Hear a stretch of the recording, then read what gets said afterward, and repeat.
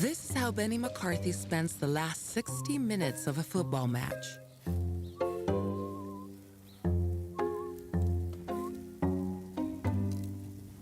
With early goals on SportyBet, selected win and goal predictions can be settled before full time. Be smart. Play SportyBet.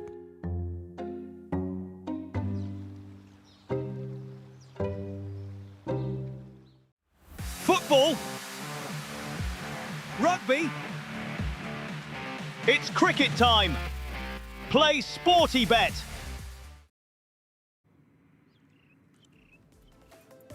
We are at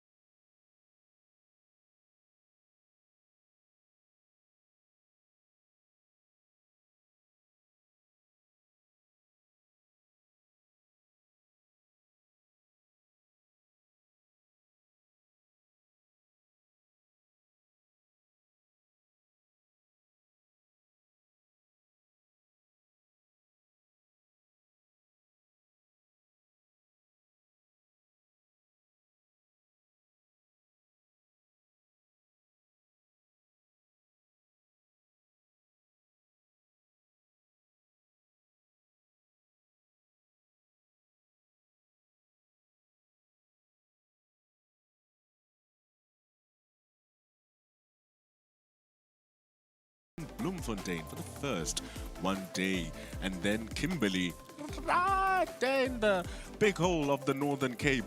Don't fall, stand tall, and enjoy some cricket. And then it'll be closed off on the 12th of September with the third one day in Potchefstroom. So it's a long month ahead for the South Africa A and Bangladesh A team. And with Bangladesh and South Africa playing on later this year, there's a big chance we'll see some of these names make their way into the team. Looking at them, Mohammed Naeem Shafiq, the left-hander, who has played for Bangladesh before, and many of these names have, including Mahmudul Hassan Joy, the very first Bangladeshi to score 100 runs here in South Africa. Shadet Hossein Dipu, who was magnificent in the emerging tour, gotten himself a little bit of a start. Musfiq Hassan, and we cannot forget Mahidul Islam Ankon, who is now here leading the Bangladesh A team. He was phenomenal, led the team into that draw in that first emerging team. Zakir Hassan shifts over, comes over this side. Hafif Hussein, Parvez Hussein Iman, part of many players in this team, who was also part of that under-20 team who won the World Cup, the under-19 team. Hassan Murad and Naeem Hassan. This is Animal Haq Bijoy and Al Fahad. Iqbal Hussein Iman, the fast bowler, he also has been extrapolated from that emerging team and brought here. Jakar Ali Anik and Raja Raman Raja. That is the squad for the Bangladesh A team, and you will see the starting 11 a little bit later. The South Africa A team have been working as a core over the past couple of years, and they introduced 5 brand new faces to a team that has been traveling around the world, especially that last in England. Marcus Ackerman continues leading the side, and boy is he knocking the doors into that Protea team. Matthew Boast is one of the new faces that has come in and was the leading wicket taker in the 4-day series. Oguhleqele has been around for a while. Gerard Kutia is working himself back into proper cricketing international form. Tsepang Ditole, one of the mainstays in the South Africa A team. So is Zubair Hamza. Gavin Kaplan is the exciting new name to join in. He was the leading run scorer in the 4-day series last season, and it's the first player to get 900 runs in the 4-day series since the restructure. Tsepo Mureki, Senoran Mutusami, and Tsepo Ntuli. is another player who has come in. South Africa needing that right arm off spin option. And Tsepo Ntuli, who was the second leading wicket taker in Div 2, makes his call up. Mikhail Prince, he got a call up, remember, to that tri-series between New Zealand and Pakistan last year, but he didn't get his cap just as yet. So the selectors are giving him a try here. Delano Potgieter, the last new name into the South Africa 4-day setup. He's been selected quite a bit for the 50 over, but he's been excellent in the 4-day series for the DP World Lions, instigating their wins of the last two competitions. Snetsemba Qeshile, Lesego Snokwane, and Cody Yusuf close off the squad, and those are other mainstay names in the South Africa A team. So it's an interesting contest that we have here. It's going to be a massive contest, and it all started earlier on. Our match referee, Mr. Shahid Vadvala, with the two captains, Marcus Ackerman and Mafidul Islamankon. South Africa won the toss. They chose to bowl first here at the Tuks Oval. The scenes are ready for what is going to be a wonderful game. And so, since the toss has been completed, let's take a look at who's going to be starting off for both the teams. Tsabang Ditole and Lesego Senokwane will be starting off at the top. One lefty, one righty. Zubair Hamza, standard classic number 3, with Marcus Ackerman being the anchor of the team at number 4. Snetsemba Qeshile at number 5, with Gavin Kaplan at number 6. Gavin Kaplan, normally a top order batter, but now will be a little bit lower because he will be the team's wicketkeeper, part of the team's wicketkeeper. Delano Potgieter, Gerald Kutsia, and Cody Yusuf, Tsepo Ntuli will be the spinning option for the team, and then Tsepo Moreki will close it off. Bangladesh, Mohammed Naeem Sheikh, Mamidul Hassan Joy, Zakir Hassan, Shahadat Hussein Deepu. That is an immense top 4 for Bangladesh A. Afif Hussein Drubo and Mahidul Islam Ankon will be in that middle order. Naeem Hassan, we've seen he can bat pretty well, and so they bat deep here. Bangladesh A, and then will be closed off by the bowlers Hassan Murad, Al Fahad, Iqbal Hussein Imon, and Anamul Haq.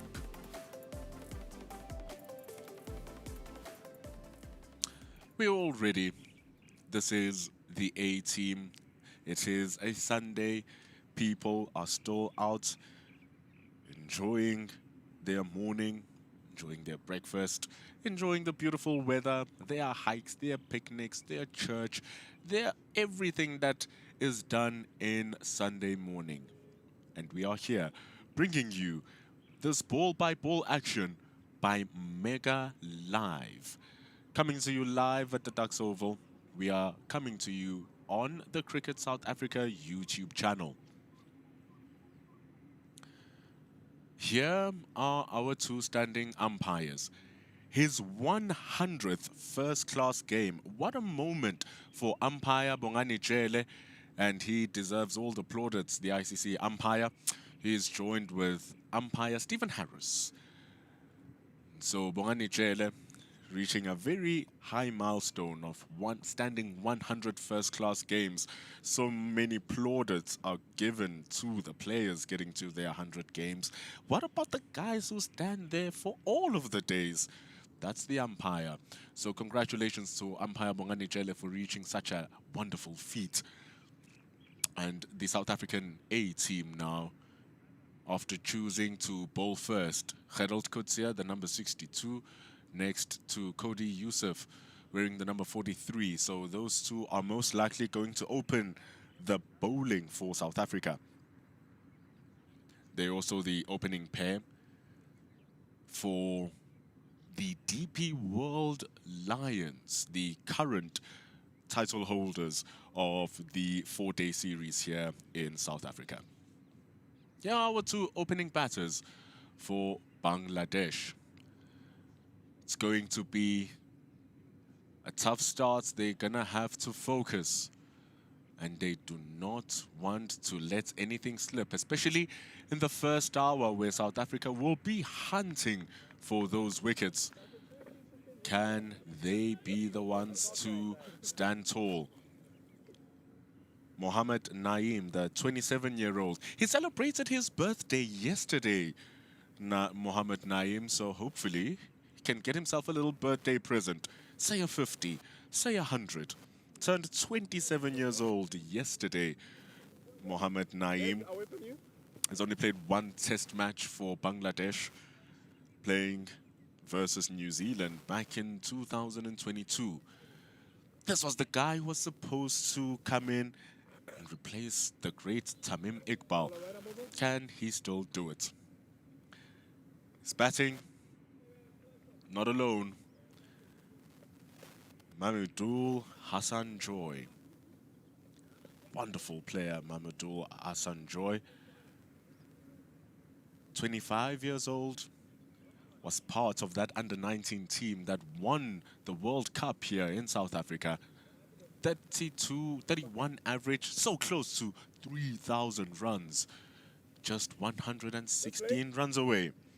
And he'll face the first ball. Cody Yusuf starts off with a really good ball. Man of the match in the 4-day series final that we just aforementioned opens the bowling is Cody Yusuf. Man, did he take his chances when it was presented to him. About 3 years ago, bunch of injuries and many selections for the DP World Lions saw Cody Yusuf get himself a little bit of a chance. And now he's played 49 first-class games.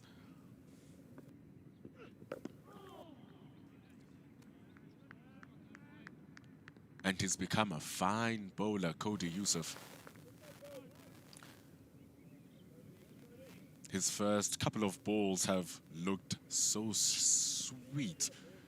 Slight movement away from the right-hander, but it's the lengths that are important.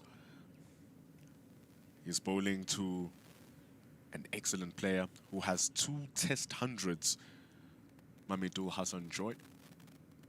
Cody Yusuf has played against Zimbabwe on debut. Sends it down to the leg side. It's going to be the first runs on the board for Bangladesh, coming from Mamadou Hassan Joy. Down to the bottom, Tsepo Moreki gets the stop. Now, 2 differences here for Cody Yusuf. Number 1, the obvious one is that it's the left-hander who's now going to be batting. And then the second thing is that Mohammed Naeem is just slightly taller than Mamadou Hassan Joy, which means that his lengths need to adjust ever so slightly here. Cody Yusuf,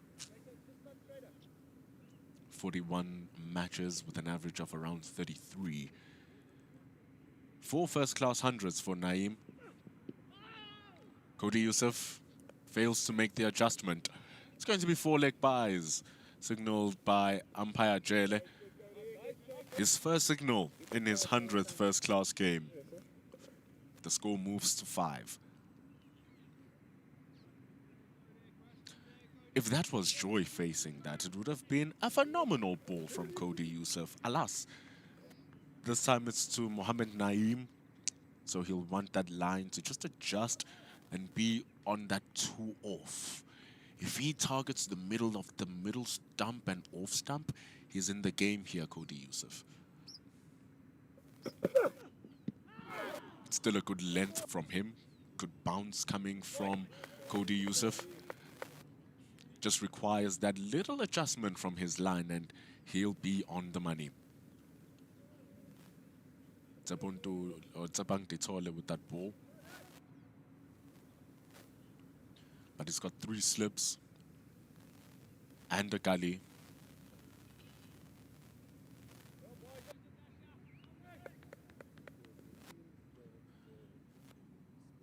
Last ball of the over from Cody Yusuf. Down the ground from Mohammed Naeem. It's going to be a little chase from Marcus Ackerman. Wee, big confusion. Why was that so relaxed? Not enough intensity. They just weren't aware the fact that Naeem Joy was off his That joy rather was off his ground. Little bit of an event at the end of that first over. Bangladesh A are 6 for no loss. Just the leg buys down the legs for Cody Yusuf, which sent the ball down to the boundary. Doesn't count to his score, but it counts to the team's score. Snetsamba Qeshile, the standing wicketkeeper. Zubair Hamza, Gavin Kaplan, the first two. Thank you. In that slip cordon. But look at that field. Pretty conventional so far. Tsepo Moreki, wearing the number 24, is going to open up the bowling alongside Cody Yusuf. Two skiddy bowlers opening up here. Tsepo Moreki is recently celebrating his 250th first-class wicket. Got 2 of his 5 as 2 seasons ago. Here he comes, Moreki. It's going to come around the wicket. The ball goes around and Mohamed Naeem to start off. Just slight adjustments to lines, all required here for both Cody Yusuf and Tsepo Moreki, to be honest. So it's going to be, where can we land this ball versus Naeem?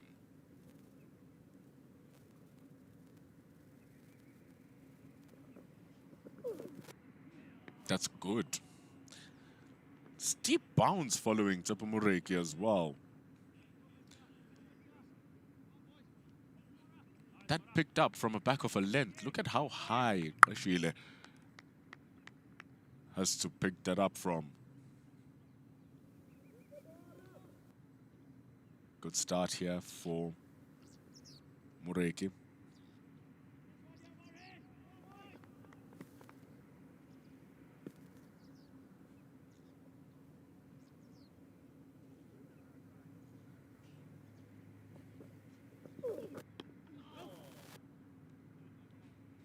So with that little bit of extra bounce that he's getting at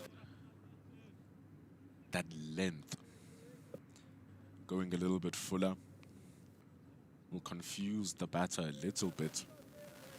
Because when it's a bit full, you feel like you need to engage it with that front foot and be on top of the ball. But when it just kicks up from a length like that and it's going to hit the splice of the bat, it's a bit uncomfortable for the batter. And it seems like Moreki has found a line that is comfortable operating in.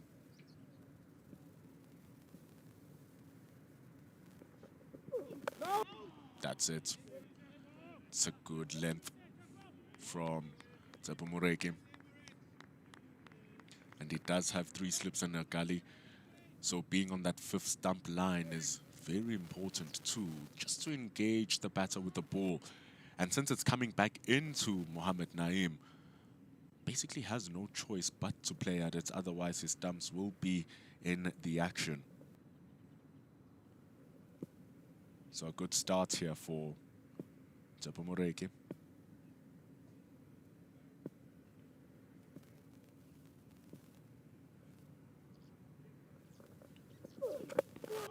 Excellent. Excellent from Moreki. Becomes very uncomfortable. And so it is sharpening back in. He's just noticing it as well. Moreki hits the shoulder of the bat. Soft enough hands from Naeem to keep the ball down and away from that dangerous slip Gordon, who are just waiting for it. Tons of his previous games coming in the 50-over game for Mohammedan. So it's going to require an adjustment here for Mohamed Naeem. Get into the game of this red ball stuff. That's nicely played. Soft hands, dabs it down. Long chase for Tebang Ditole. Eventually gets there. Come back for a couple of runs. It's good batting from Mohammed Naeem. Ends the over with 3. It's 9 for no loss.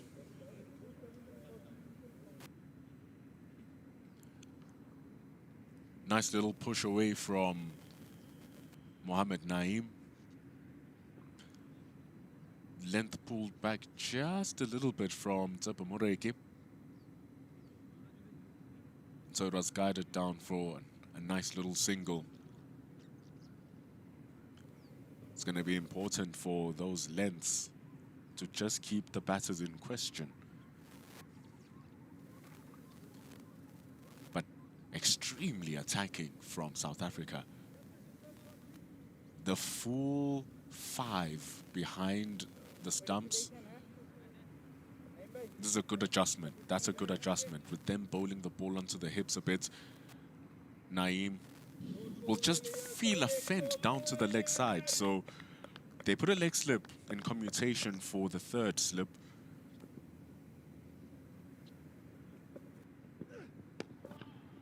That's a lovely strike. Oh, it's beautiful from Mohammed Naeem. It's going to be the first boundary of the day coming from the bat. A strong punch down the ground. Goes for 4. It's just a sensational shot from Mohammed Naeem. Overpitched from Cody Yusuf, though. He's going to be guilty of that. But the connection and the timing is extraordinary for Mohammed Naeem. He'll take those every day.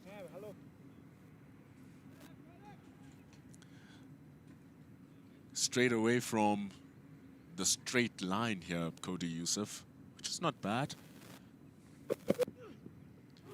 But the key is always the length, and he answers back spectacularly, Cody Yusuf. It's a great delivery. It's all in the lengths. It's so crucial. And he bowls a wonderful ball. And another thing, because you feel as if you've scored, that little bit of confidence can fool you as the batter, and then you start chasing at balls which are not there to be chased. Just like that one from Mohammed Naeem. Too full again, but he stops his own mistake that time, Cody Yusuf. Good piece of fielding. It's not easy. It's not easy, but it's an excellent stop. Even Naeem acknowledges the work, because that was gonna be a boundary.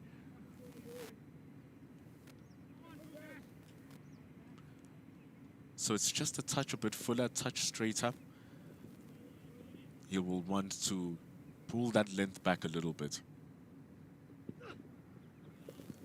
Well, he pulls it by a lot. Remember, he still has the leg slip. Gavin Kaplan wearing the number 85.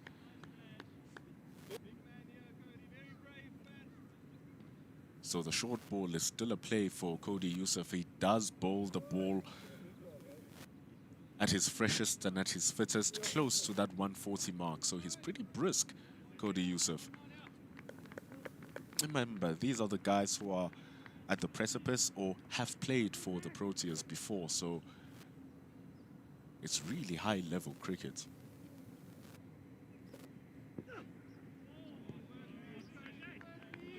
And so that's much better from Yusuf.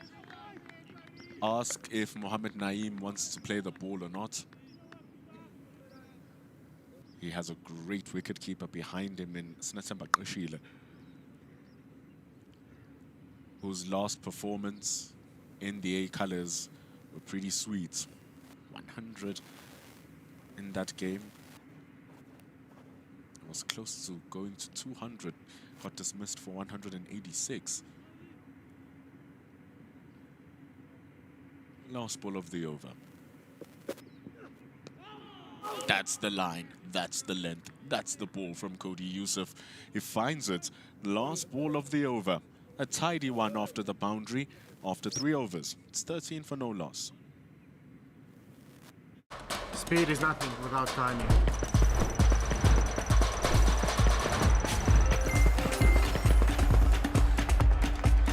And timing is everything in rugby mix. Play it now on your sports day.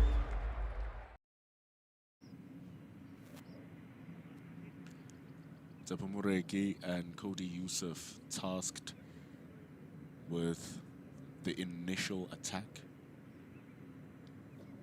Gerald Kutsia still coming in later. The Karate Kid. Quick and fast.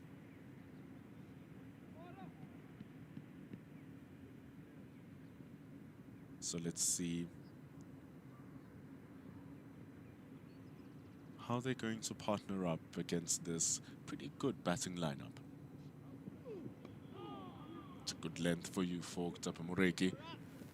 Big chase. The chase is complete. Tsepo Ntuli, our new incomer in the game, or in the South Africa A team, is going to have a big role to play. Tsepo Ntuli, big role to play. We saw how good Skalk Engelbrecht was in the merging game, bowling loads and loads and loads. Nearly 80 overs. And so right arm Morphy is going to be given that duty. Tsepo Ntuli. But for now, the Western Province man, Tsepo Moreki. Good short ball. Good shot ball. The shape of the ball as well, moving away from Mamedul Hassan Joy. Good stuff. We saw him get a little bit of extra bounce in the first over, Tsepo Moreki. It's going to be something that he will want to take advantage of.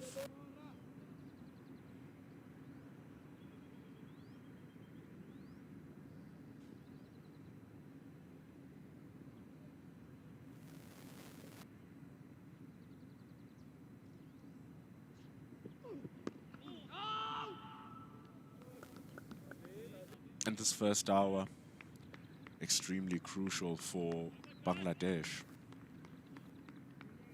You don't want to find yourself bogged down, but at the same time, when the opportunity to score comes, you try play at it. Tsepo Moreki doesn't mind that at all.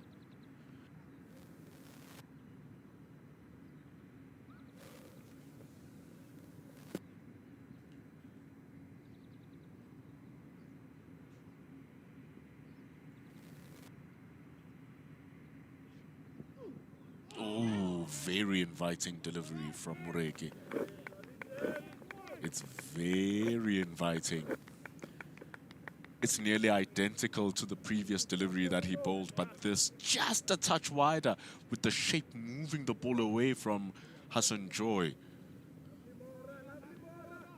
It slightly nips away. No one is in the deep on that offside, of course, with the game just starting off.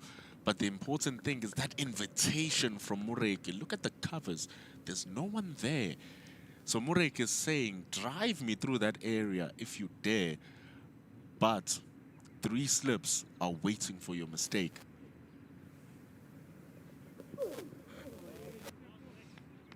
And so no one of the South African lineup will mind those wide deliveries to start off, because even Hassan Joy knows that that's what Tsepo Moreki is trying to do. So that's the initial test, the initial friction between bat and ball when the game starts off. But he can't bowl it too full at the same time, Moreki. We saw what happened with Cody Yusuf, got driven down the ground when the length was incorrect. So you still have to hit your lengths correctly.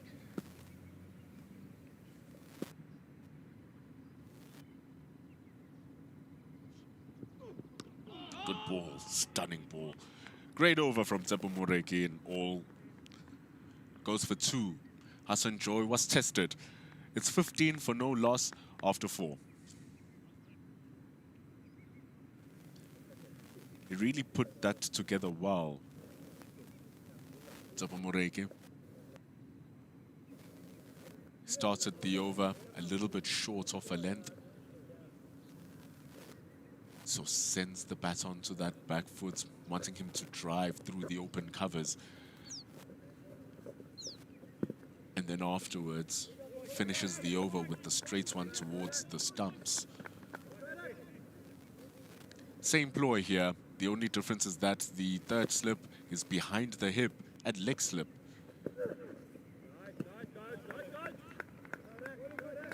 So the story is the same here for Naeem.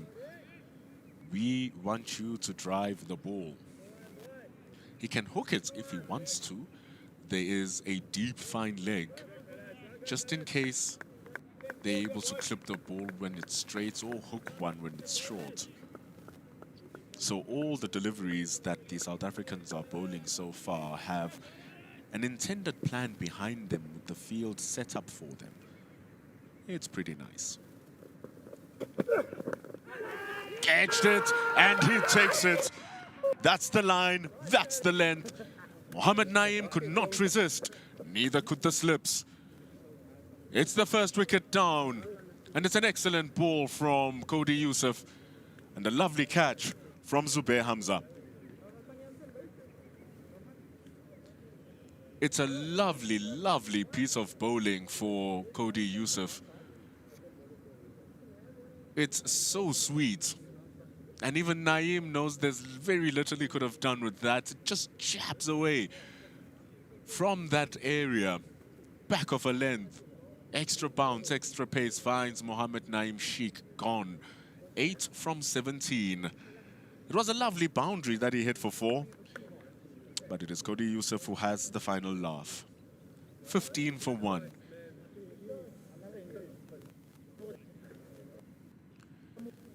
It was a genuine beauty from Cody Yusuf. It hits a hard length, just moves away. Naeem thought he could just defend that and prod it to the ground, but the movement away takes the outside edge of the bat. Wonderful field here at Tuks. University of Pretoria. It's Tuks Sport, an institution really. Shahadat Hussain Deepu comes in at number 3, averaging 30, nearly 2,500 runs. He has 3 centuries in first-class cricket, and he's been having a good time playing here in South Africa. Was pretty good in the 50-over tour. Played in that previous game for Bangladesh emerging, now takes on his rightful place in the A-team. Ooh, it nips back in from Yusuf. These are good areas from Cody. You hear them from behind. He's going to leave the wrong one. Left it purely on length, Shahadat Deepu. Remember, he's been here for a month now, Shahadat. So it's not a thing where he needs to familiarize himself with the conditions, particularly here at Tuks.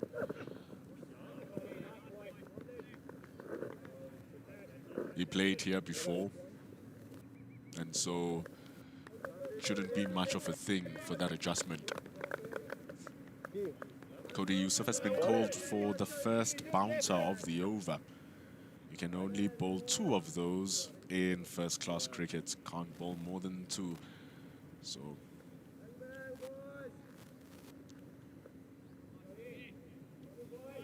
when you do get your bouncer, make sure that you use it smartly.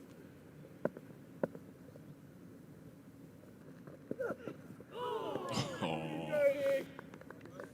that's lovely bowling from Cody Yusuf. A little bit of a nothing shot also from Shahadat Hussain Deepu.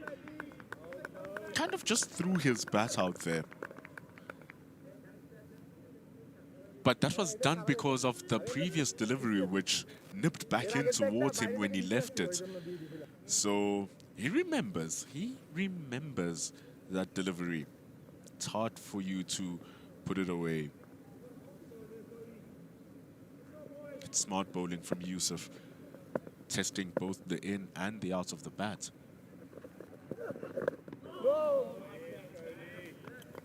Testing the outside edge with that, and completes a very smart over, Cody Yusuf. He's looking good.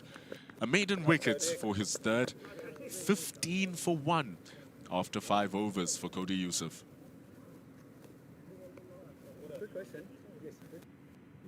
He bowls really well, and when he's in full rhythm, it's a problem for the batters. And it's a good watch, broadcast, brought and helped by Play Sporty Bet. And the first wicket down after 5 overs. Mohammed Naeem Sheikh edges 1, and it was a fine delivery from Cody Yusuf. Finds the hands of Zubair Hamza at second slip. Zakir Hassan will be coming in at number 4, so that's a strong top 4 from Bangladesh. It requires this kind of bowling from South Africa A. The drive has been invited. Hassan Joy obliges. Marcus Ackerman with good fielding. Keeps it to only 1 run.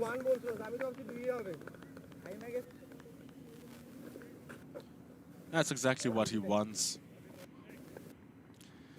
Remember, there's that big space opened up at the covers, which is exactly where he played. But the fielding was extraordinary from Marcus Ackerman.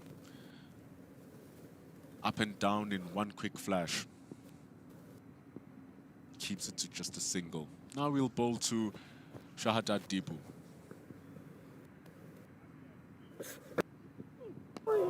Oh, it's good. That's great stuff from Tsepo Moreki. You would think that he's been playing cricket for a while. You'd think that he and Cody Yusuf have been playing. Just shaking off of that rust, and the rust was never there. Harold Kutsia has been heavily involved with some work being done by his new franchise, DP World Lions. He's very hands-on, being seen by the community of Johannesburg as well. Harold Kutsia. But for now, it's about Moreki. Oh, that ball is leaving that hand very nicely, isn't it? It's hitting that back pretty sharply too. The angle that it's coming at from Tsepo Moreki is dangerous for the right-handers because it's just coming at you, follows you.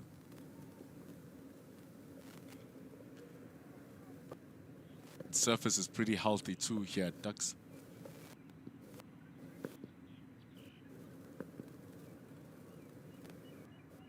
Moreki and Yusuf are using that surface pretty well.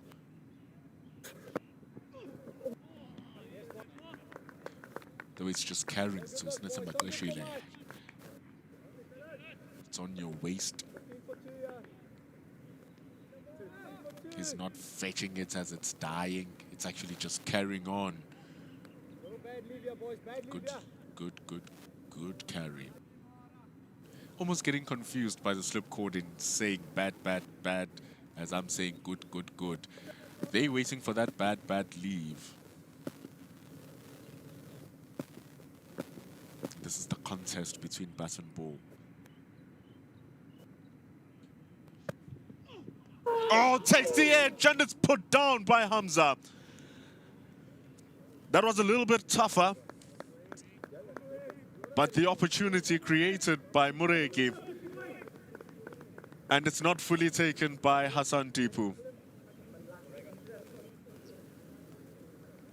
A very good slip cordon. Oh, he knows he should have done better, that Zubair Hamza.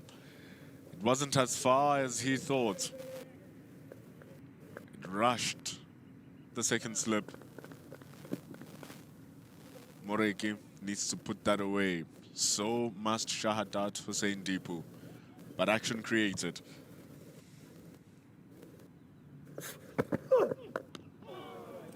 Is he going to give off another opportunity? We don't know. That's why we're watching. It was a great ball from Moreki.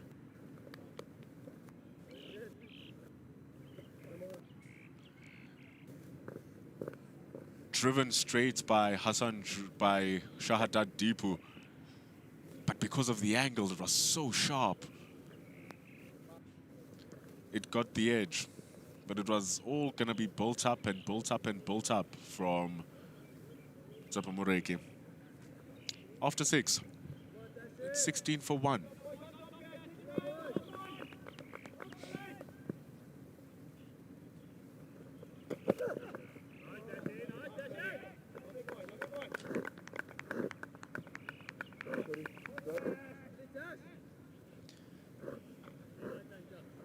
It was an excellent opportunity.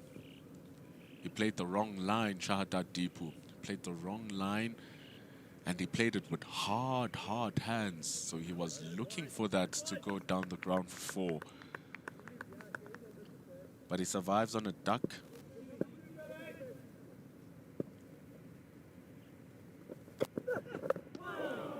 Just means extra work now for the South Africa A team. You look at Hamza, he's just practicing that catch at second slip. It's very difficult to remove that away from your head. Because remember, you are still at the A side, you're not at the Proteas, so everyone is watching, everyone is looking. So he now knows he owes the team's runs. 50 runs for that drop, Zube Hamza.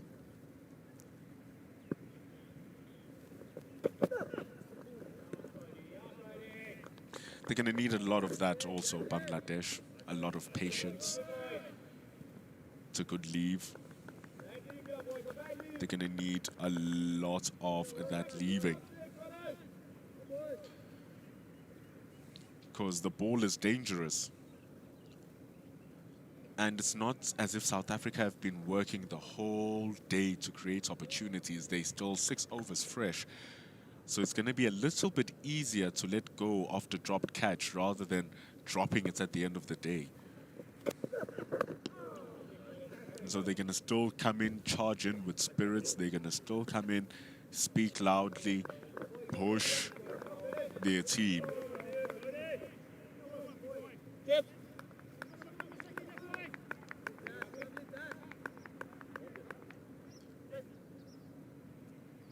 But it's hard to push away. Remember in the emerging game last week, that little drop from Zuma that allowed Ankon to continue playing until the match was drawn. That broke the spirits of the South African team, the South African emerging side at that instance.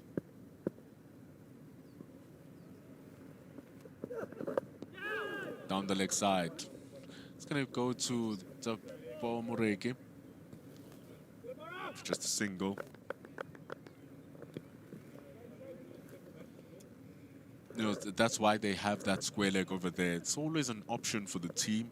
What are we going to do?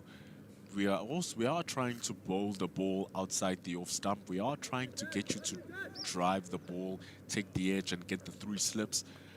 But sometimes as the bowler, you still want the option to bowl to the stumps and try and hit the stumps. So the batters can retaliate and send you down to that fine leg. Gets another edge. Softer hands this time from Shahadat Deepu. Doesn't get to the gully. Just drops a little bit. To end over number 7, 17 for 1. It's a good ball from Cody Yusuf. Just moves ever so slightly away from the batter. He's not looking safe, Shahadat Deepu. He's not looking safe. He has to remember, this is not South Africa emerging. This is just a little step higher. South Africa A, this. So the bowling is just going to be a bit more consistent. He's going to face less worse balls. That's why there's 3 slips. Fine leg is going to be in the game. But I don't think Mureki should be too despondent. He knows that was not a good ball. But at least he gets to bowl to Shahadat Deepu, who at this moment looks the more vulnerable of the 2 batters.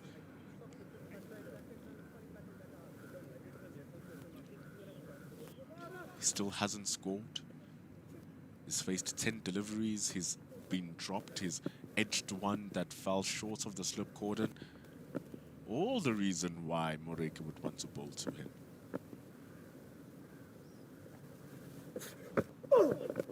Ooh, real reason for Moreki to want to bowl to him. There's huge opportunity here for South Africa, and they need not let this chance go. Attacking lines and lengths from Moreki, leaving Deepu uneasy, leaving his stumps uneasy.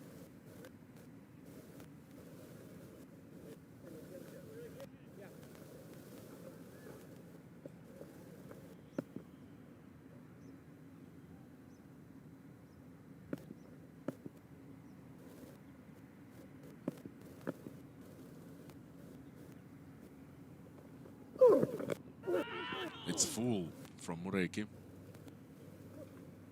Krishile quick behind the stumps.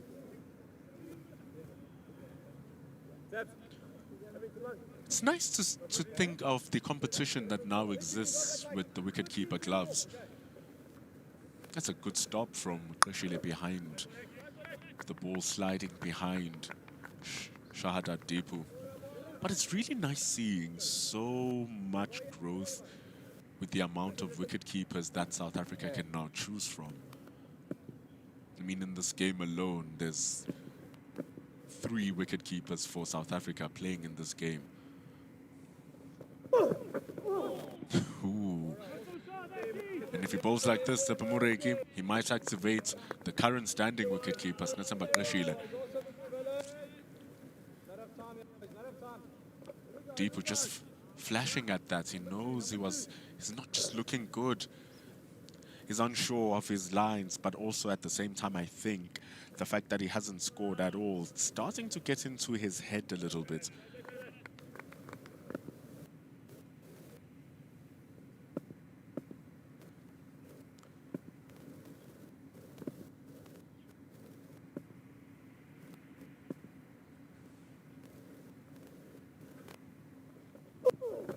Ooh, he's making him play at anything.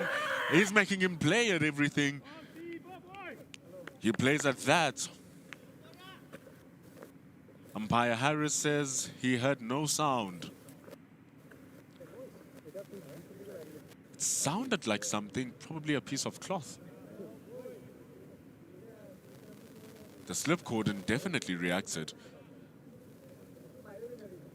But Krishile and Moreki just a little bit delayed, and if both your bowler and your wicketkeeper, who are the 2 players involved in the wickets, are not exclaiming and not screaming at the umpire, then it's hard for the umpire to actually side with the appeal.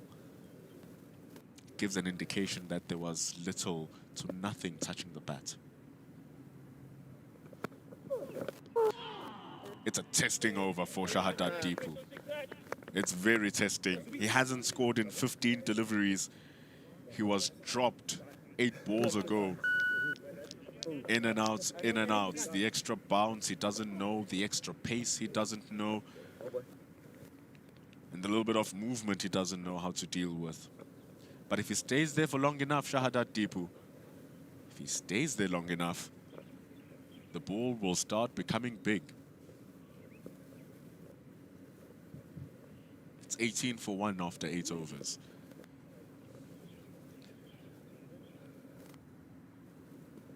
And that's the thing. And that's the thing. He has to stay there for as long as possible. Which one?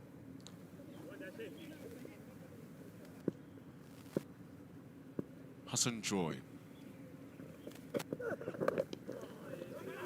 Good run.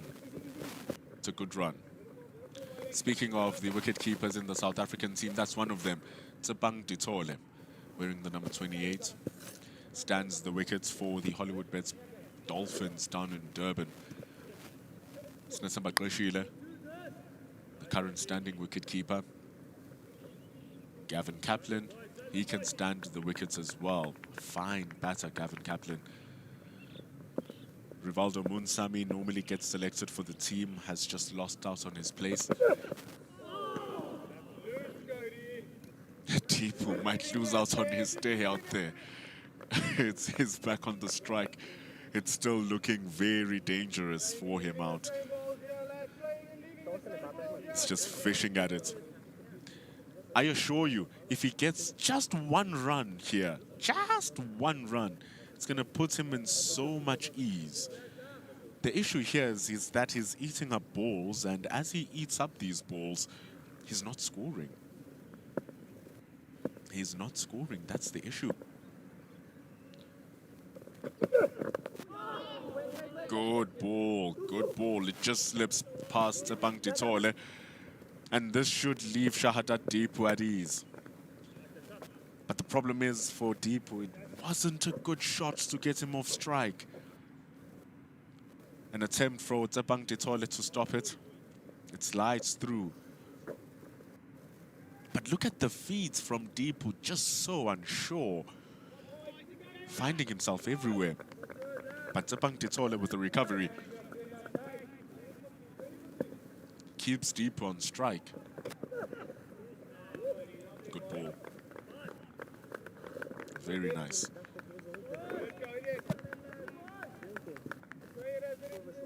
Going for a short option that time, Cody Yusuf. That's why you must go to the gym as a batter. Did you see how clean that squatting technique was? Got fully under the ball, Shahadat Hussein Deepu, and I think it was the surety of the leave as well that makes it count even better.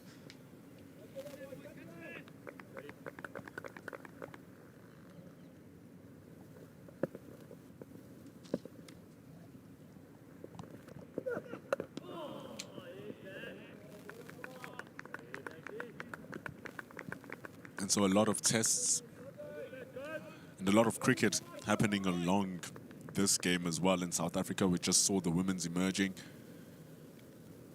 That finished, South Africa winning both the 50 over and the T20s. Currently going concurrently with this game is the second 4-day game, which is also happening in the CSA channel, brought to you by Mega Live as well. That's a cracking strike from Shahadat Deepu, but an even better stop from Tsepomureki. Superbly stopped. He goes to 4, Deepu, with those 2 runs, but Tsepomureki with the stop. The short ball didn't rise enough from Cody Yusuf at that time, so not his best delivery. But a great stop from Tsepomureki at deep, fine leg to just keep it to 2. It's 23 for 1 after 9. So Pritam Khan in our comment, he's pretty correct. There is a lot of cricket happening in South Africa. And by the way, I am using Google Translate to translate any Bangla into English so I can let you know what the people are saying. It's always nice to follow the game along with you. Welcome back to H. Benafuent, who was with us in the emerging game last week. It's 23 for 1 here after 9.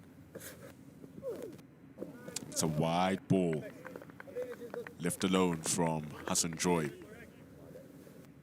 And so H. Benafuent says Joy needs some good innings this series so that he can return to the test side. 100% agree with you. He's been leaving the ball pretty well in this innings so far. He's faced 18 deliveries. But just the way he's been selecting his shots, he looks a bit more at ease versus Shahadat Deepu. So you can trust that Joy looks like the better player right now.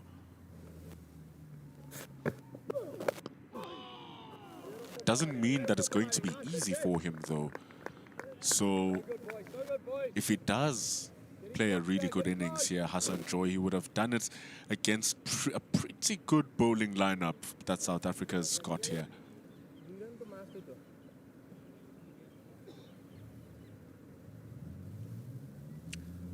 Fly Now saying it's a very good stream. Thank you very much, Fly Now. We try our best. Mega Live and Cricket South Africa bringing you this broadcast. And speaking of Matt de Villiers, luckily enough, he's selected for the 50 over game. Matt de Villiers. It's a big drive from Hassan Joy. Like we said, he's been looking good. Is it the bird? Is it the ball? No, it is the ball that has been stopped on its way to the boundary.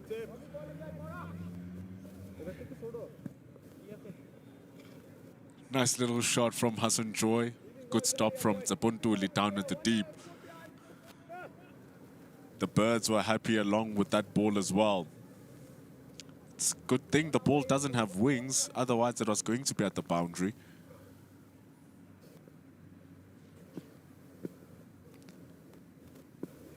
And so it doesn't mind that. It doesn't mind that at all, Tsapomoreki.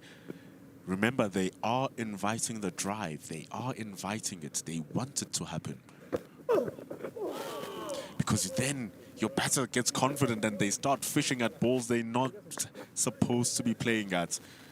It's a good ball from Tsapomoreki to recover.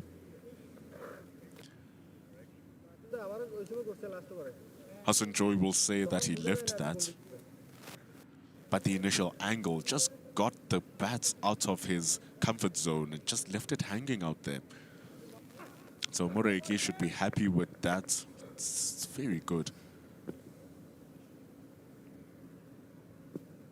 The tests continue for the Bangladeshis.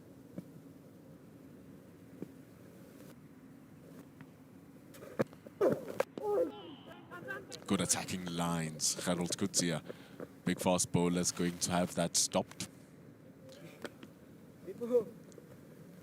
It's going to be a dangerous threat, Harold Kutsia. He bowls lightning quick. And so you just imagine, if Harold Kutsia is able to hit his lines and lengths, he bowls around 10 kilometers per hour quicker than Moreki and the Yusuf. So you wonder, what is he going to do with all of this movement and extra pace and bounce that this Tuks Oval has to offer?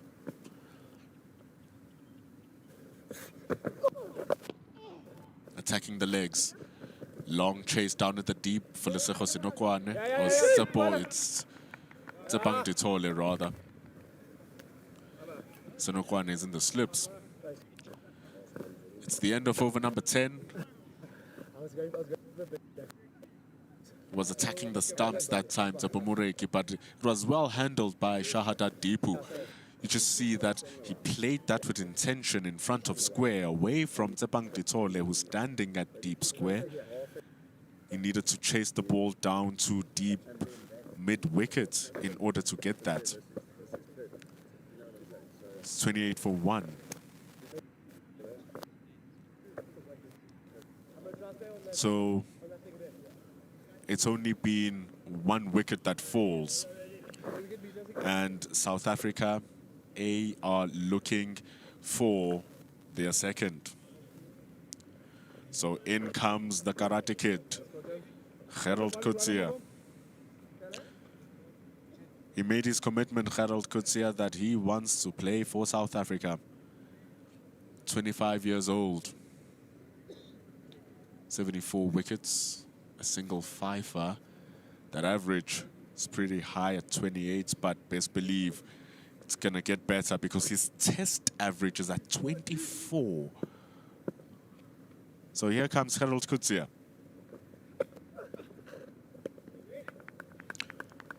That's a proper loosener from Harold Kutsia. Made his move from the Titans. He is now a DP World Lions bowler. He's going to be alongside Cody Yusuf in that lineup. Alongside Gwenama Para, Dilano Potgieter.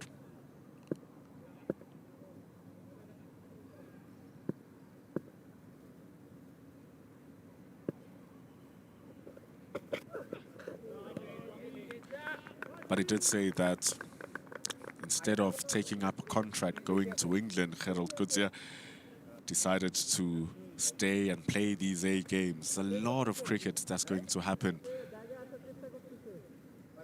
He's getting the ball to move away as well. So he's in the action with all of this cricket that's going on, Harold Kutsia.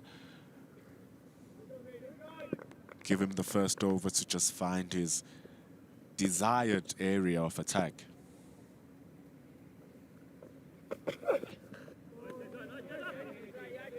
But you can instantly see with that extra pace, that extra bounce, where Kushile is carrying that ball and taking it. It's right under his throat.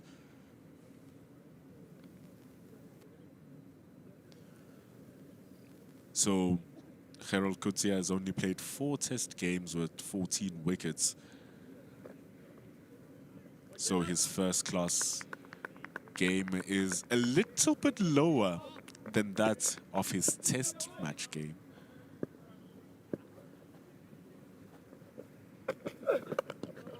That's much better from him. Will want to pull the length back from there. Hassan Joy mistimes it. That's why it doesn't carry to the boundary. They're going to exchange 3 runs. So a little bit of a search here for Gerald Coetzee, but I think he was closer with that delivery than all of them. He's getting the ball to shape very quickly from the time he releases it. So it hoops around. And he's a bit taller as well, Gerald Coetzee, so getting that length is going to be slightly tougher.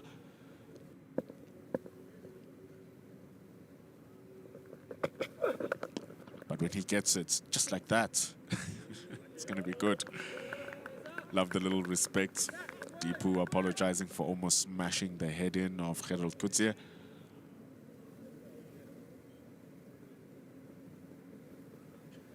But he came in with an absolute banger. Gerald Coetzee. Starting off against the West Indies back in 2023.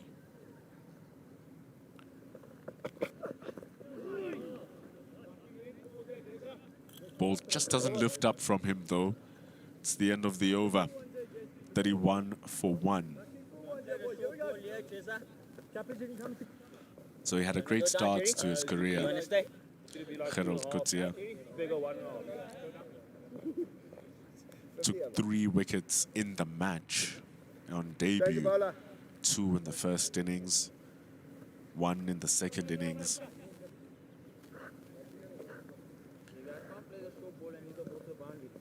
His first wicket being Tajanarayan Shandapur. So, change on either end.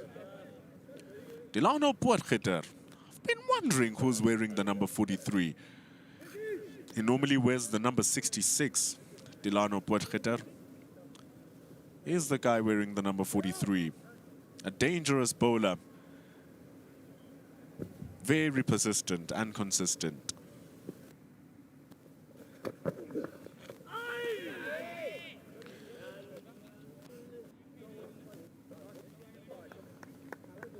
Plays for the DP World Lions, Delano Potgieter. He bowls with a lot of heart, doesn't stop running in, so that average of 24 is a pretty good average.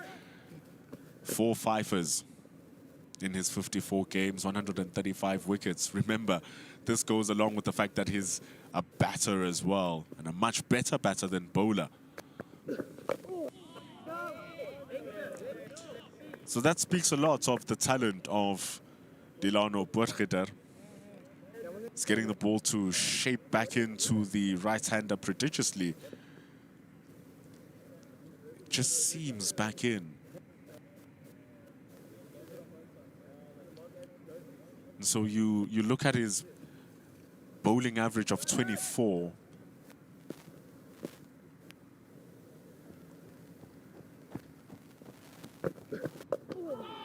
And he just does his work so easily.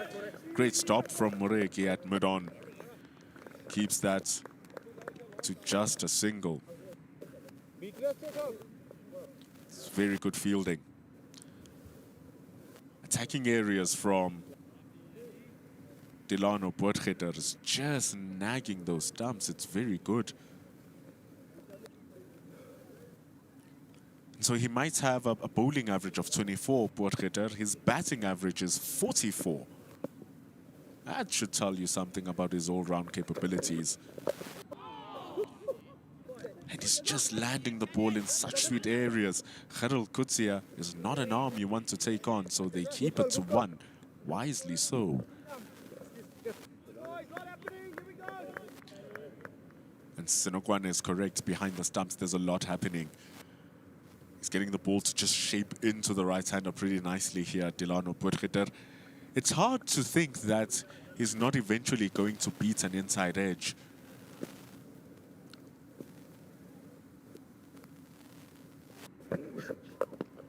But it goes wide and short. Great stop from Zabunduli. Great work. He's the one who stole Delano Potgieter's number. Slashed away. Just floats out there. So it's very important for Potgieter to be wary. He's off lesser speed, so anything short or anything too full is going to be properly punished. A little bit too full. Marcus Ackerman, a good fielder. It's the end of the over. 34 from 1. Delano Potgieter, an impressive player. He's just recently playing for Hampshire. Took a couple of wickets, but like we said, he's a better batter than he is a bowler. But don't classify him as just as anything. Classify him as an all-rounder. You need to see everything here, thanks to SportyBet as well.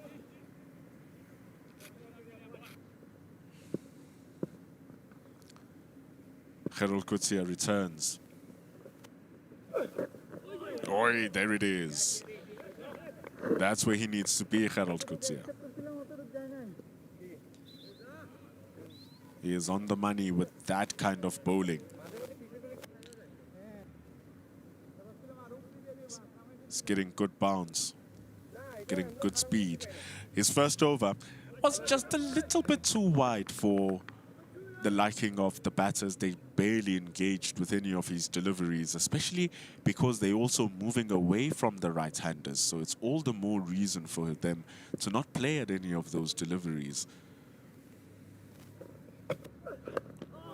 That's a neat little adjustment. Goes a bit too straight, though. Gets properly punished from Mamadou Hassan Joy. He's still a fine player, Hassan Joy. Don't forget that. Clips it away for 4 runs. As quickly as it comes is as quickly as it goes. The fielder is at the fine leg, not at the deep square leg. And so if the ball was even more straighter from Kutsia, it would have found the fielder, but that's not where he wants to bowl at all, at all. It's not the best of his deliveries.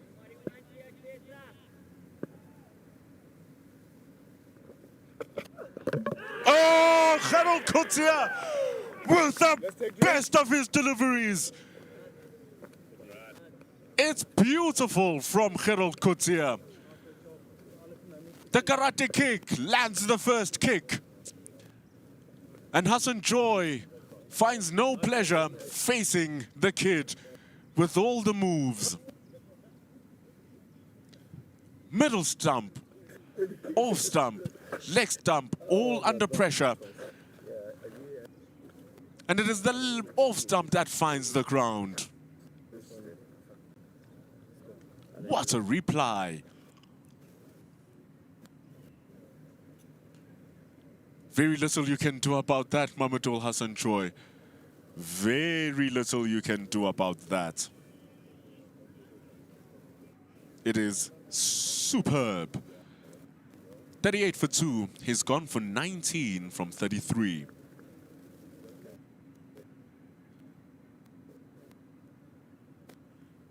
Yeah, they're going to have to celebrate if they have. The line is excellent, but it is the length at the speed speed that he's bowling the ball at, Gerald Coetzee, that is so sensational. It nips back in. Everything about it is gorgeous. There's very little that he can do, Hassan Joy.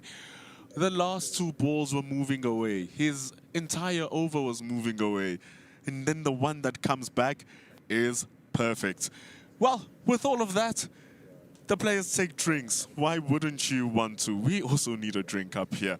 It's 38 for 2 with Gerald Coetzee blasting the off stump of Mamadou Hassan Joy.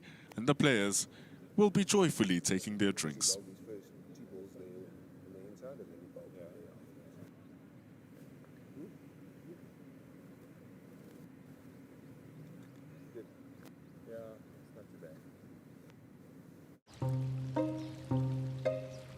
This is how Benny McCarthy places a bet. With AutoBet on SportyBet, your bet can be automatically placed when your chosen odds are reached. Bet smart. Play SportyBet.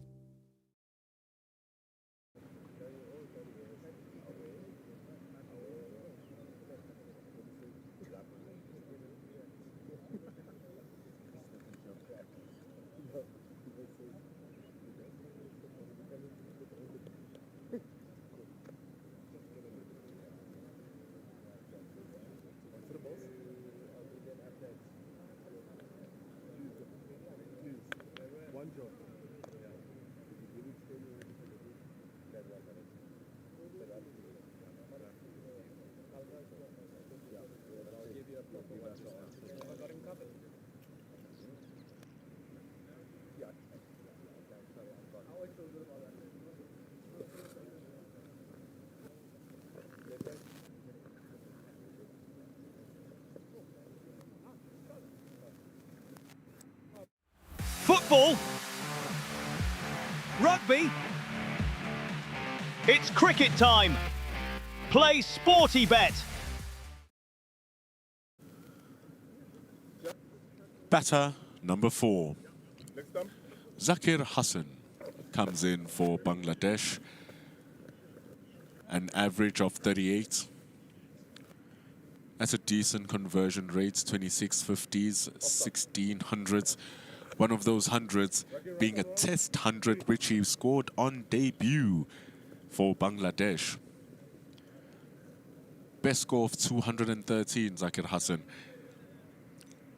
He was captaining the emerging team, so that shows you the confidence that they have, and whatever he's working on that pitch, it's on a dangerous length for him. It's in a dangerous area for him as a left-handed batter. He's going to face Gerald Coetzee. Oh, it's in a very dangerous area, that ball. Whatever mark he was working on, it's in and around where that delivery just pitched. Sharp movement into him, steep bounce. Oh, it's going to be scary facing Gerald Coetzee. He's looking very good. It's looking terrifying. Runs in hard, he's looking smooth. He's hitting the deck hard. And he arguably bowled the best ball of the series.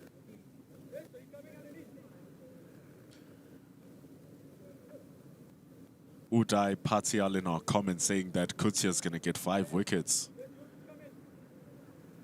The siren was saying Joy is going to get a century. I guess not.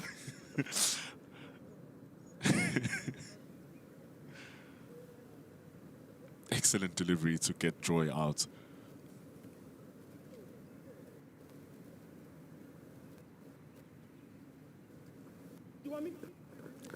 There's 2 balls remaining in this from Gerald Coetzee. They put in a short leg. Great decision. With the ball doing what it's doing, Zakir Hassan has more to think of. Oi, good ball. This is a ridiculously tough time for Zakir Hassan to come in and bat with Gerald Coetzee bowling the way that he's bowling. He's coming quick, he's coming fast. He's gotten his first wicket. He did say that he wants to continue playing. He wants to showcase his skill for South Africa. This is what they want to see.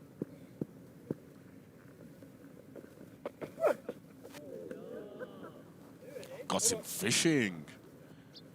Got him fishing. That's what can happen when you face tons of good bowling and then they give you one good one. It's the end of over number 13. It's 38 for 2, and it is for 2 because of this delivery. First one takes the outside edge. Great ball from Gerald Kutsia, but that is simply unplayable. You just can't play that. Because remember, every single delivery before that was just moving away. And then he gets his man. Ah, it was beautiful. Shahada Tipu faces Delano Borgeter.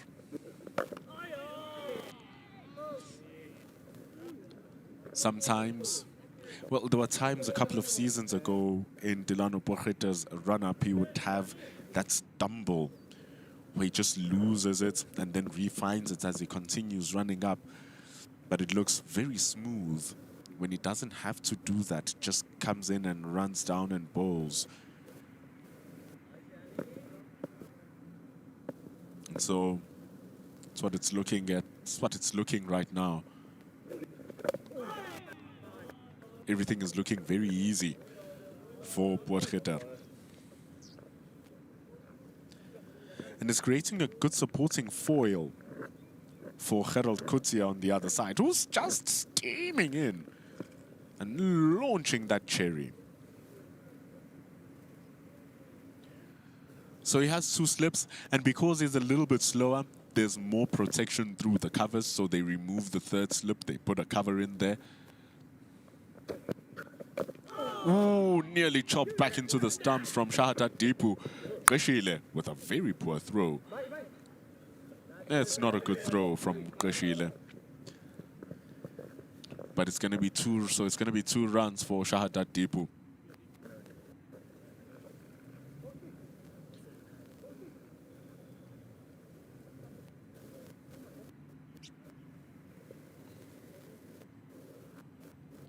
So Delano Potgieter, because he's a touch slower than your Kutsia, Moreki, and Yusuf, that cover fielder comes in useful as well because the ball can pop up there.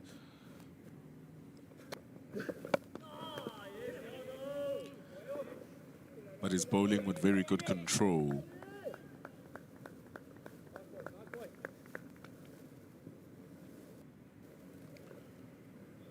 And we spoke of the fact that he has helped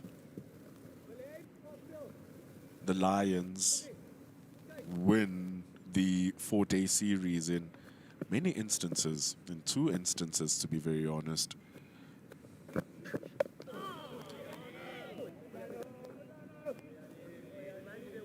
But that first one, back in 2024, the season 23-2024, it shouldn't have happened. It really, really, really shouldn't have happened.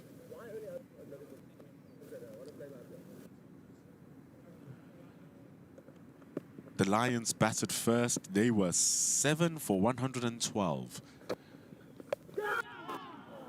Take outside edge. Goes to Tsaponduli to end over number 14. It's 40 for 2 for Bangladesh A. But the Lions were 112 for 7. It was all down and out and gloomy. Delano Potgieter in that first innings, he scored 81 to help them to about 220. And then after getting a couple of wickets, he got 2 wickets. The Lions in the second innings found themselves on 113 for 6. So they were 112 for 7 in the first innings. He helped them with an 81, and then they were 113 for 6 in the second innings. He scored 155. Really helped the Lions out with his 2 wickets and over 200 runs in that game. But here's Gerald Coetzee. That's why they have the man under the helmet. It's pretty unfair that they have another wicket keeper as an option. And it's Tsipang Ditole who's standing under the helmet.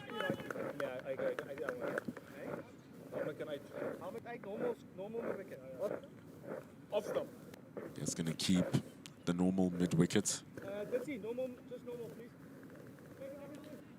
With the ball moving away, moving in. Not even the batters know what's coming. And the field needs to set up for both in and away movement. He's really getting that ball to talk, Gerald Coetzee.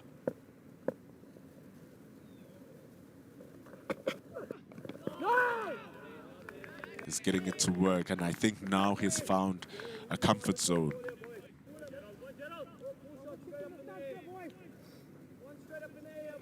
Didn't look good, Shahadat Deepu, until he scored his first runs.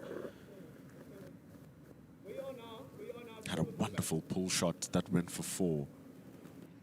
Or rather, it was stopped by Tsepa Moreki, but it showed that his confidence is starting to grow now. Shahadat Deepu has been out there for 31 deliveries.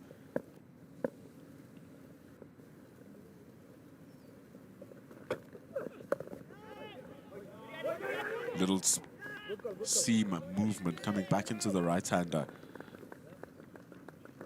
Sharp ball. But it's a good stop.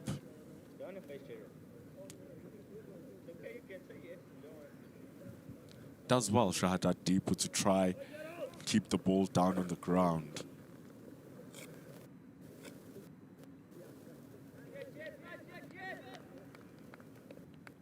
And so it's been a good start for South Africa A in the first hour.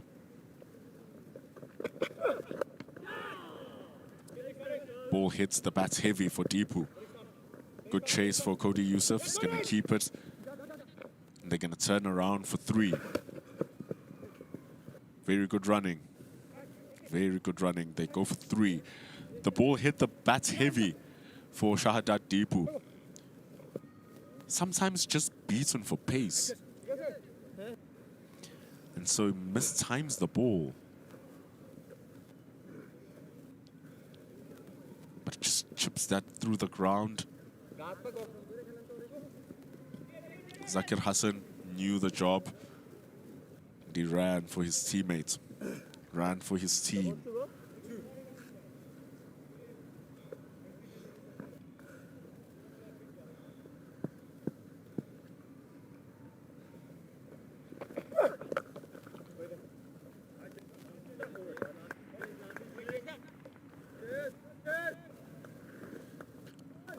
And so with Bangladesh and South Africa playing later on in November this year, still around 3 months away until that series begins.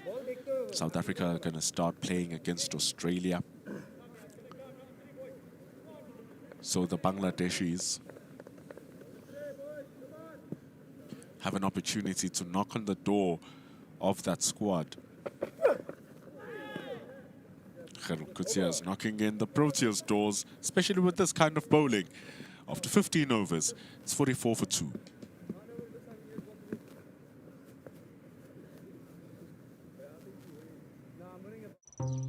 This is how Benny McCarthy spends halftime, multiplying the excitement while the match takes a break. Play Sporty Skill and discover casino games on SportyBet. Bet smart. Play SportyBet.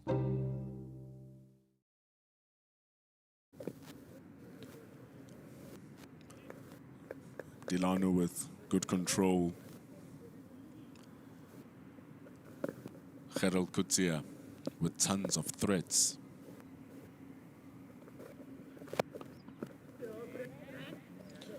And so, without you noticing, you might think that hey, here's my opportunity to score runs. I'm facing a slower bowler. It's no longer Harold Kutsia. It's this dangerous. It's this other bowler now who's bowling in the 120s. Bowling gently. Surely I can just score off him. Good luck. Because that's why the partnership kind of works as well. That's why it works.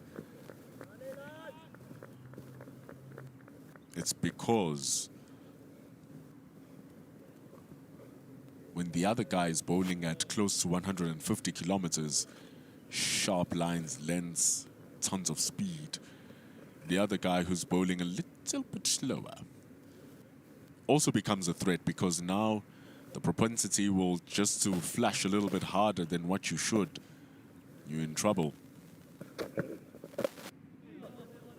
But I love the little confidence now that Shahadat Deepu is starting to play the game with. A far cry from what it was in his first 20 deliveries.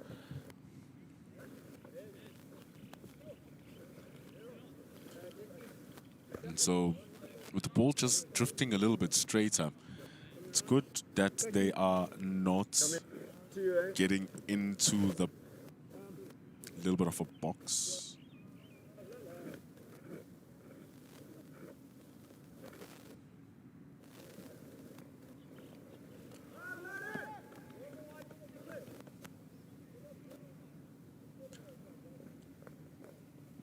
But coming around the wicket to Zakir Hassan.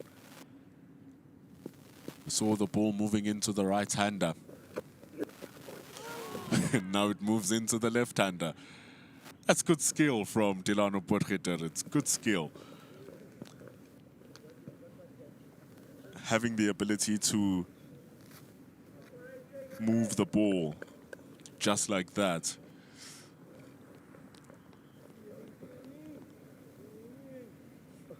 It's doing pretty well.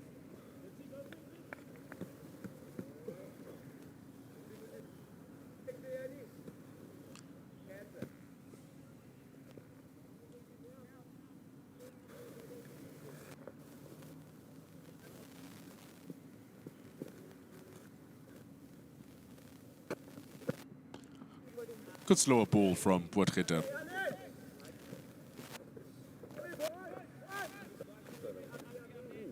Getting it to slide into Zakir Hassan.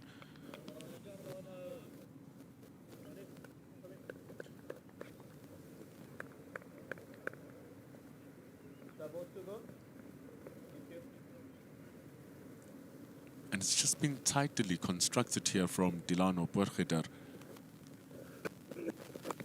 Oh, it almost ends with an occasion. It's the second time Potgieter has been edged and almost crashing into the stumps. But he survives, Zakir Hassan. Oh, just keeps a little low. I think Zakir Hassan also plays away from his body there, a little bit guilty.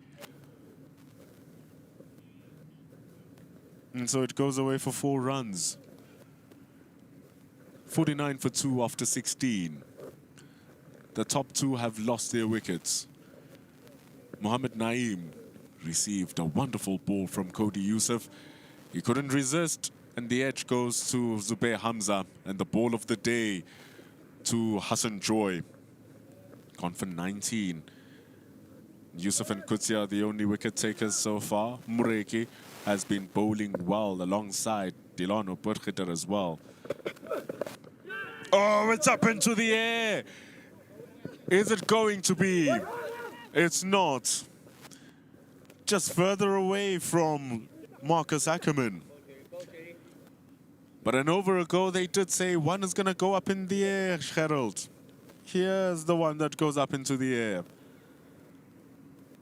Nothing stroke from Shahadat Deepu. Luckily, nothing lands. No one is there, and this was a big chase from Marcus Ackerman. Just didn't work. But it's looking sketchy.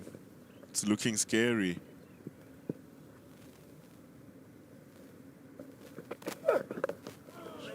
that's it. He's bowling quickly now, Gerald Kutsia. He's found his groove. Rockets that he's letting go. And the most important thing is the lines and lengths that he's hitting the ball at here. Extremely testing. Very testing.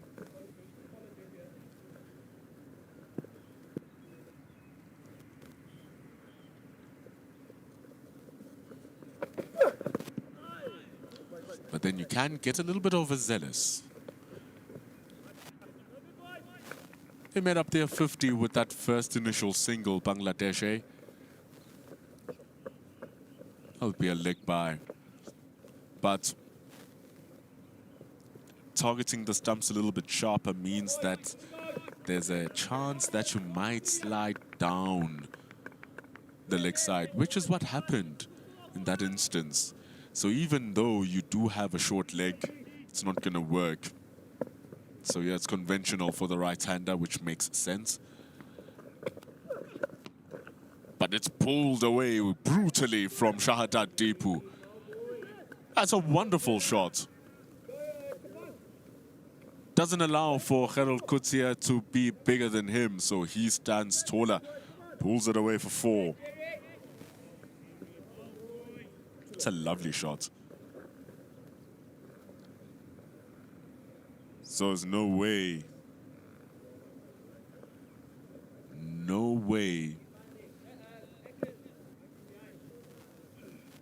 that he felt threatened by that delivery. Just stood up on top of it so nicely. Ooh, another inside edge. Playing with fire here, Bangladesh, playing with fire. But fortune favors the brave, and away for 4 it goes as he was trying to cover that for 4. The drive didn't work, but the ball still reaches its destination. He goes to 22 here, Shahadat Deepu.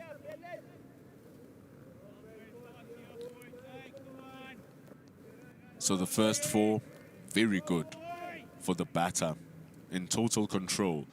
Second 4, not so much, but it's still 4.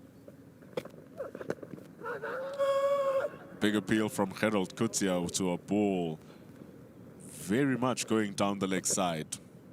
It ends over number 17. That's a very handy one for Bangladesh. 60 for 2.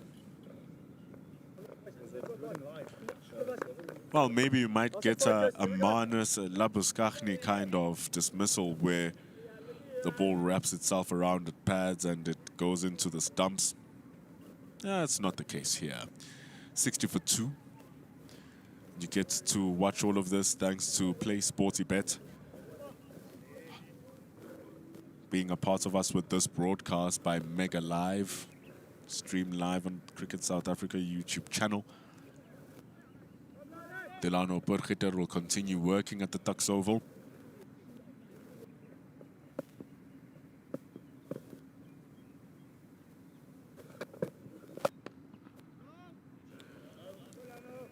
It's a very good ground for development in the cricket here, Tuks Oval. It's been doing that now for the past couple of years. As early as back as in 2017, where they hosted the India A and South Africa A games. It's good to see the A games come back here. Many of the games have been played in B-tier stadiums. Your Potchefstroms, your Benonis, Mangaung Oval. So here, coming into a developmental ground, home of Tuks Cricket Club, a very successful club. Hosted the National Club Championship. It also hosts the national finals of the schools, SA20. So here it is now hosting this SAA game once more. Delano Burgiter has a conventional 2-slip setup. And he bowls conventional two-slip lines and lengths, Delano Potgieter. So in the past couple of years in covering the A games, they haven't been coming to the Tuks Oval, but the emerging games were played here. So now this A game is played here as well. The other emerging game is in Benoni.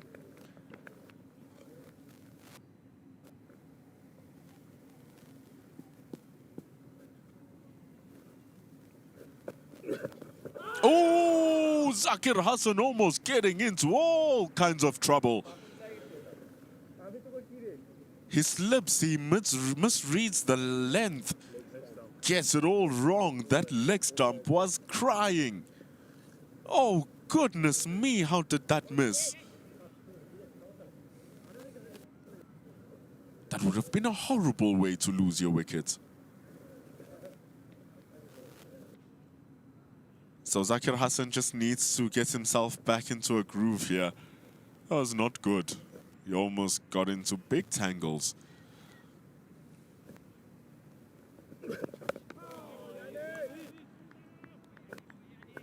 He almost got into really, really big tangles.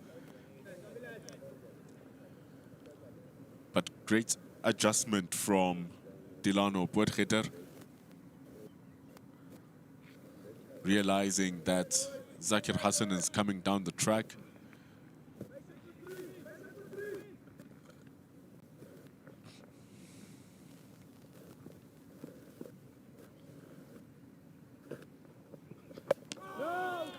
It's good bowling from Delano Potgieter.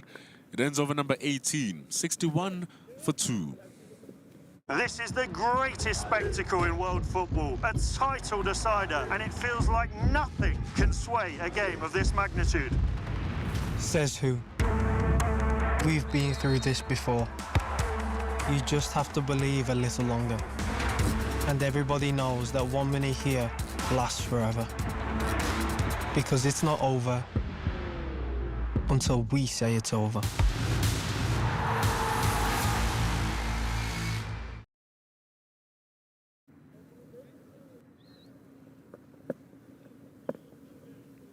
Harold Kutsia on top of his mark.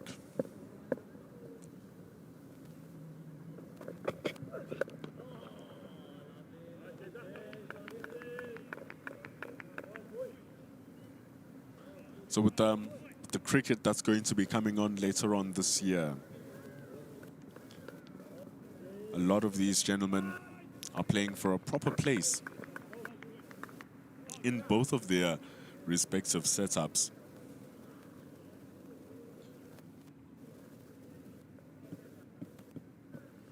South Africa will be playing against Australia, Bangladesh, and then England at the end of the year. Takes the edge. They are appealing. And Bongani Jealous takes the finger. Harold Kutsia strikes once more. What a return to the SAA side, and what a knock on the door for Harold Kutsia to make it back to the Proteas men's side. A loose stroke from Shahadat Deepu. Flashes at one. And Bongani Jele teases the South Africa A team. And eventually he agrees that he also hurt the edge. That's the end of Shahadat Hussein Deepu. He struggled at the start and he was starting to look comfortable on his 23. But that's where his campaign is going to end for this innings. 61 for 3. They were starting to look so comfortable. It is unfortunate that they are now gone. Then it brings on the star of the show for the emerging team last week, Maidul Islam Ankon. 100 runs away from 2.5 with an average of 30. He has 4 first-class centuries. Tseponduli apologizing to Ankon, doesn't want to get into trouble again with any Bangladesh side. Testing his bowling run-up, Tsapontuli, so most likely going to see him coming to the attack soon.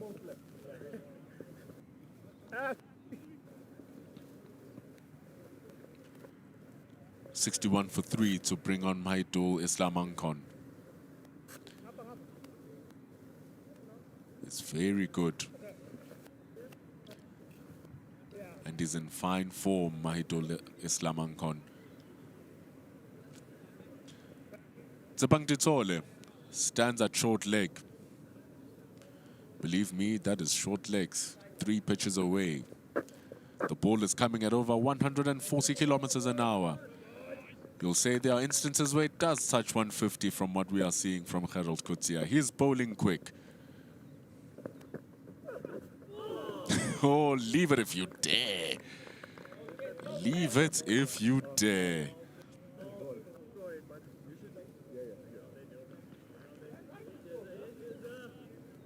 But he's in there, Maidul Islamankon.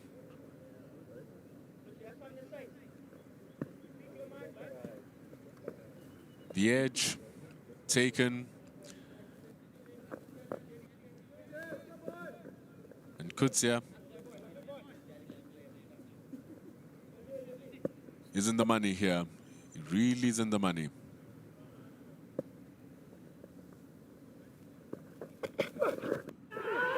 They appeal once more, but Bangani Jele this time says maybe that just touched the padding. But fishing for it, Islamankon, is a different kind of speed that he's facing here. And it's coming quickly.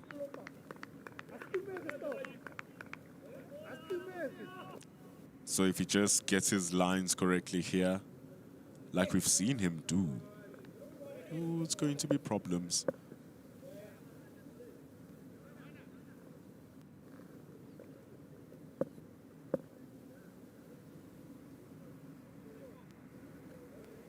Bangladesh are only scheduled to start their cricket next year in June.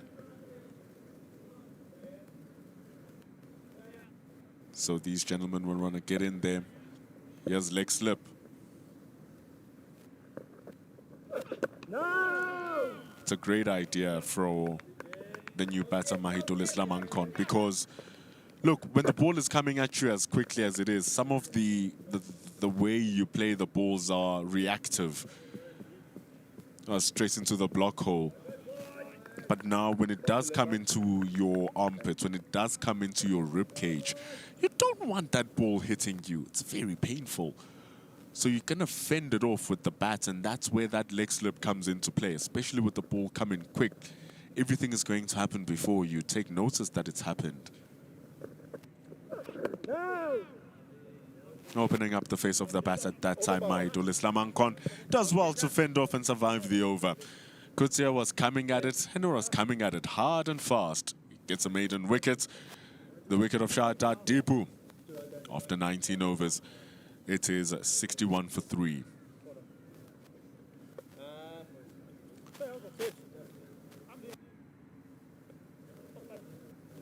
So 3 wickets already for South Africa A, and they will consider this a successful outing. If they get another one, it's going to be all the more better. Delano Potgieter has been providing good support. He does have a deep square leg and a deep fine leg. Are we going to see a short ball coming from Delano? Let's see.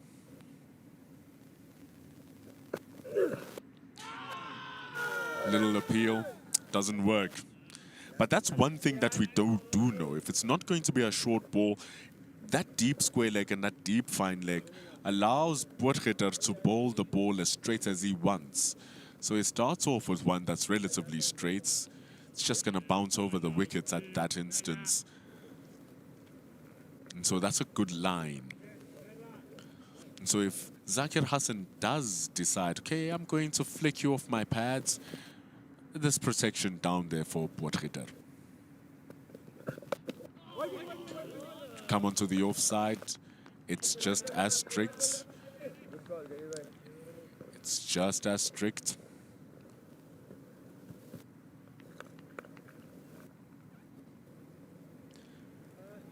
So if he does go to the offside, you have the cover, who's there with Gerald Kitsia. If it does go straight, deep mid-wicket, or rather deep square leg and a deep fine leg, still has the mid on.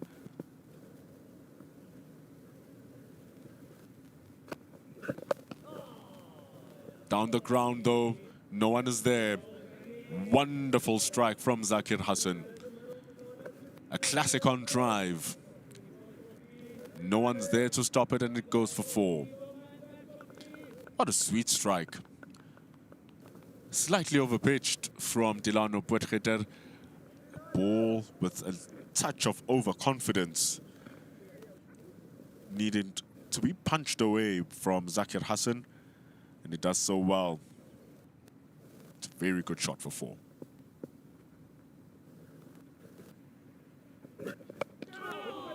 Goes over to the offside now, finds the gap. Is it gonna find the boundary though? Not this time. Zapontuli chasing it down. Well done to keep it to just 2. Easily could have been 3 runs. But there's no one in the deep on the offside. There's 2 deep fielders. You can see as one of them is walking down to the square leg. No one is at the mid wicket. Fine leg is down at the bottom to cover anything attacking the stumps. He doesn't mind anything on the offside. He does have those 2 fielders at cover and backward point. The mid-off is regulatory. There's that short ball asking Hassan to go for it. But he's already struck 4. And you see, this is the difference when sometimes the plans don't stick, because after Zakir Hassan went for that 4 and then he got 2 runs extra, there's no need for him to attack those deliveries, so he can just let them go. Anything that comes now, he's won the over. Exactly that. He's won the over, so there's really no need for him to play at those. But that's adjudged to bounce a bit too high for Zakir Hassan. He's been wided. It's the second run for the over 2 for Delano Potgieter, so he's going to have to bowl this one under the shoulders. Yeah, way too high. So he's going to have to keep this one under the shoulders to end the over. Does so well. It ends over number 20. 68 for 3 for Bangladesh A. Now, Bangladesh won't be playing a lot of cricket after the South African tour. It's going to be 2 test matches that they're going to be playing against South Africa in November. And then their next test match is going to be next year in May versus England. Ooh, it's a long time away. So with that being the case, for these gentlemen to get their piece of the pie of those test matches, they're going to have to play out of their boots, considering the fact that the actual Bangladesh team is fighting in Australia. Cody Yusuf, can he get the wickets? They want another one here, South Africa. He's bowled 5 overs, 1 wicket, 1 maiden.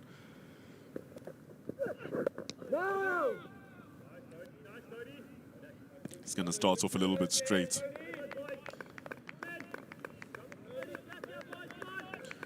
It's unfortunate that after such a great outing in that first test match, Bangladesh were bundled out. Mitchell Stark taking 9 wickets in the game. But Shanto, the captain, making his stay. So there might be places for some of these gentlemen to raise their hands. Especially this guy, Maidul Islamankon. He looked so good versus the emerging team.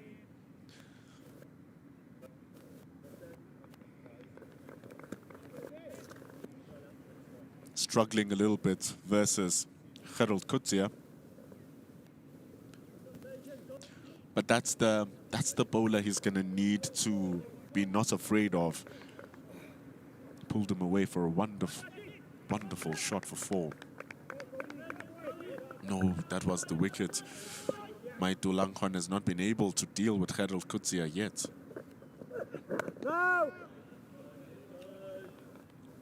And so, if you are going to be facing Gerald Kutsia here, and you want to get to the Bangladesh team, make sure that you know how to handle Gerald Kutsia here, because there's a big chance that you are going to be facing Gerald Kutsia for the Proteas.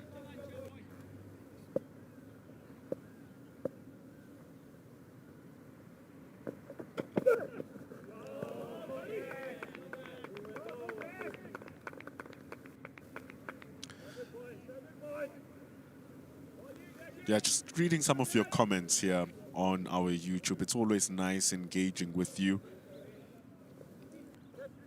MS Sports is not happy with the caliber of batters who are jumping on from domestic to international platforms, especially with the way Bangladesh had just performed versus Australia, 61 and 95 for their 2 respective innings.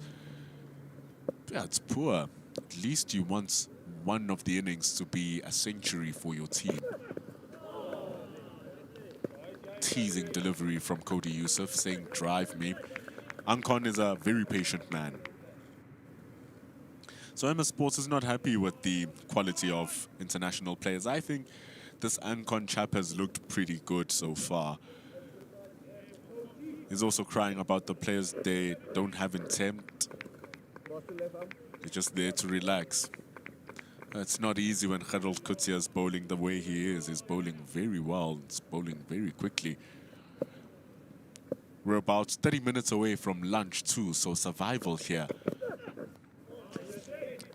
It's a good over from Cody Yusuf. It's 70 for 3. So ask yourself here, MS Sports, why did South Africa just bring back Cody Yusuf? Why are they using Gerald Kutsia so much? It's because they are looking for that 4th wicket. They have the upper hand taking those first 3 wickets in the session, and so they know that right now Bangladesh are behind the game. And so if they take a 4th wicket here, it's bad news. Why are they bringing back Tapomoreki? There's one of their strike bowlers, because they need that 4th wicket. So Bangladesh A here, theirs is to get over to lunch. That is 30 minutes away. So both Zakir Hassan and Maidul Islam Ankon don't need to be chasing the game right now. They need to be chasing the survival of their innings. And Tapomoreki has been bowling pretty well. He's only gone for 12 runs in his first 5 overs. And he wants to change that wickets from 0 to 1. And so ask yourself here, what must they do, Bangladesh A? They must just survive, get themselves to lunch, and then reconvene their innings in the 2nd session with the ball a little bit deader and the bowlers who've been used up just a touch. So here comes Tapomoreki. It's a good start here for Moreki, directly attacking the stumps, which is exactly what he's been brought in here for. So it's all about survival here. But to a certain degree, though, MS Sports, I do say that you don't want to just be in a corner. They also want to attack those shots like that from Deepu.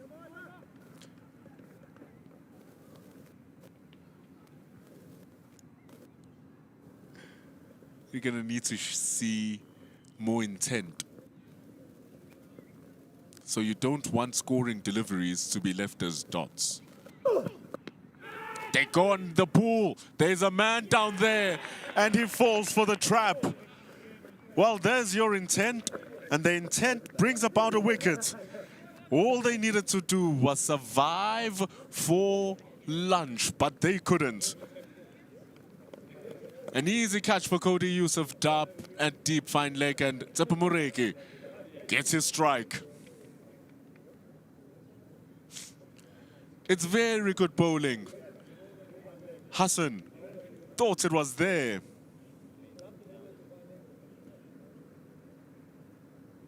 And they are gone.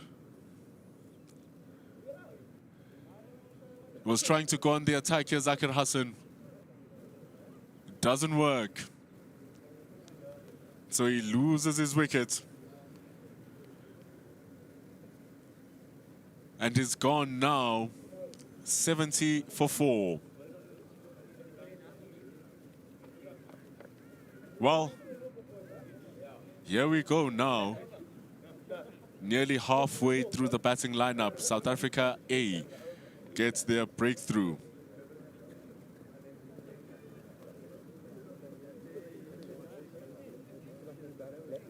Brings in batter number 5. Afif Hussain. It's batter number 6 coming in.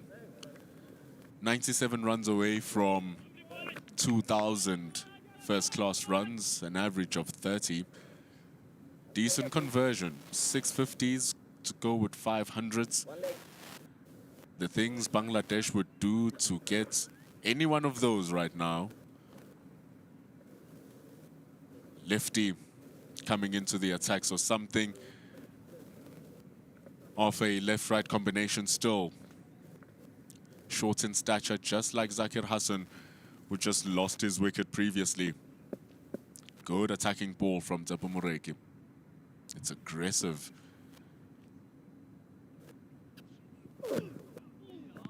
It's very aggressive. The line is just a little bit wide at that time from Tsepamureki. The difference between that and this is that this was, the delivery ball was right on the neck of Zakir Hassan. When we look at that, it's just slightly wider, moving away. So now Bangladesh will want to get to lunch with only 4 wickets down.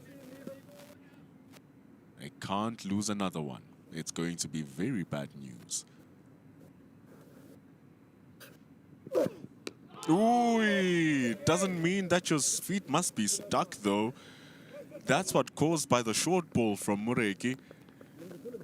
Especially on his first ball. The next ball, an excellent follow-up directly at the stumps. No feet from Afif Hussain. Mureki took them away with that short ball. Yeah, it's very nice. The siren was saying he can't see anyone taking wickets other than Kutsia. I see where you are coming from with all the speed he comes with, but Mureki was very good in that first spell and he's gotten his deserved reward. And look at how much he's testing Afif Hussain here. He's on that off stump and Afif needs to eventually get that front foot moving. Right now it's just stuck.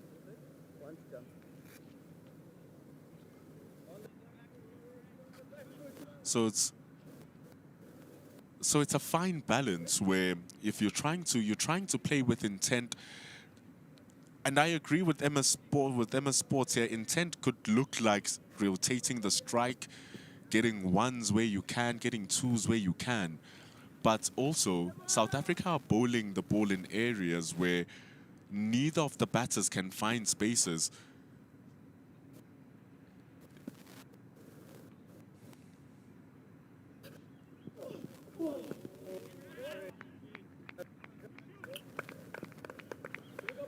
It's 70 for 4 after 22 overs. It's tough for Bangladesh. But for you as the Protea lover, it's going to be good for you. The Proteas will be playing Australia starting on the 24th of September. Heritage Day, carrying on our cricket heritage. Make sure that you grab your tickets, tickets.co.za. South Africa playing against Australia. You can also get the Cricket South Africa mobile app. both for Android and for iOS. You don't want to miss out even for a bit.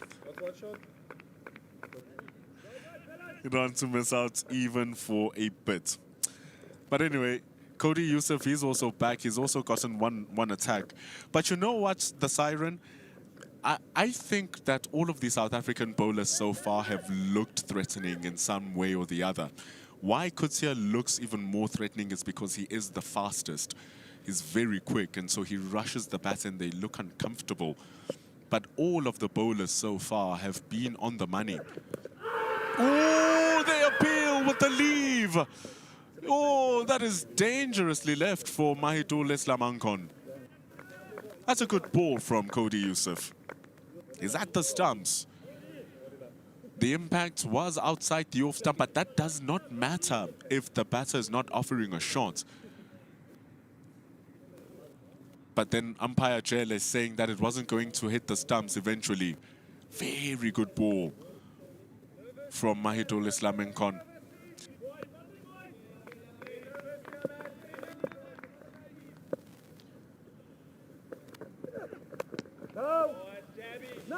So if you just look at that appeal one more time from Cody Youssef, when the batter doesn't offer a shot, all that the ball needs to do is to hit the stumps. It doesn't matter where the action is. But here, the impact was enough for the ball to just miss the stumps. It wasn't going to hit the stumps, says umpire Bongani Jele. So I think it's a good call for Jele, who's standing on his 100th first-class game. So I think he knows what he's doing.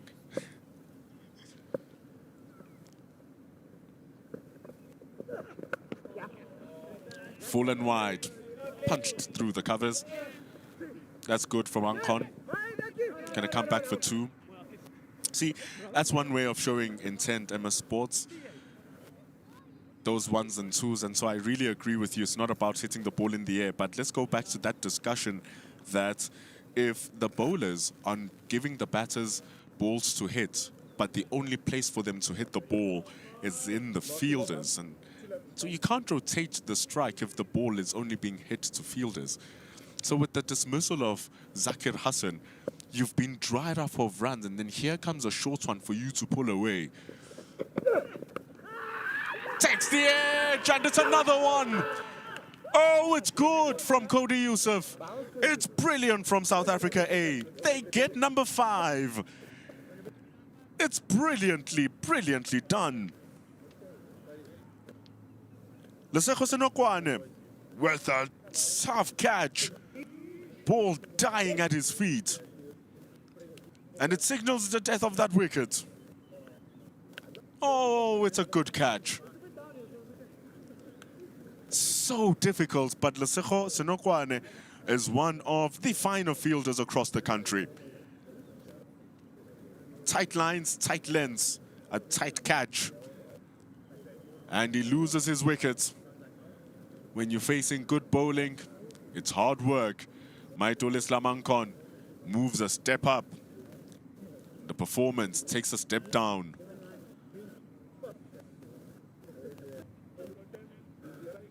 .72 for 5 now for Bangladesh. We are into the bowlers. Naeem Hassan comes in at number 7. He did a fantastic job with Ankon in the emerging game where they survived and survived and survived the entire session, resulting in the draw. But like we just said, with the wickets of Ankon, it's a level higher. It's just a couple of levels higher. So what can they do here?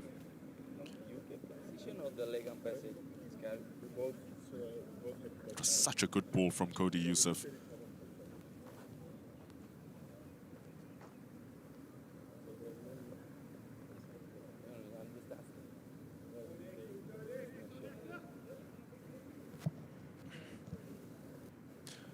And so keeping them to 150 will be the main aim here now for South Africa.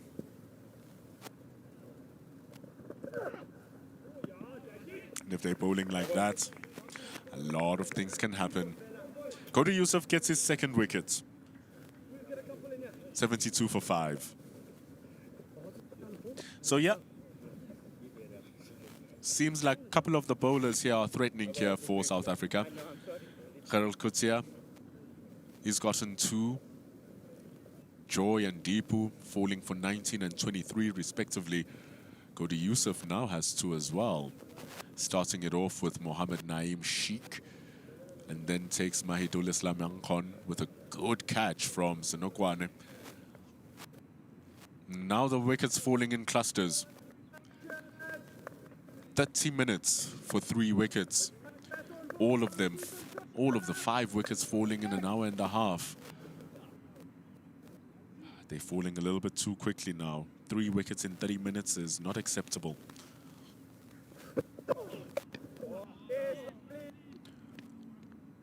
Less confidence in the stroke from Hafeez Hussain. So he can bowl these hard lengths for a couple of balls, Tsepo Moreki. Hard lengths. And then you'll see that one that just goes a little bit fuller, which either is attacking the stumps or is trying to draw the drive that might be edged. So there's a lot of ways that Tsepo Moreki can work on setting this up. He started off with hard lengths. Yeah, it's a good build-up. This is smart from Moreki. This is very smart. Just getting him peppering the top of his bat with the one that is back of a length. Getting the new batter unsettled as he's starting off his innings. And then he'll slowly move that length up.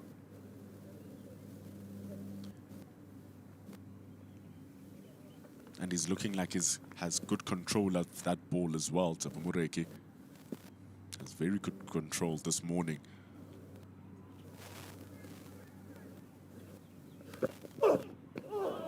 That's that full one. It decides to attack the stumps with the full one.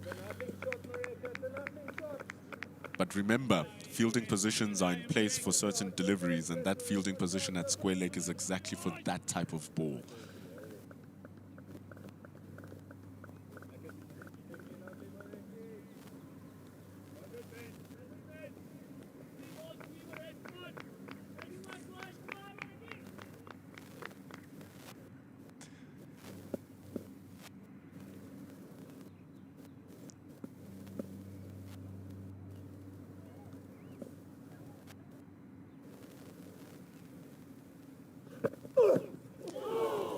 There's the teaser, saying go and drive me after I've pushed you back a couple of balls.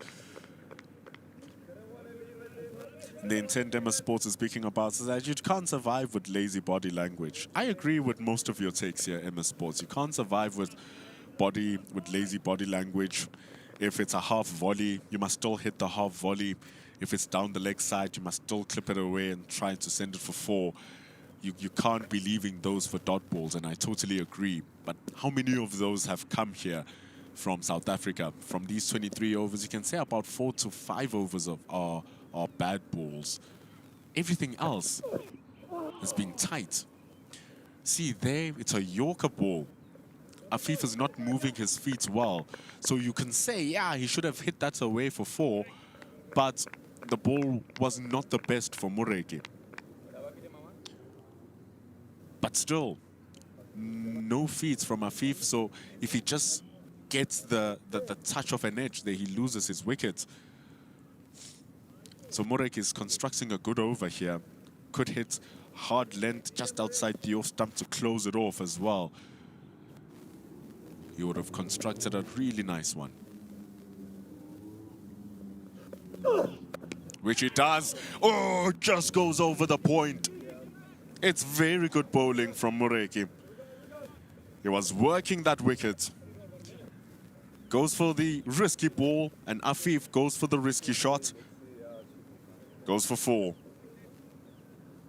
Oh, it's very smart bowling from Moreki. Sometimes you just have to buy a wicket. And Afif Went for a swing, and here's Naeem Hassan. 2 slips. Conventional field here for Cody Yusuf.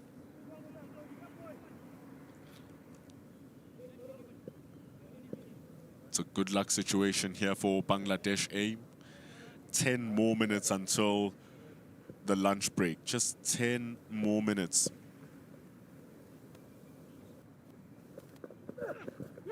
Whoa! How did that miss anything? How did that not hit anything? Oh, what a ball! Naeem Hassan had no idea what that was. Woo, what a delivery. Good luck.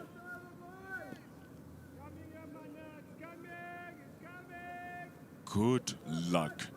Yusuf bowling incredibly well.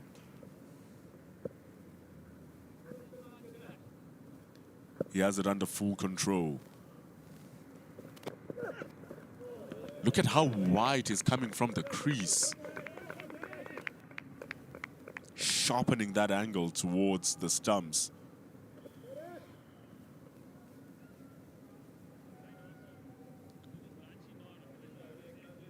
But he's bowling well, and it's also coming out quickly.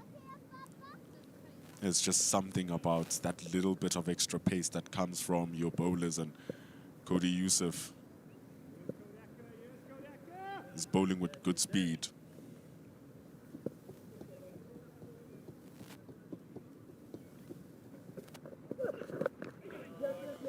Yeah, but they steal a single. They steal a single, but the angle that he's coming at here, Cody Yusuf, it comes in so sharply into the body. You have no choice but to play it. Also, it's just seaming into the right-hander too, so it's going to be to the left-hander now.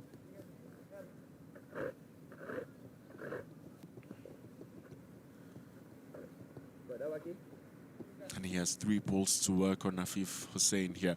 Neither of them have settled in, really. They haven't settled in.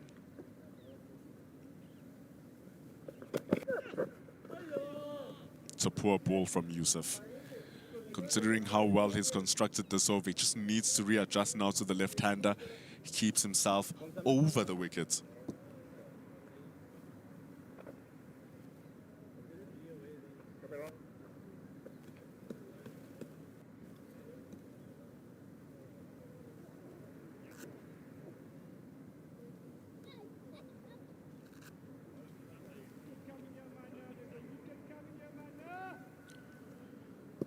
He's going at under 2 runs to the over, Cody Yusuf.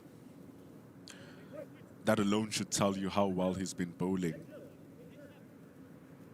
But then for that to be translated to 2 wickets as well, that tells you something. Leg slip. It comes around the wicket. I think it's this is a much more threatening angle. I think this is a much more threatening angle coming to Afif, who's looking a little bit on the edge. Will the ball find the edge?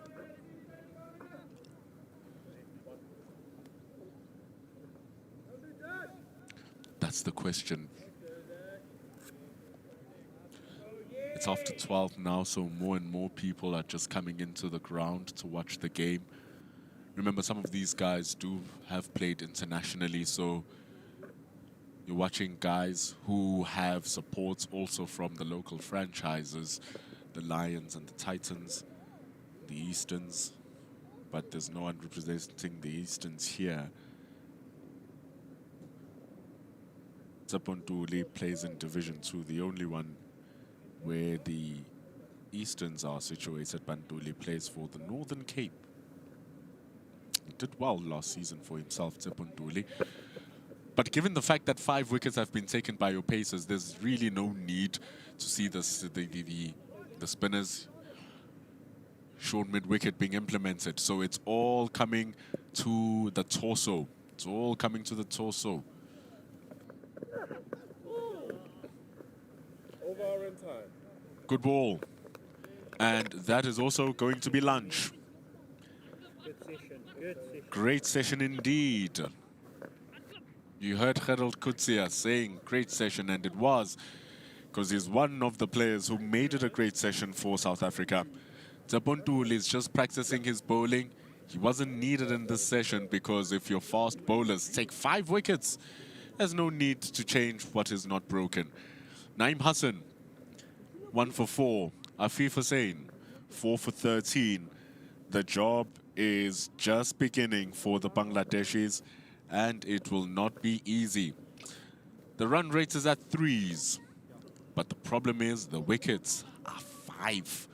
So Bangladesh are in dire straits here. After 25 overs, they faced 77 runs. What can they come up with here? They need the answers. Lost the wicket of Mohammad Naeem at the top of the order with a fancy ball from Cody Yusuf and an easy catch for Zubair Hamza. Joy bowled by Kutsia by arguably the best ball of the series. It's going to take a lot to see if there's going to be a better ball in this match. Hussein Deepu, after looking uncomfortable and being dropped on no runs, gotten for 23.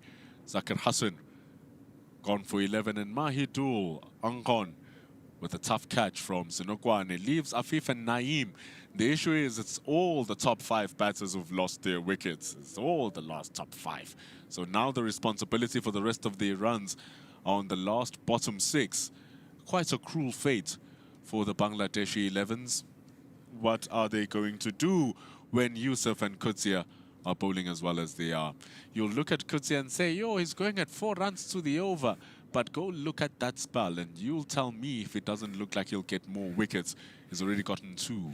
Cody Yusuf back for his 2nd spell, the most economical of the lot, with 2 for 17.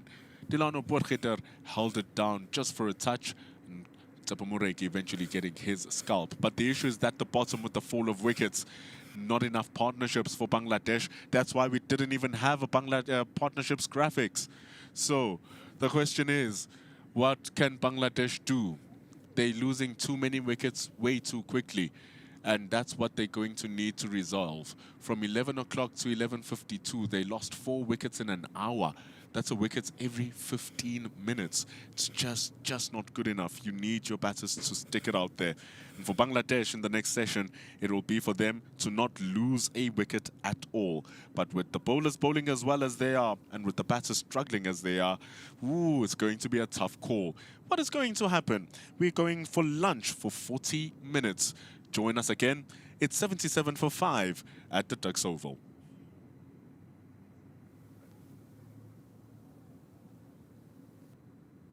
Football, rugby, it's cricket time. Play Sporty Bet. This is how Benny McCarthy spends the last 60 minutes of a football match.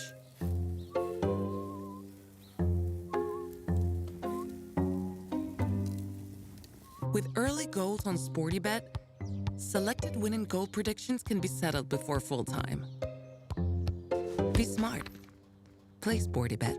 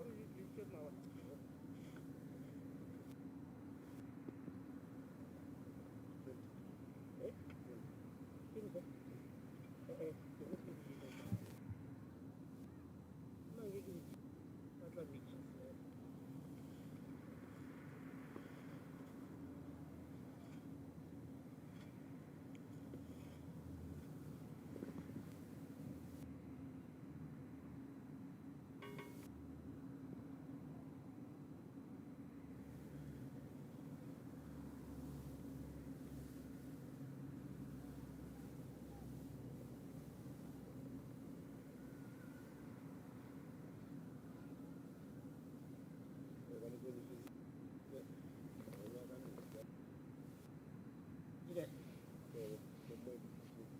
Ni luhon. Apa ni? Aku nak usul bahasa apa? Aku usul lagi pro. Jadi ni kita orang tu loga simpai. Ada. Tapi asli torbannya kan. Kalau dia asli torbannya kan pemalu. Karena saya pro.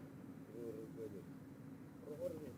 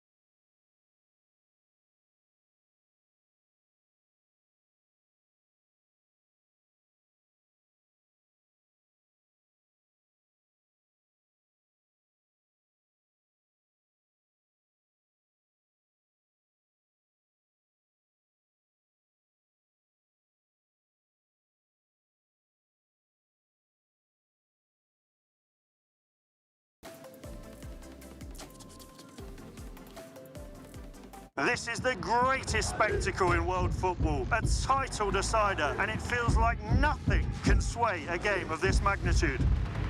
Says who? We've been through this before. You just have to believe a little longer. And everybody knows that 1 minute here lasts forever. Because it's not over until we say it's over.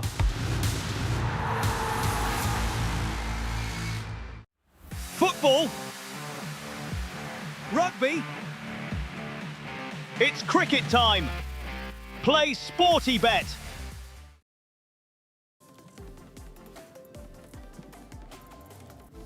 We're about to begin the second session.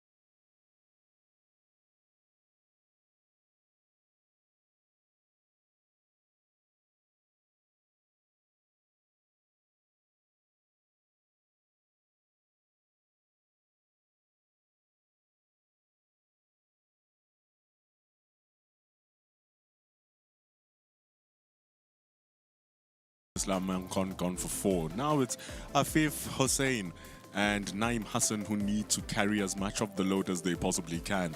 Score 77 for 5 after 25 overs. You would say that, the session going for 25 overs, but it's 5 wickets down, so it will slow down just for a little bit. That is because also South Africa had no use of the spinner just as yet because the seamers were doing such a good job. Cody Youssef with 2 spells, his second spell taking the 2 wickets, being the most economical as well. Harold Kutsia taking 2 for 20 in his 5 overs. Boy, did he look fearsome. And even you in the comments agree that Kutsia looked the most threatening. Tshepo Moreki eventually getting his man in Zakir Hassan 1 for 16. Delano Potgieter has been doing well to hold down the end. Our 2 match umpires. Umpire Bongani Jele on your left, 100th first class game standing, and he's also standing with umpire Stephen Harris. The South Africans, 5 wickets in the spell. They couldn't have asked for more. Well, they could have asked for 10, but getting 5 is always good because you think that 3 is standard and 3 is happy.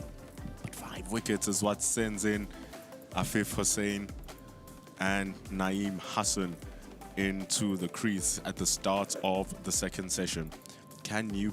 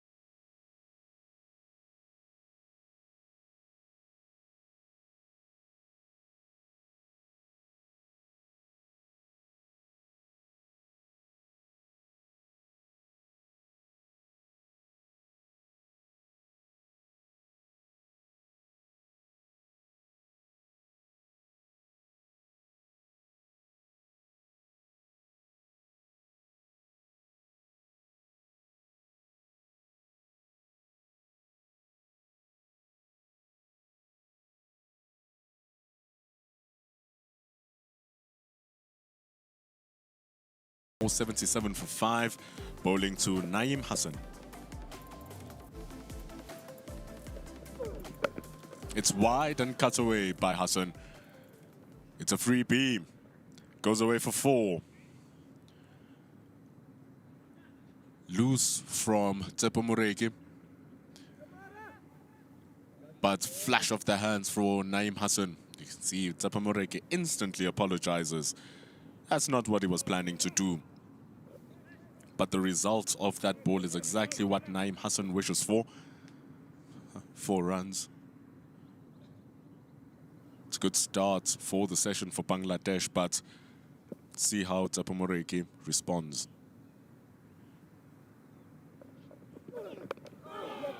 Excellent response from Moreki.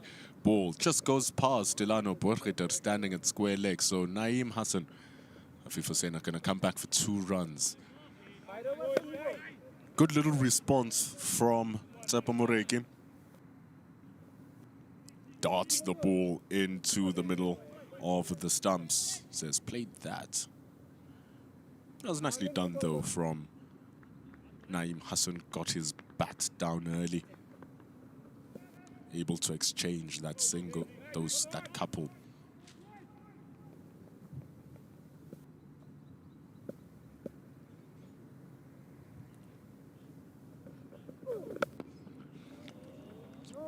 Nice ball from Tsepo Moreki.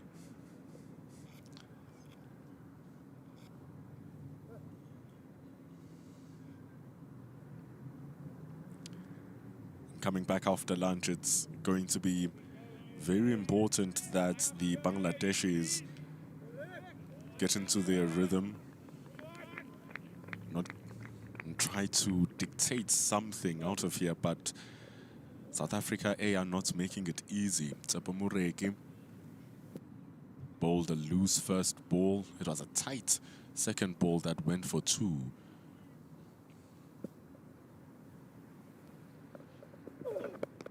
Oh, it's up into the air.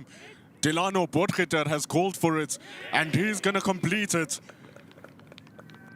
Tsepo Moreki strikes just after lunch. Bangladesh continue tumbling on. They could not set the momentum, and South Africa continue with their job. Didn't feel fully in control from Naeem Hassan. Hits the very, very top of his bat. Was trying to guide it down to the fine leg. Great call for Delano Borgiter. It was not an easy catch, but he is a pretty fine catch of the ball, Borgiter. On his first game for the 4-day team, Borgiter grabs a catch, and Naeem Hassan is gone for 7. It's not looking good for Bangladesh A. 83 for the loss of 6.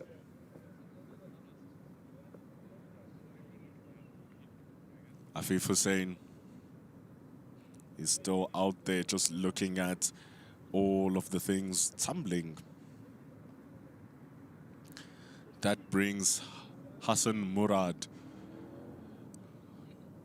in the team for his bowling, but right now, that 52, his best score, can come in pretty handy. However, Tsepo Moreki is having quite the spell out here. Just before lunch, got the wickets of Zakir Hassan with a short one, and then it's Naeem Hassan who believes that he can just tuck him away around the corner, but then chips one up into the air for Delano Borgiter to get the catch. So, question is, how long can Murad stay out there with Moreki bowling some darts? He has 2 balls remaining in the over.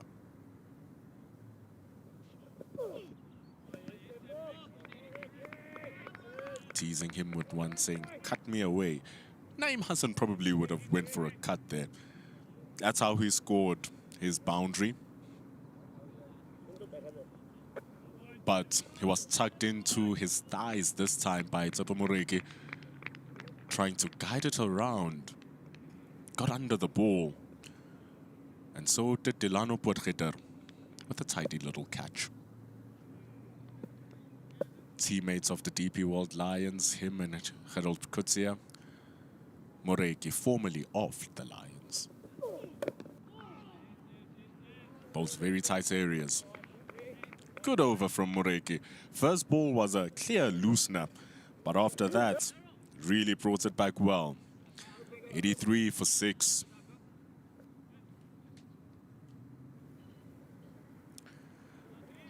You would think they would have wished that just after the loss of the wicket of Zakir Hassan at the end of the session, they will want to continue with their resistance. However, Naeem Hassan falls in the first over of the resumption of play. Moreki caught Dilano Bodgheter. And so Murad Hassan out there has faced 2 deliveries. Afif Hussain is going to have a lot of the work now to do. South Africa are not going to let him breathe, though. Not when the Karate Kid has stretched and is roundhousing the batters. 2 for 20. Couple of edges that have gone down for 4. Boy, he is looking sharp here today. But Afif Hussain does have 5 first-class hundreds. Oh, and that has been torched through the covers. An absolute blitz of a stroke from Hafif Hussain, and it goes for 4. It's slightly overpitched from Gerald Kutsia. It's wide. Afif Hussain, fine little player, crunches it away for 4.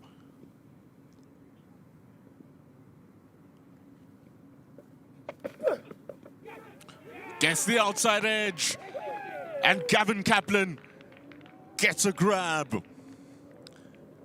Had no clue how to deal with that, and it's fearsome bowling from Gerald Kutsia.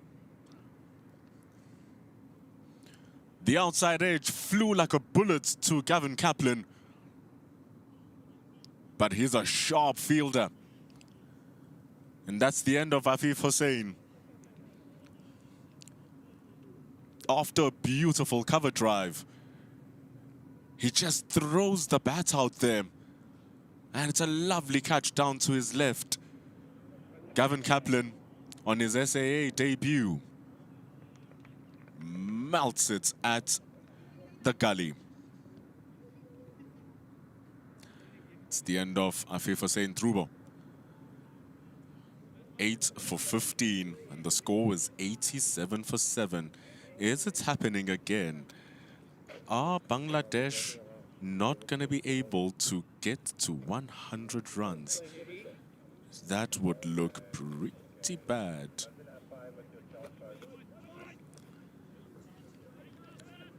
So the new batter comes in. Gerald Kutsia is bowling like fire.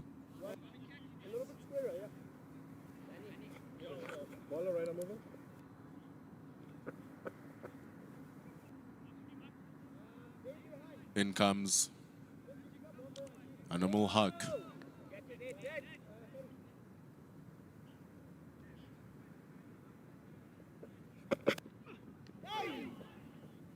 Tight on the body.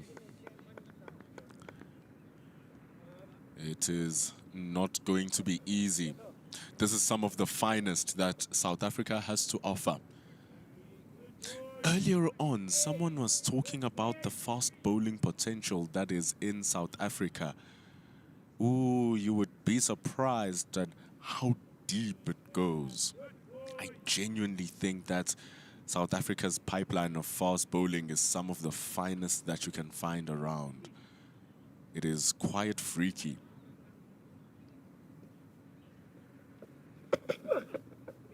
Oh, play it if you want. And the issue here with Gerald Kutsia that is giving the Bangladeshis is that he can move the ball in and he can move the ball out. So you feel at that particular line, you just have to play at it, because what can you do? And because it comes at you so quickly, he barely gives you time to make a decision. So it's really a situation of good luck if you play it. Good luck if you don't. Short leg is in. Tight. It's strict, disciplined bowling from Gerald Coetzee. The moment he found his length, he has not let it go. That was tight onto the fourth stump and then came back onto the off stump. Well dealt with by Animal Huck eventually. Waits for it very late and plays it as late as possible. Not a good ball. That's the end of the over. 27. A successful one from Gerald Coetzee. It's 87 for 7. It's very nicely done from Gerald Coetzee. Uday Patial saying, mark my words, Coetzee will get 5 wickets. He's saying it again. He keeps saying it. Let's see if that's going to be possible. It's taken 3 already. And you're watching this because of Sporty Bet. Play some Sporty Bet. Do you think Coetzee is going to get 5? Moregi, he's gotten 2. 2 for 22. He has 2 slips. 2 players with no runs, and is bowling to Murad, who has only faced 2 balls.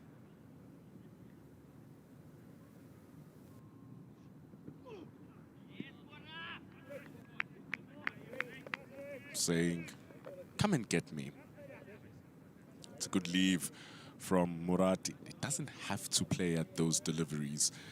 It's only those ones that come at his stumps until he just can find his feet and what the surface is doing, what the bowlers are doing, and so that he can have a better response. Because right now, if you just go for it without setting, with the team tumbling as well, you're just giving South Africa all of the momentum, more than what they actually have right now, which is tons of it with 7 wickets on 87.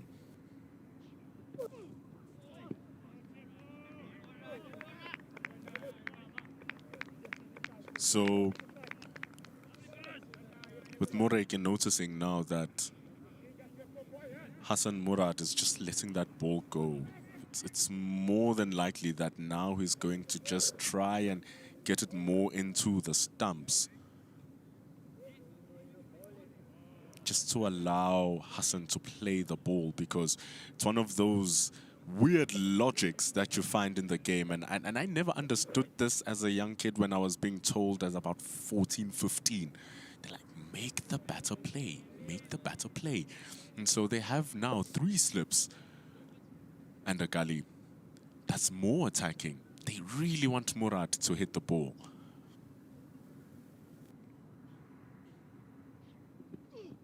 Oh, beautiful. Beautiful bowling from Tsepo Moreki. And he has 3 balls to work his plan out. That's a lot of time. He's already used 2 balls to start it off. He realized that he's bowling well, and so he can reinforce the slip cordon. And look at how he answers the change of the field to Marcus Ackerman. He bowls it perfectly to where he needs to be. And so now he's going to be playing in and around that area, just slightly away from it. Same area, and in and out of those areas, messing with the angles of the batter. See, so he just moved it away now. Says, okay, you felt one on the bat, you've defended it. Okay, I'm sure feeling the ball on the bat was nice. Here's another half volley. Go drive it, because the feeling of the bat on the ball feels nice. Murad Hassan says no. So Moreki, the response would probably be, okay, you don't want to feel it? I'm going to bring it closer to you now and try and feel it again. Maybe you're going to get tempted this time. with 2 balls to go in the over.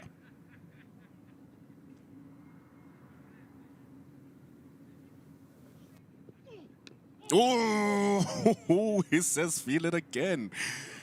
Gingerly done by Hassan Murad. What a good ball from Tsepo Mureki. It's smart bowling because it's exactly what he needed to do. Say, okay, come and feel it. And just look at the gap between the bat and the body. Any fuller from Mureki, that takes the stumps out. And so now you've felt the ball. And the chances are, to close the over, try to bowl another one. Let's see if you're going to play it again, Hassan Murad. He plays it.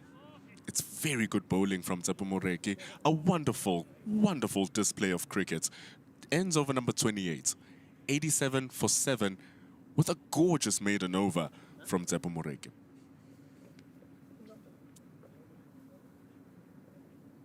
Hassan Murad does very well to survive that over because it was relentless pressure coming from Tsepo Mureki.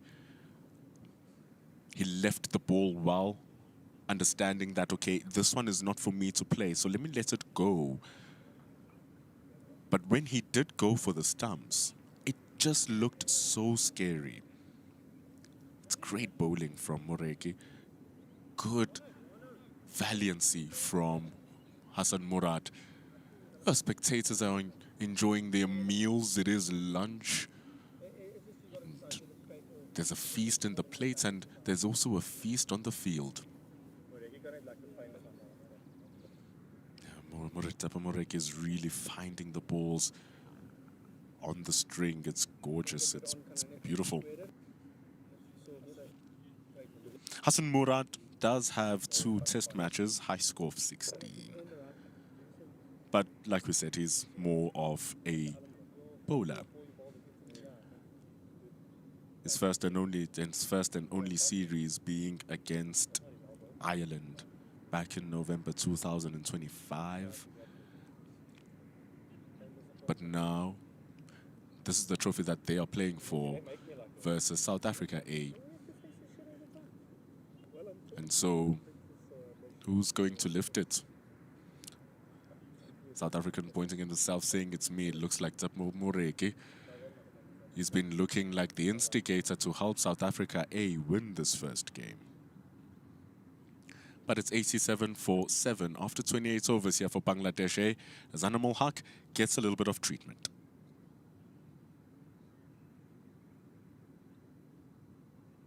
Speed is nothing without timing.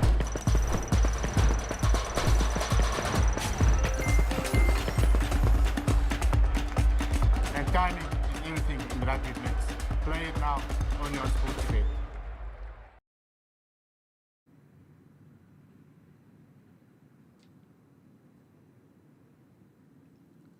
Getting all of the action coming from Sporty Bets, coming from Mega Live, Animal Haq. And the problem with what is happening right now with Animal Haq is getting treatment on that right hand. And that right hand is his bowling hand. And so the fans also waiting in anticipation. It's sitting under the gazebo, seeing some blankets out,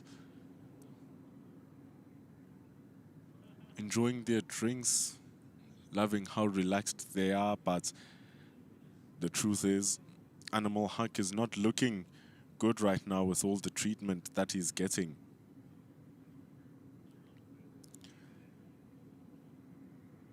Remember, at the same time, there's a tons of cricket happening in South African cricket, a brand new T20 competition, the way it's been constructed, bringing in Division 1, Division 2, so you can watch your favorite team playing against the best.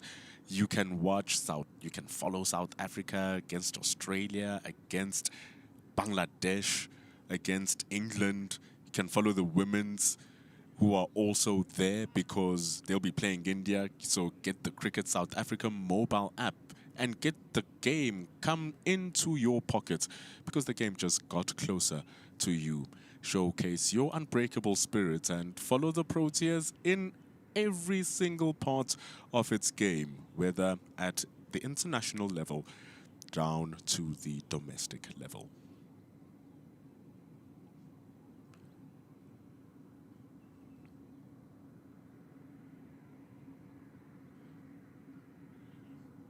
Animal hug. It's not looking delicious. Because of that now, he's going to have to retire out hurt. Very unfortunate, very unfortunate. But hurts himself. And it brings in Al Fahad for the Bangladesh A team. Bad news for Bangladesh as they lose yet another player. Harold Kutsia. Wonderful lens that is bowling. They run for one. Al Fahad gets his first runs in first-class cricket. Hasn't played a brand of cricket of first-class cricket, Al Fahad. Only 19 years old, and his first runs is facing Harold Kutsia, one of the established players in South African cricket.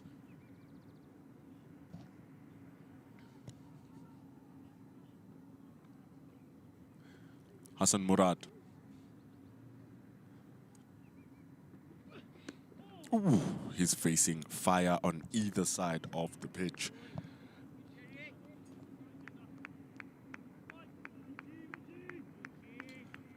Whether that fire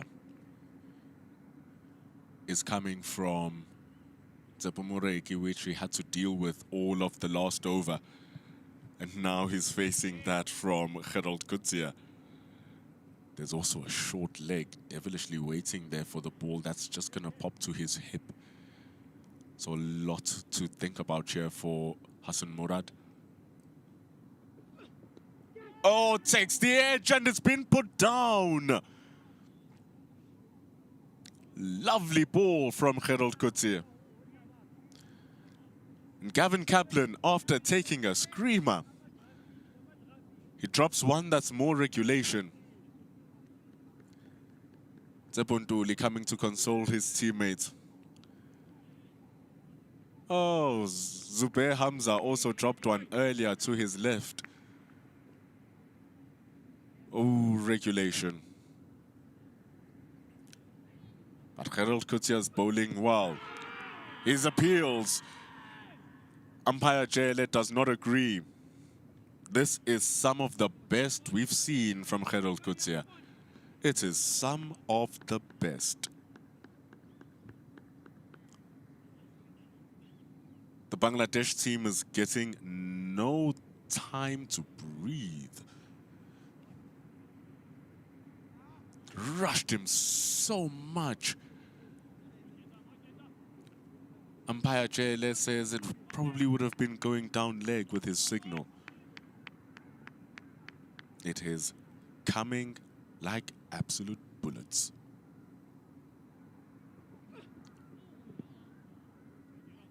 A little bit loose from Kutsia. He knows that he could have done better with that one. Good leave from Murad. Don't want to be playing at those. You're going to get yourself into real trouble. Especially when you are still so gingerly. But now the question is, how do you balance it out? Where do you get the runs? That would probably be the question.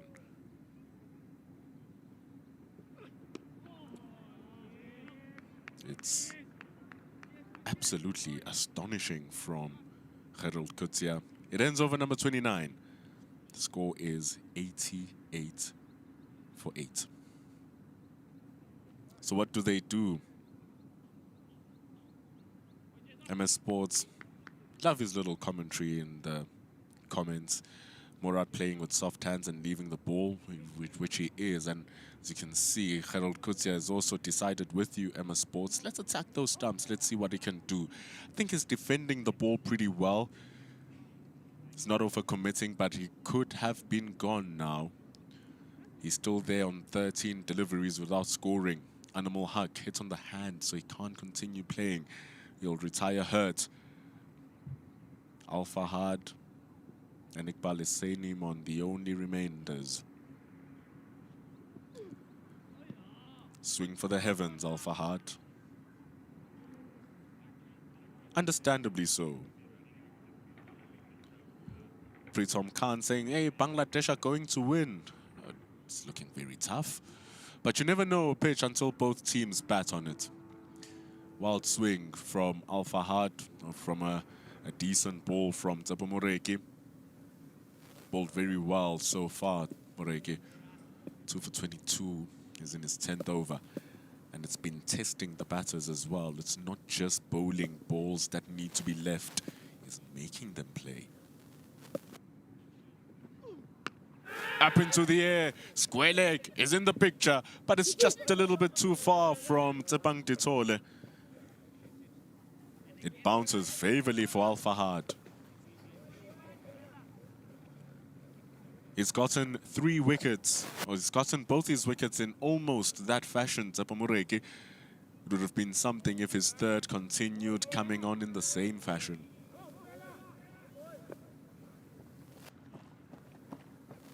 Just went for it, Al Fahad. It didn't work out.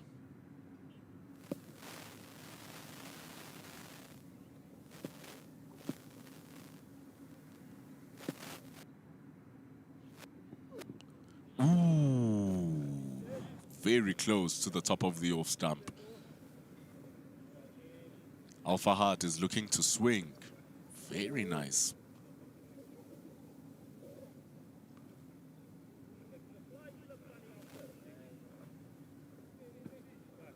It's an onslaught coming from the South Africans. It's a lot of pressure as well.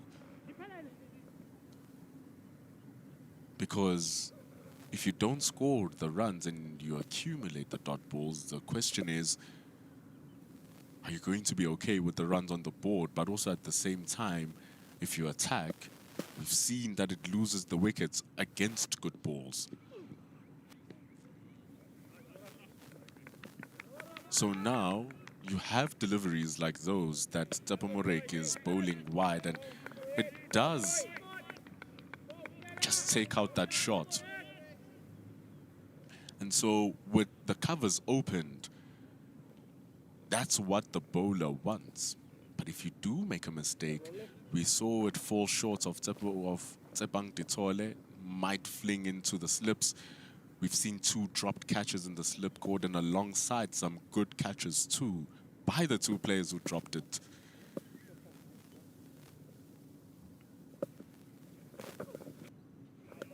It's not a good ball. Will be wided, definitely.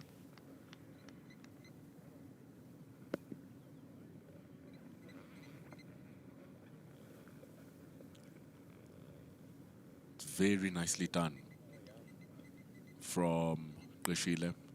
It's not a good ball from Moreki at all. But remember, he does have players in the deep. So as the pressure of the dot balls continues to escalate, when that short ball does come, if you believe that you can go for it, you can pull it away, hook it away, and that's why they have those 2 fielders in the deep. Just in case you make a mistake and lose your wicket like Zakir Hassan.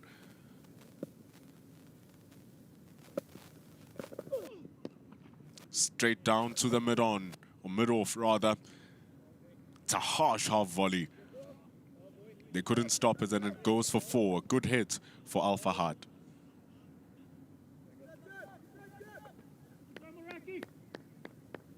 Does really well for that shot. Al Fahad has been looking for it. He's been searching for it. The 19-year-old eventually connects. So still pretty young, Al Fahad. It's his very first-class match that he's playing here, and he's playing it in Bangladesh A colors. What a leap. Does have 18 50-over games.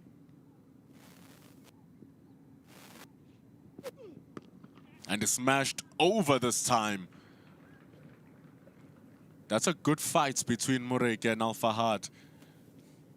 And Al Fahad with the 2 final punches in this over.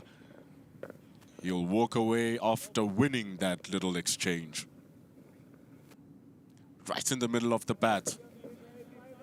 But also do take note that he's been swinging and missing those deliveries throughout that over.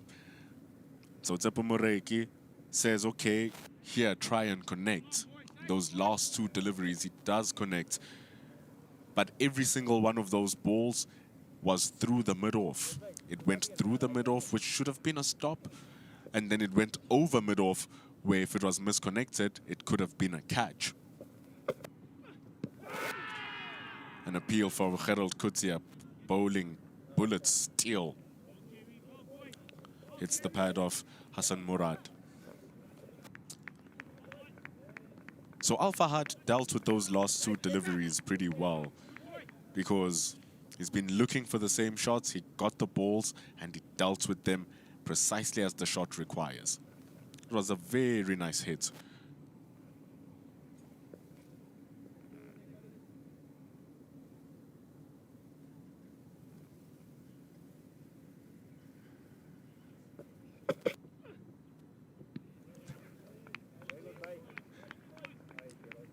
So now it's a different kind of attack for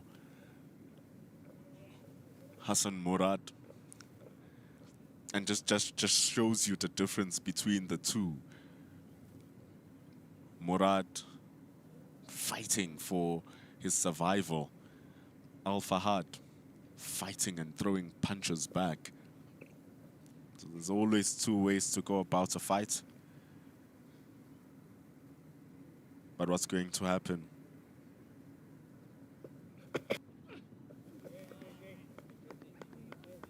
Excellent reply.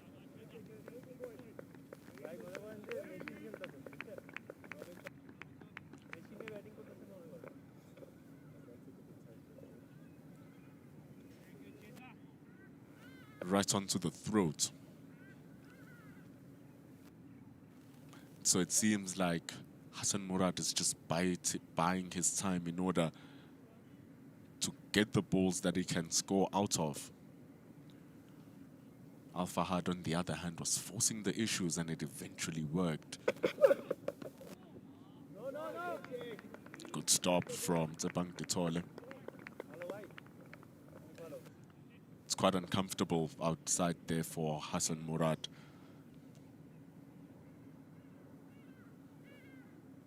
Tsebang Ditole, under the helmet, moved up to the Highvelds this season. Will be playing for the Titans. And the Titans are the big union. Titans are the big union that the Tuks Oval falls under. Snetsa Makreshile, also one of those players moving to the Titans this season. He made his way from the Warriors. His boyhood team, his boyhood union. Now he goes to the Titans. Tsebang Ditole, Titans. Gerald Kutia just left the Titans. But they're not short of talent here in the north. They're not short of talent at all. Gerald Kutia bowls well. It ends the over. 99 for 7 after 31.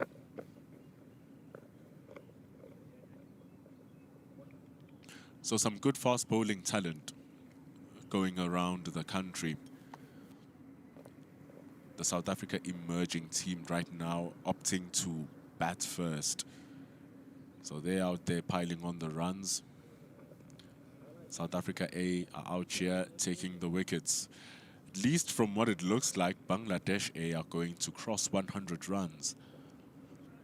But right now, if South Africa A get them under 150 and start batting before tea, that's going to be good news for them.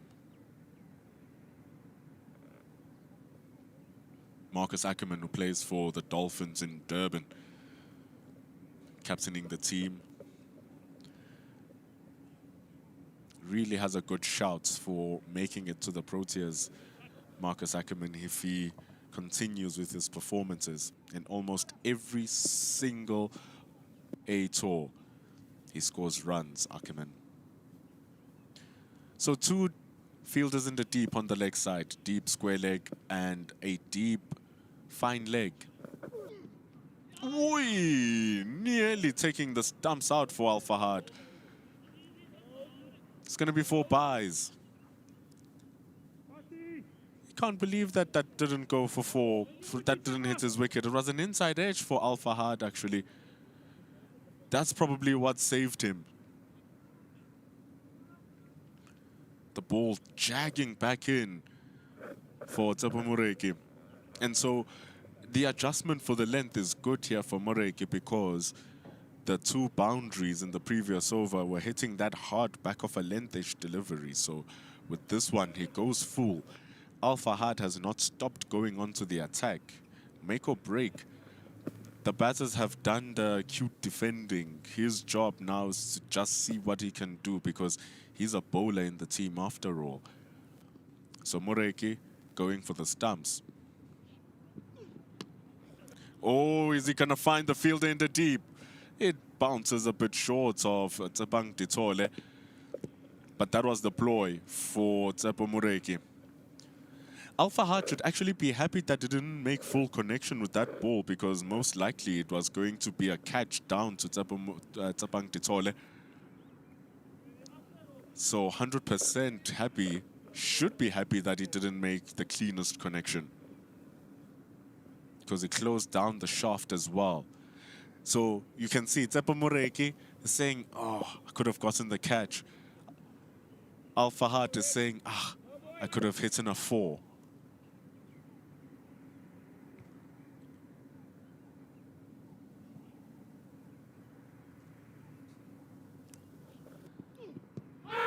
Big appeal from Tsepo Moreki. Big appeal, but umpire Stephen Harris is unmoved. Seems like the ball was just slipping down the leg side. But it's good work this from Tsepo Moreki. Because it's a different threat. It's a different threat. It's no longer bowling to Al Fahad. Al Fahad was just swinging for it and trying to hit it.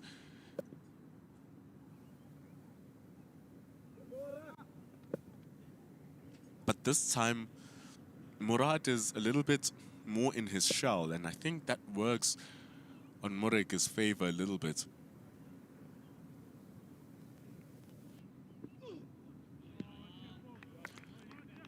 So Murad lets it go because it's not in his stumps, and I think that's what he's been doing well. If it's not in his stumps, he's letting it go. And it's all the more reason why Moreki now must just adjust that line and keep it to that first ball he bowled to him, which is, I'm going to attack these stumps. I'm going to attack these stumps. And remember, he got an inside edge the previous over. These two were facing against each other. And that inside edge almost rattled into the stumps. So I think that's the idea with Tsepo Moreki. Just getting the ball into the line of the stumps and allowing Murad to play the ball, rather forcing him to play the ball.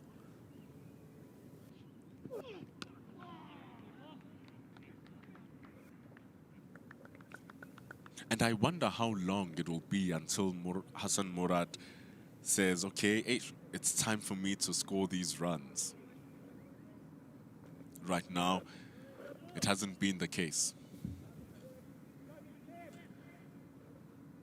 So how long until he does not and stops all the defending?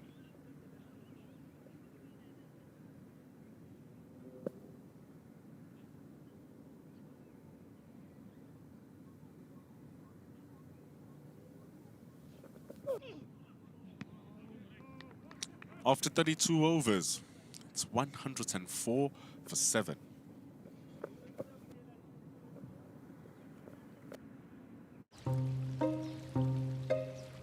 This is how Benny McCarthy places a bet. With AutoBet on SportyBet, your bet can be automatically placed when your chosen odds are reached. Bet smart. Play SportyBet.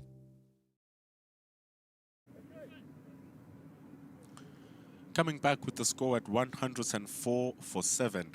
The score is 104 for 7 here. In Benoni, JP King just made 103 by himself. So just crossed past his century, JP King. Very good player, JP King, for the Warriors. Scored 100 in the 4-day final. Yes, Harold Kutsia. Now, this is going to be interesting. This is going to be interesting. The fiery bowler versus the fiery batter. Al-Fahad has been swinging at all the balls. Now it's all pace coming from Harold Kutsia. He's really bowling it quickly here today. It's really some good stuff.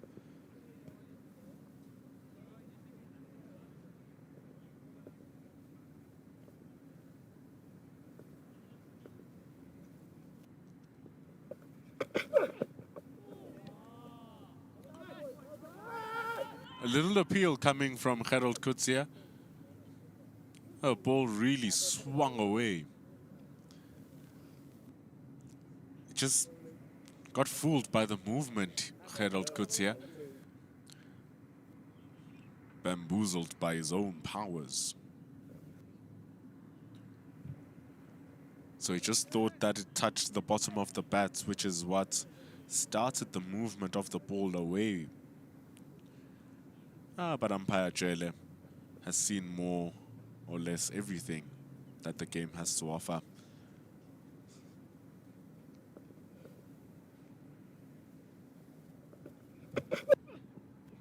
Down the ground. Doesn't work. It would be interesting to see some Yorkers from Harold Kutsia. It would be interesting. But I love that Al-Fahad is just going at it. He's not afraid of anything. He's not afraid for anything. Remember, at the end of the day, it's all about what the batters should have done, and they didn't. It's a good ball from Harold Kutsia. Dug away pretty well from Al-Fahad in response. Murad is going to keep it just for one. I don't care. You and me, we on the same field, bud.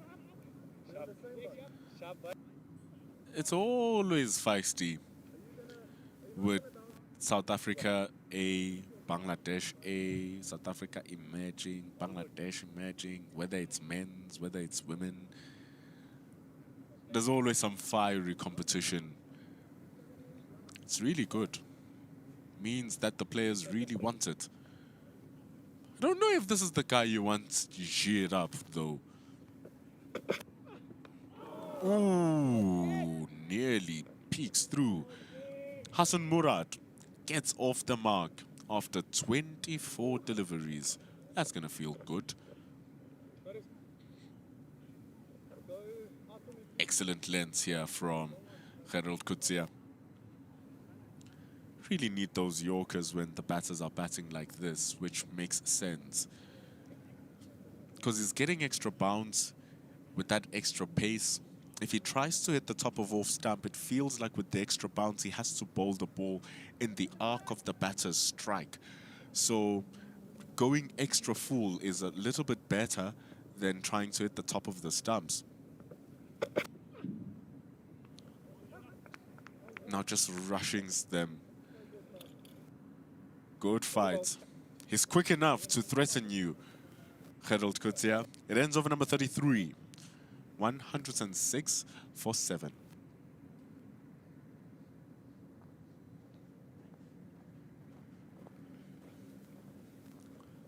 A lot of cricket yet to come. First one coming, South Africa versus Australia, starting on the 24th of September. That is Heritage Day. You can also catch the Pink One Day International during the series on the 27th of September, one of the hallmark matches in the South African calendar. And what best that we face one of our most fearsome rivals in the game of cricket. There'll be a couple of test matches as well, which is the repeat of the World Test Championship finals. Don't miss out. Mureki in a tight contest here versus Murad. First time they went ahead, it was a maiden over, which brought a little bit of challenge to Murad because it was very tight areas from Tsepo Mureki. Eventually got one on the inside edge, got one edged to Gavin Kaplan, and it was dropped.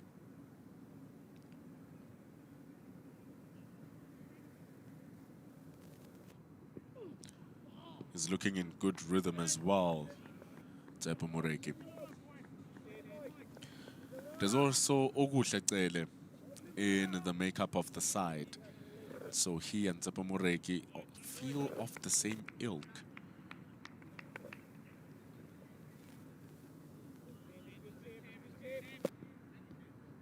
Then the pace of Harold Kutsia, Senoran Mutsusami having an injury before the start of this.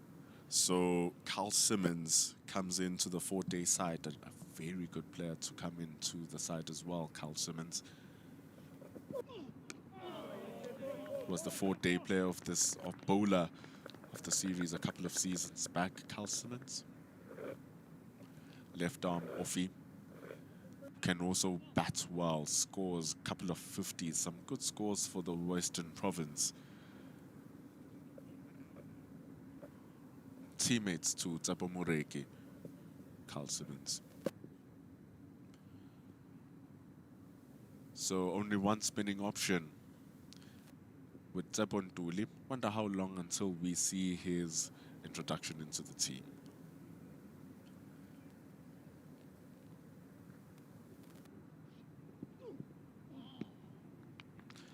Very unfazed with any of these deliveries, Murad.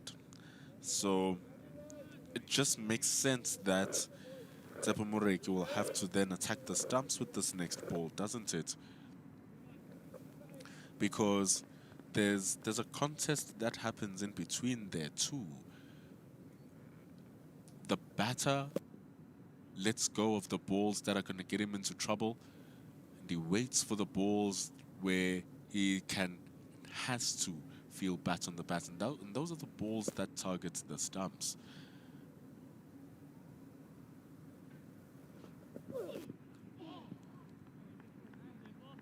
I think that's a good ball from Mureki, because it comes in a little bit closer, but it's not really at the stumps. Just shows that Murad knows which balls he needs to play and which balls he needs to leave. When he leaves, that back foot ends up on the line of the off stump, so I guess that's where he's gauging where his line is. And with that release angle from Tsepo Mureki, it's quite evident that the ball will not be in line with the stumps, so he's able to leave it freely. Last ball of the over.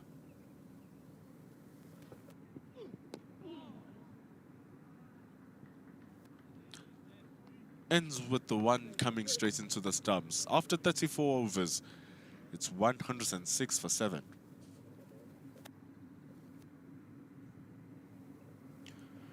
We speak of umpire Bongani Jele standing on his 100th first-class match.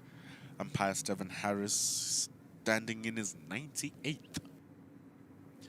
So two vastly experienced umpires officiating this game. We just saw how well the England and Pakistan game was also officiated. That has one of South Africa's finest Aluadin Palaka standing in that game. So good quality of umpires coming through, especially now with all of the streaming and broadcasting of the games. Means that the umpires can go back and rewatch some of their games, rewatch some of their decisions, their actions. It means that they can be held accountable as well, because everyone can see. It's a good ball from Kutsia. That's that extra bounce still in action. So umpire Stephen Harris standing at square leg currently on his 98th first class game. Umpire Jele standing in his 100th. So vast experience between these two, nearly 200 games.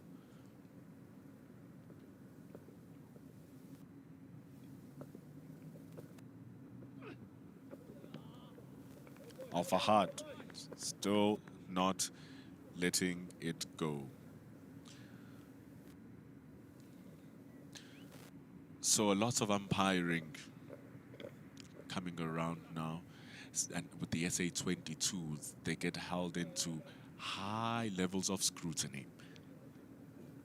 Sajidul Islam is traveling with the Bangladesh emerging team. He came from Bangladesh, and last season South Africa emerging flew to Bangladesh emerging back in May 2025. And in that particular series, South Africa sent their traveling umpire, which was umpire Arnu Jacobs.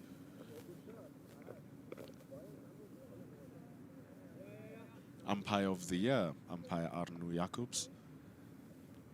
He's standing as the third umpire for this particular game. So umpire Arnu Jacobs, also one of the highly esteemed umpires around the country. Oh, Lubaba Lotuma.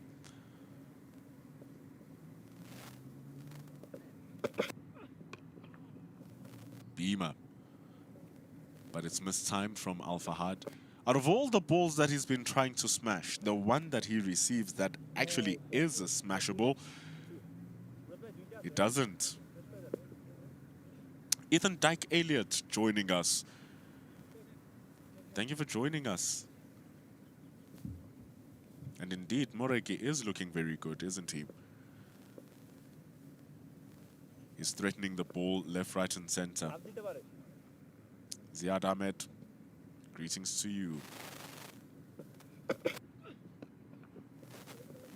Nice and straight from Gerald Kutsia. Gonna turn around, coming back for two. Murad gets a ball that he can finally score from. And he gets two. He's been toiling hard, and I like this idea from Gerald Kutsia because going straight for the stumps means that Murad can't just be free with his defense. He needs to get those feet moving. Slides it down too much, Gerald Kutsia. The idea was there, the execution was not. 35 overs, it's 109 for 7.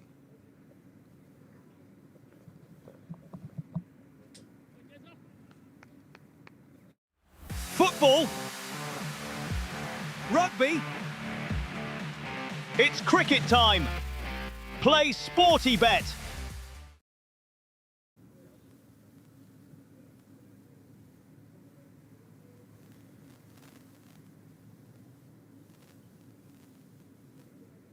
Change of bowler.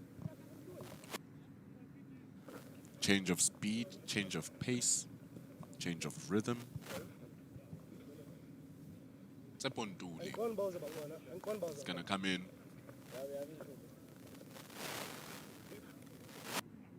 He's been standing at backward point throughout the course of the whole day. One of the rare right arm off spinners. Can you believe it? 220 wickets in his 81st class games, 3 10-fers to go along with 10 5-fers. took the second most amount of wickets last season in Division 2, behind Ernst Kem of Easterns. But Ernst Kem is a left-arm off-spinner. Zapuntuli, one of the rare right-arm off-spinners. And he starts off with a banger. Zapuntuli in, Al-Fahad out. What a wonderful ball from Dooley. And it's 8 wickets down for Bangladesh. What a bowling change. What a delivery. That challenges the off stump. It challenges the outside edge. It challenges everything about the batter's technique. And Al-Fahad, after showing massive aggression versus the Pacers, finds no answer against the spinning Tsepontuli. He loses his wickets on 109 for 8. He's gone for 18 from 19. And with that hot start from Tsepontuli, the bowlers are going to cool down with drinks.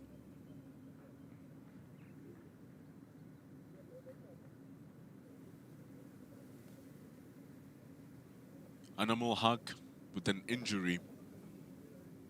So the last batter is in. Iqbal Hussain Iman. There's Animal only facing 4 deliveries until he faced problems with that right hand. It's also his bowling hand. Al-Fahad just recently lost it, 18 from 19, and that 18 from 19 brimming with intent. He was fearless, swinging at everything. And then, can you believe it? The time he decides to defend, that's when he loses his wickets. Cricket is such a funny game. But Gerald Kutsia, 3 wickets. Yusuf with 2. 109 for 8 for Bangladesh A. They hoped they have some real good supplements in those drinks. Because Gerald Kutsia is bowling like fire. 3 for 30 in his 10 overs. Tabamurek and Cody Yusuf, 2 each. Tsepontuli with his very first ball takes a wicket. Let's enjoy some drinks.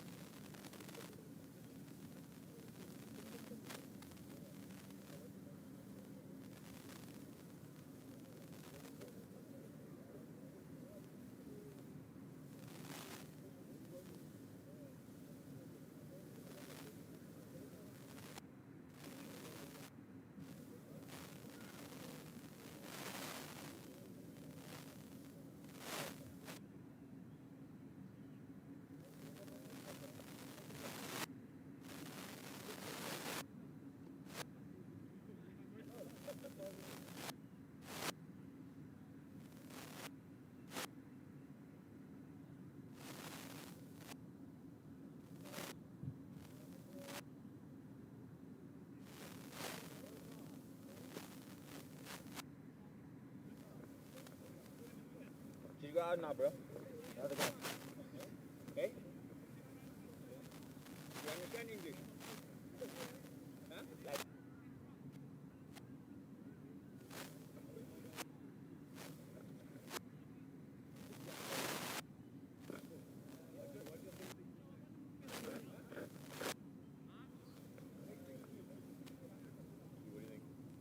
just in front.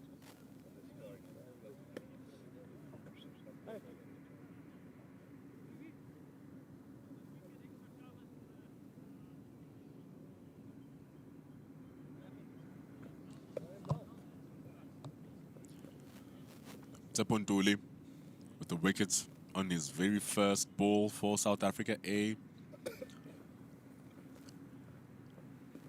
Iqbal Hussain Iman facing some threatening lines from Tsepontuli.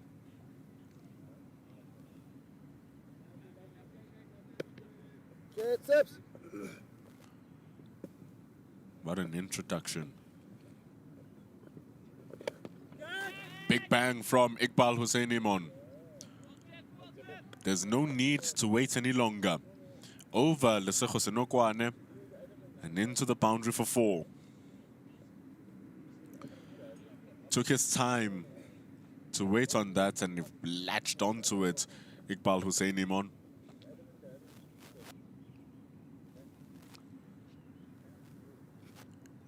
He's one run away from his highest first-class score, only playing his third first-class game.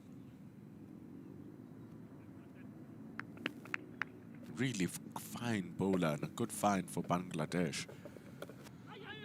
Ooh. But Tsaponduli almost finding his wicket. This is some good threatening off-spin from Tsaponduli. He's getting the ball to turn pretty sharply. It's just looking so smooth through the crease as well, Tsaponduli. Misses everything. Good hands by Snetsamba Qeshile. They're appealing for a little bit of an edge. But nothing given by umpire Harris. How that even missed the leg stump. That just shows you how good of a take that was actually from Snetsamba Qeshile. That was a very good take behind the stumps actually.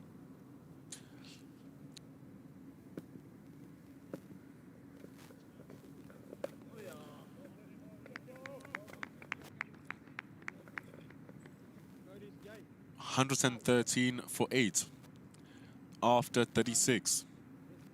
The ball missing the stumps, missing the batter, and so often the wicketkeeper just gets a little bit spooked by the ball missing everything, and then they miss it too, and then it runs for 4 byes. But Snetsamba Qeshile with excellent reactions behind the stumps. Look at that. That's very good from Qeshile. It's very, very good. 36 overs gone. It's 113 for 8. Cody Yusuf has also been looking so good. So let's see what he's going to do. There's effectively 1 more wicket remaining for South Africa A. He's bowled 2 spells, now this is his third. His first spell didn't take a wicket, but his second did. And he took 2 wickets, 17 runs. He's been taking those wickets for cheap. Just barely 9 runs for each wicket. Ooh, he's on the money. Hassan Murad has been looking pretty good on his defense, and that is the truth. He's just been looking solid. Squared off a little bit. A tough delivery to deal with from Cody Yusuf. Just moves away ever so slightly. Good line, good length from Yusuf.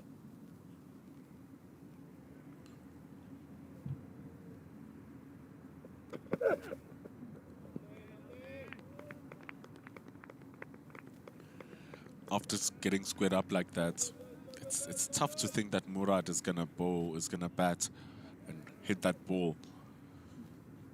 But it's good control of the crease from Murad. Moves away after he's left the ball. And he just instantly walks away. Cody Yusuf is trying to be intimidating. He is not entertaining any of it. Hassan Murad, just in his little bubble, trying to keep his wickets until the next session.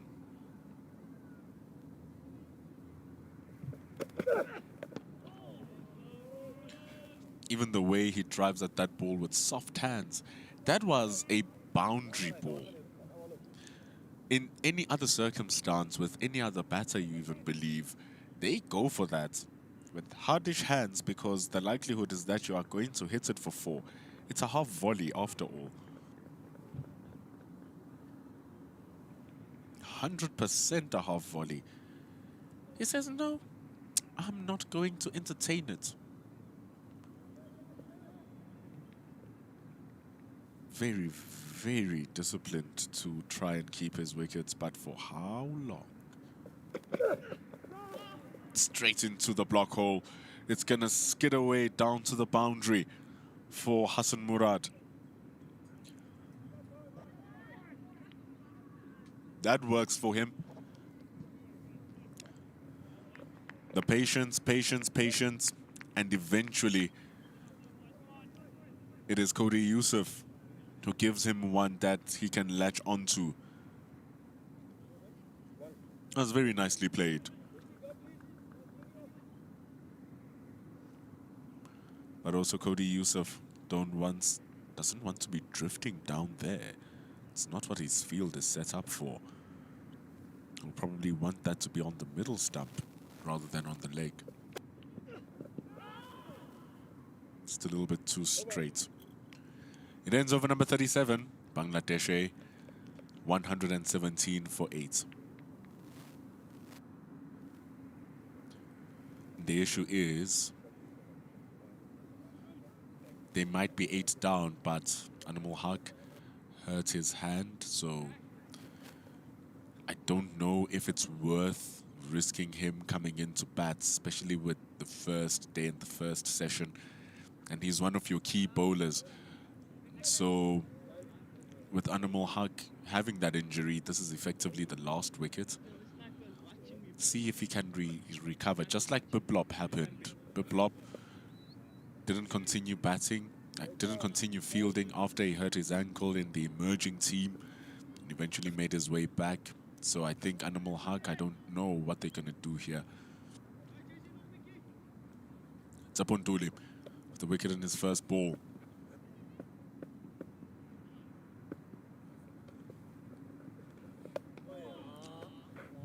He's getting some good turn.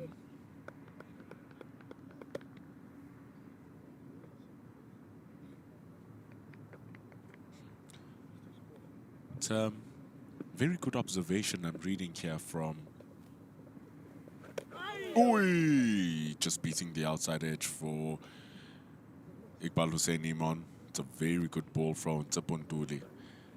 The areas he's bowling at are so aggressive.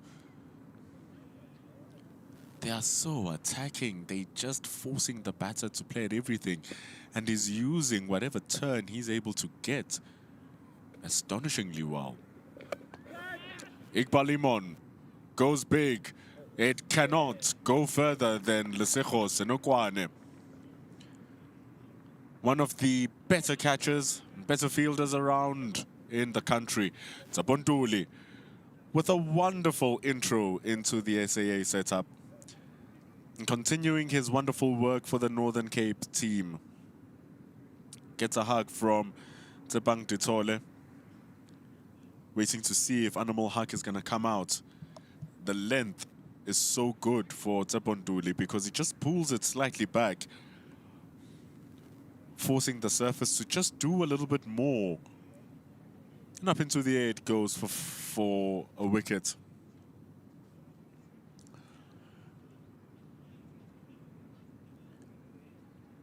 Mohammed Sozi B. Khan, I think, written in Bangla, giving us a comment.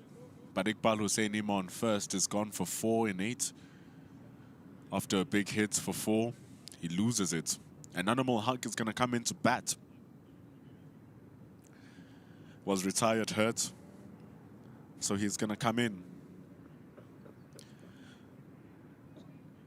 So Mohammed Sozi Khan 4843. Hope I'm saying it right. He's saying the national team lost to poor batting.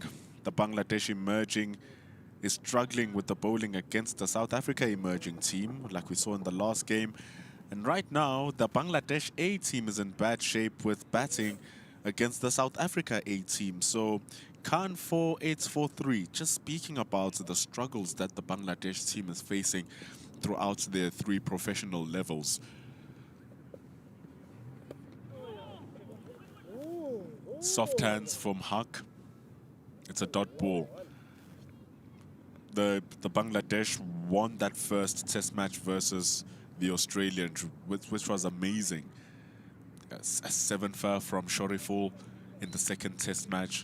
Sensational. But no one helping the team go over 100 runs in both innings.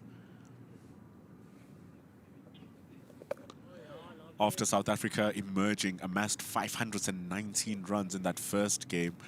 Bangladesh were bowled out 280 runs behind. It was thanks to Biplop, Naeem Hassan and Mahidul Angkon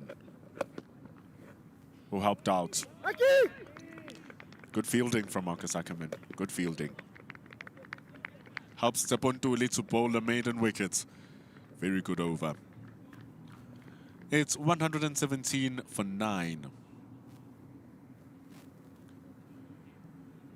Was retired hurt on 0 for 4. Needed to go see what's going on with that right hand, and so in he comes. Animal Haq. It's not Speedjoy.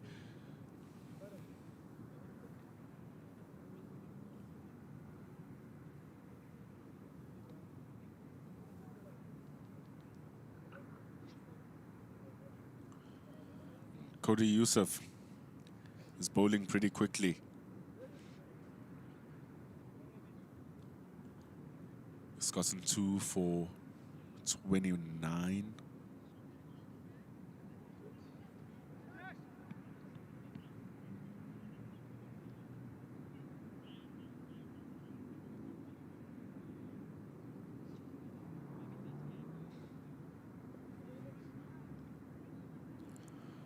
Murad has been a source of resistance.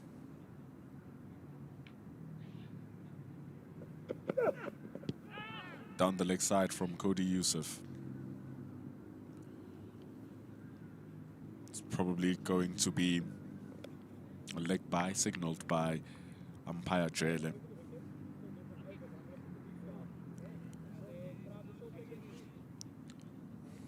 So, with Animal Haq, is very unsure on that off stump, so I think going back to the basics here for Cody Yusuf is going to work.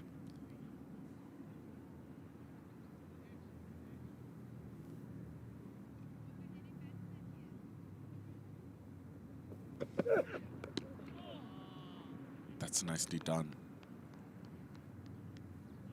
Targeting those stumps very well.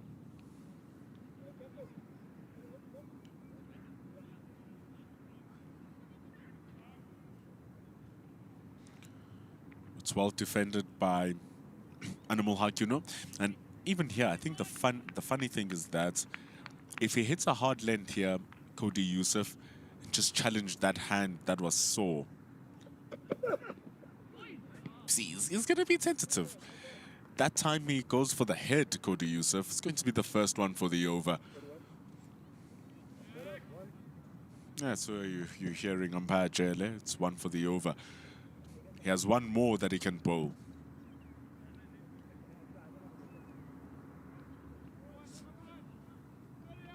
He's quicker than what you think, Cody Yusuf. He's much quicker than what you think, and then he just rushes you because of that.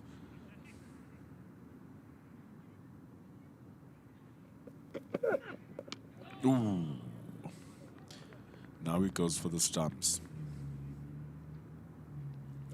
187, welcome to the chat. Asking where is our Sashin, our Javed Mayandad, our Kuma Sangakara.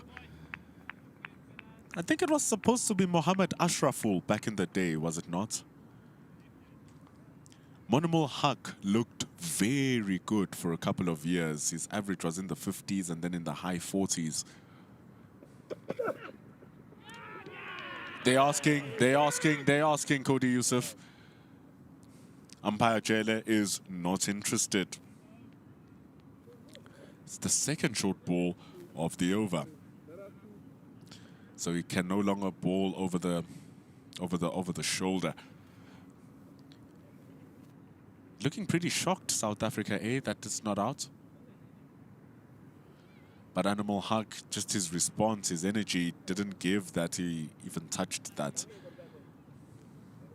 But yeah, 187, asking where are our top batters, our Sashins, our Miantats, our Sangakaras? Outside edge for Animal Hug. The ball dies into the hands of Tsepontuli. It's 118 for 9 after 39. This is how Benny McCarthy spends halftime, multiplying the excitement while the match takes a break. Play Sporty Skill and discover casino games on SportyBet. Bet smart. Play SportyBet.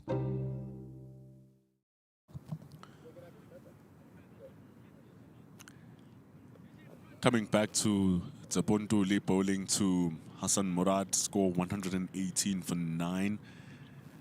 South Africa A winning the toss, selecting to bowl first. Tempo. I mean, yeah. Hit.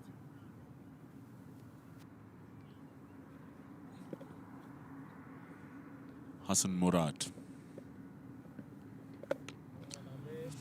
So yeah, there were some years where Animal Haq looked like he was going to carry the load for Bangladesh. I don't think that's happened. Tanzit Hassan at the top of the order, newcomer.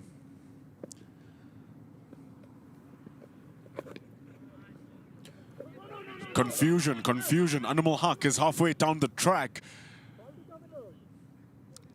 A big confusion between the two. But he makes his ground. There was a little bit of confusion even with the South Africans. And so, genuine confusion. Ball watching, player watching, and sweep watching. Stopped pretty well down at the deep by Gerald Coetzee.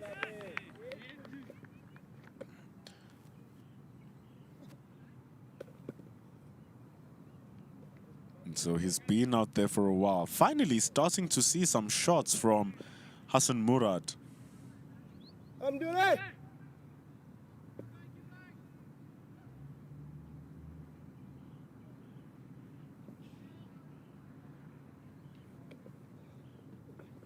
Oh, how close is that? Where did that come from?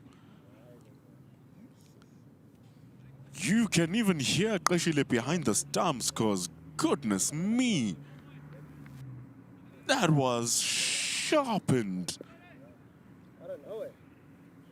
That genuinely came out of nowhere. But it's gonna remain in the mind of the batter now.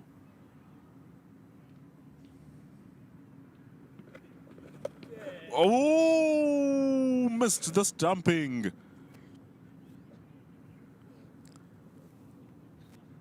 See, now it's even gotten into the head of the wicketkeeper. Down the track. Oh, regulation. Regulation. Little bit of slips here for South Africa. 3 now. Oh, he's getting it to work, Tsepontuli. He's looking amazing. So often we say right arm off spinners are coming to control an end, but Tsepontuli is attacking in that end. It's lovely to watch. 120 for 9 after 40 overs. Bangladesh are batting at 3s. But the problem is they are losing tons and tons of wickets.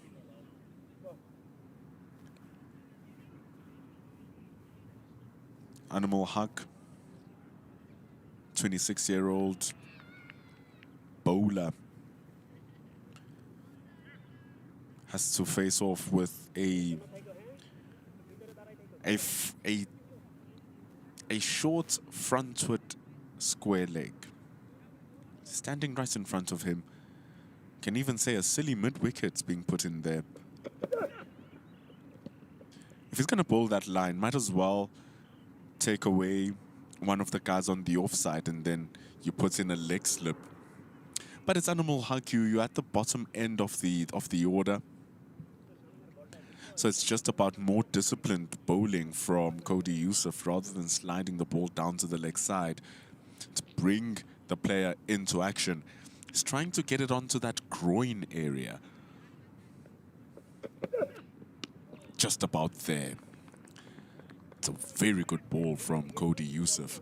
So if it's in about that groin area, you always, as a bowler, trying to just activate the natural instinct of the batter. And so if the ball is in that groin area, the one thing you want to do is to push that ball away in front of you.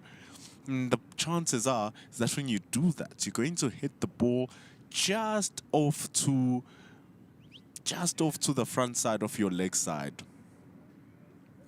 And so when you do that and hits it to that mid-wicket area, it's most likely going to carry to that player who's standing out under the helmet. And so he can even bowl that over and over again because there's genuinely nothing wrong with that ball. But here now they're going more aggressive, leaning into it, doubling down to the leg side strategy.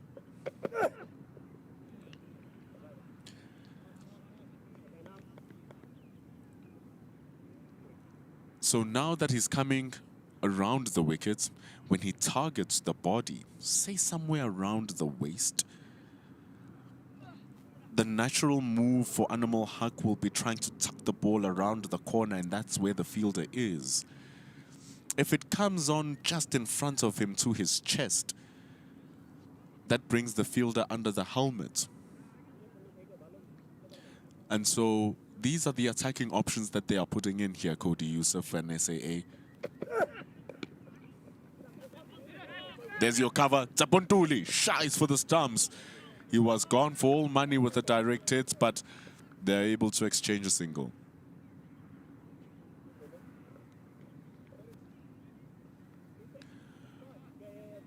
Quick run. Pushed across.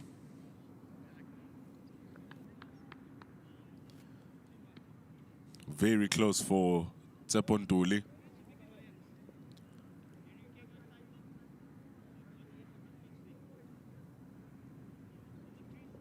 But it's a well-judged single between Hassan Murad and Animal Huck. Ooh, that's where he's trying to target. But Murad, the one thing that Murad understands is that he won't play at everything. If it's not going to get him out, he's probably not going to play at it. And that's just the way he's been going here, Hassan Murad. And so this angle of attack feels like he's batting that type of cricket where even if you target his body, he's not going to mind the ball hitting him. Look, he has a chest guard there. So they're tightening it up now. They're tightening it up now. They are really doubling down on that idea of the leg side. A silly mid-wicket, a short square leg, short mid-wicket. It's just tight over there. So with a deep, fine leg and a deep square leg, it's all just looking to go and attack the body and put all reinforcements for that area.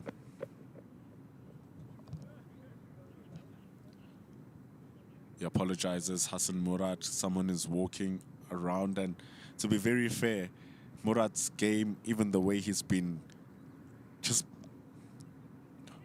holding himself, the way he's been presenting himself, it's been to the utmost professional level.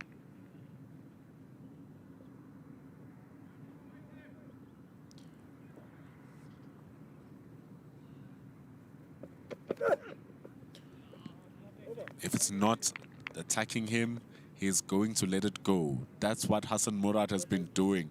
And just look at how he does not mind Cody Yusuf. He's just in his head. He understands what he needs to do. And if the situation was not this bad, with 9 wickets down, the game would have to be different. I think what he can look to do is to try and get more control of the strike to make the innings go longer. So try to get the 4th ball, 5th ball of the over into a single.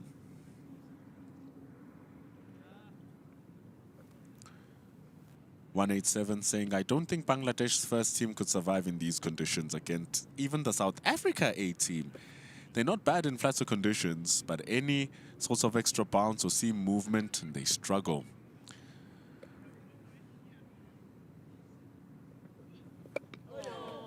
One of the few flat surfaces you can find around the country, probably in Potchefstroom, probably in the Free State. They're not going to be playing there.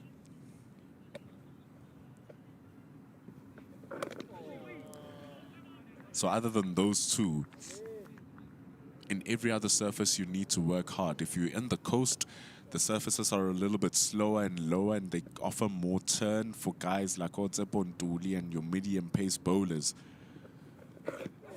When you come into the Highveld, where they are playing now, we are in Gauteng, around where you'll find Supersport Park, the Wanderers. Those offer extra bounce and seam movement. And so you always get something fresh from any surface in South Africa.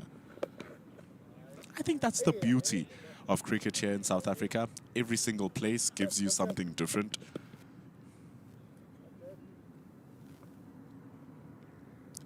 So sometimes 187, sometimes it's just good bowling, which puts the test to the batters.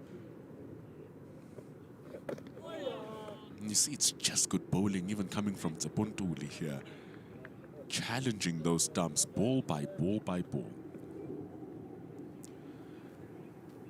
So the bowling has been outstanding from South Africa A, from each and every single bowler. No one has let the batters loose. Even Delano Potgieter, who doesn't have a wicket yet.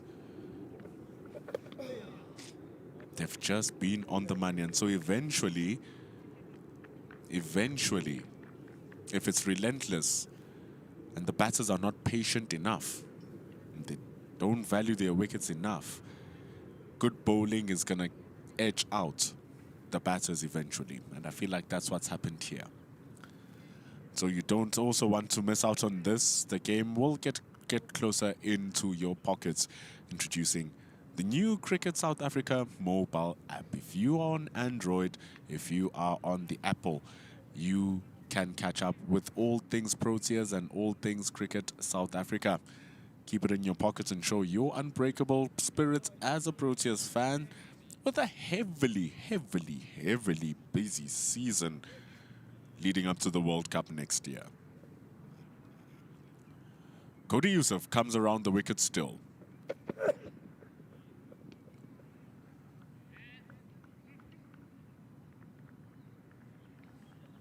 Does still have the leg slip.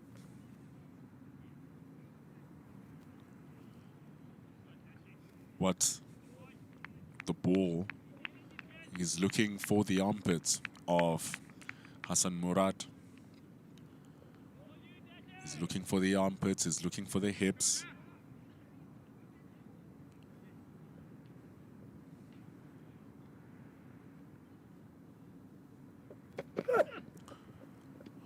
And so, especially when you're bowling to Hassan Murad, who's shown some excellent composure throughout the entirety of the innings, what you want is to attack the body.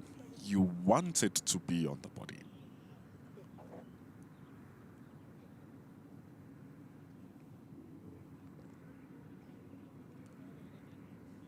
So for a little bit, it's just a bit too wide here. Goes slightly across. And so against Hassan Murad, he knows that would probably be the shot he'd play if the situation was 121 for 2. But he doesn't bat that high. He'd probably play that if it was 200 for 5. 250 for 5. But right now they need to keep time and be on the field for as long as possible. Yeah, just missing out the crucial angle here, Cody Yusuf. And it's not easy to find because it's very slight. First one for the over.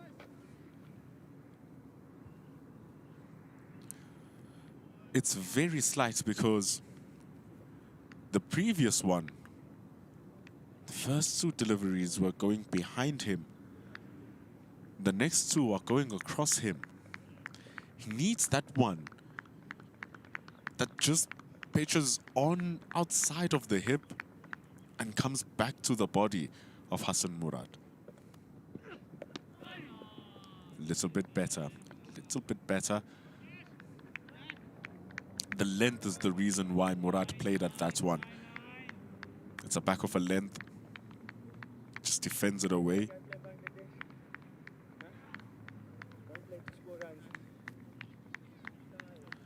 Here are the little chirps coming in. Bangladesh not playing to score runs, playing some tired cricket. Guess it echoes the chats of MS Sports earlier on. That's what he was saying in our comment section.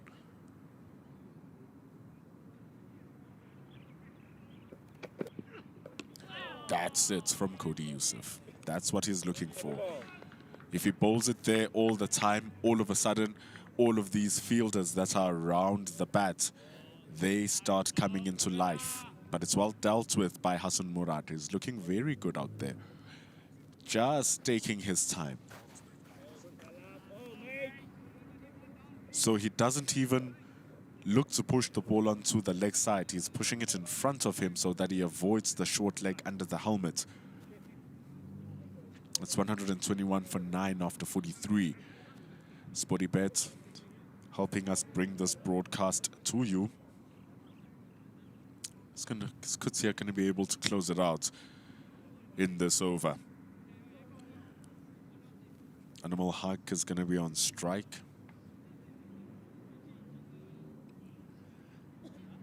That's 2 slips Sagali. Look at the short leg. The short leg is behind square here. So yeah, the ball will be looking at the chest and the torso. You wouldn't even mind if it's slightly in front of the chest. 3 wickets for 30 runs in 10 overs. It's a good return for Gerald Kutsia. He's actually bowled better than those figures, funny enough. Very threatening.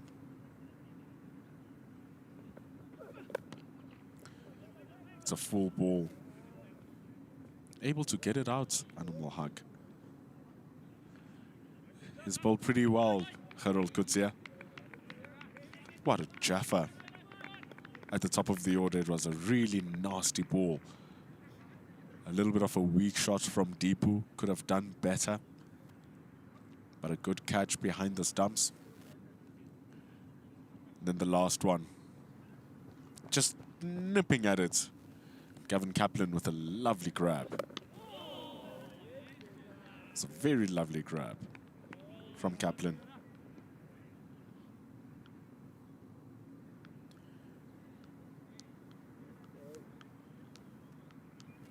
Mafijul Ahmed Ratul is asking, what if the Bangladeshis score 250 plus with this partnership? Yo, we're asking for a lot. 130 runs from here, Mafijul. Hey, it's looking very unlikely with the way Kutsia is bowling as well.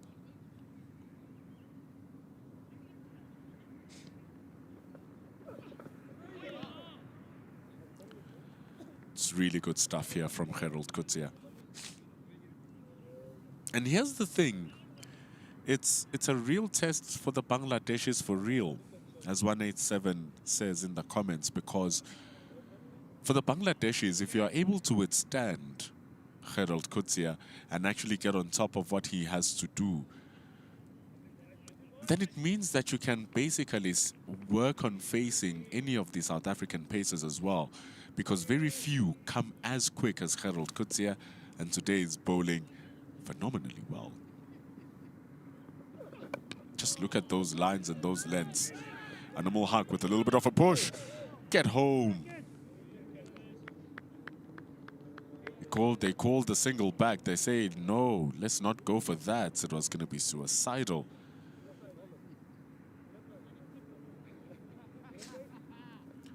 Almost down the ground, Animal Haq. And they turn around. Jalal Ahmed in our comments saying if the Bangladesh high performance, the emerging and under 23 keep doing this. Ooh, there's that short leg coming into the picture. Good stuff from Gerald Kutsia, but he dealt with it, Animal Haq. That's exactly what Jalal Ahmed is talking about. If they keep playing these center countries, facing these bouncy wickets, these seaming wickets, it's just the truth that the team is going to get better. There's no way they can't get better. Facing bowlers who are used to bowling to those conditions also is going to make them better.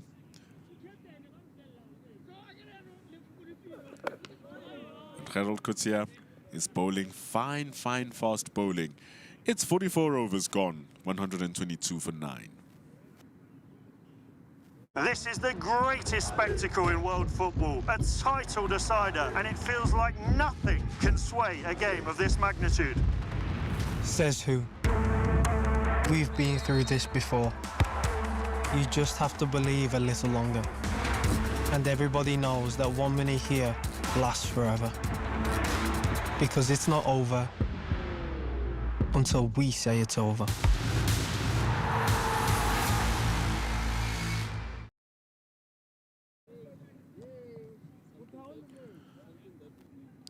Last wicket remaining for the innings. Zapontuli took a wicket with his first ball. Got a second with Iqbal Hussein Iman. Hits it up into the air and got caught. We've been seeing shades of serious turn.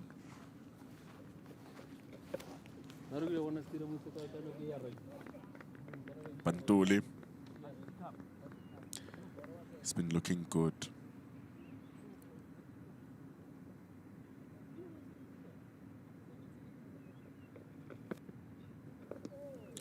Ever since his start, it seems as if every single ball that he's bowled, including the boundary that he was hit by Iqbal Hussein Iman, were all targeted the stumps. They were all accurate. The speed that he's bowling at is so good. It's up into the air. Snetsamba Qeshile calls for it. And that's Tsepontuli closing down the innings. What a start. What a banger for Tsepontuli. 3 wickets. That's a deserved hug from Cody Yusuf. What an introduction to the SAA team. And he is justifying the call-up to Tsepontuli. The speed that he's bowling at is so good. It's seductive. Asking the batters to go for it. And they do. 2 of them didn't see the poison and they bit into it hard. Animal Haq, the last one to go. And 122 all out. Excellent for South Africa A. After winning the toss, they say, yes, we will answer the call, choose to bowl first, and they get the job done. Umpire Bongani Jele on his 100th first-class match. Umpire Stephen Harris standing in his 98th. Vast experience. They're getting to experience this demolition job firsthand. They are the ones making the decisions, seeing Yusuf take on Mohamed Naeem with the very first ball. 19 for Hassan Joy. The top order just didn't perform well enough. Deepu was struggling, but eventually got going, but lost on 23. Zakir Hassan for his 11. Going for a pool versus Murek, and then just dead. Murad facing 51 balls. But nothing building up for Bangladesh, and that's because of the lack of partnerships. No one coming together and saying, you know, we are going to take on this pressure and then we are going to grow the team. The first 3 partnerships were pretty decent, but that partnership between Animal Murad and Animal Haq at the bottom 5 for 52. They didn't take enough time at the top order. They just lost their wickets as they were starting to get going. So 15, 23, 23 at the top order. You wish to see one above 50. You wish to see one that's in triple figures. But it's not the case because of very good bowling for South Africa. Harold Kutsia, scary business, taking 3 for 31. Cody Yusuf was very good as well in his return spell. So was Tsepo Moreki. They really came together as a unit. Tsepo Ntuli closed it off with some excellent finger spin. 3 for 6. That is quite a return. At the bottom is the tale of the story. Fall of wickets. They were just falling in too much frequency, especially from that third wicket of 61 right down to wicket number 8. A little bit too much. But we're going to take a look at why these are the way things it looks. 9 extras bowled by the South Africans. Nothing too major. Some of those extra bounce wides. But earlier on in this second session, Tsepo Moreki comes in, takes the wickets of Naeem Hassan with a good catch from Delano Potgieter. Goodness, that seemed so long ago. Harold Kutsia induces a great catch from Gavin Kaplan. And the same Gavin Kaplan puts down a much, much easier one, because he did take a stunner. Moreki was pummeled over the top by Al Fahad. It was a fine contest between Moreki and Al Fahad until the one time he decides to defend. Moreki gets the job done. Over the top from Iqbal Hussein Ahmed. And not over the top this time from Iqbal Hussein Ahmed, getting caught. Missed stumping. Kashile will just look at that and say, ooh, goodness. But eventually, he pays it back. He calls for it. Now we know why he called for that last wicket. And it ends the innings here for Bangladesh on 122. We're going to take a 15-minute switch on, as South Africa will be coming in, trailing by 122. You are on the Cricket South Africa YouTube channel, brought to you by Mega Live. Football. Rugby. It's cricket time. Play Sporty Bet. This is how Benny McCarthy spends halftime, multiplying the excitement while the match takes a break. Play Sporty Skill and discover casino games on Sporty Bet. Bet smart. Play Sporty Bet.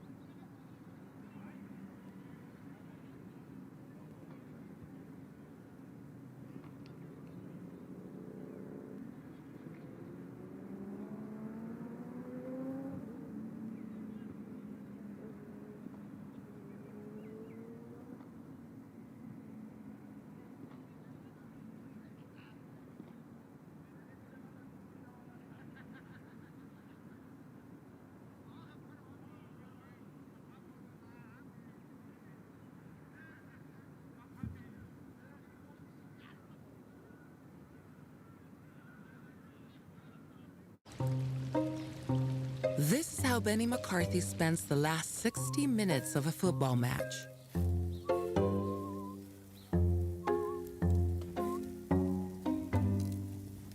With early goals on SportyBet, selected win and goal predictions can be settled before full time. Be smart. Play SportyBet.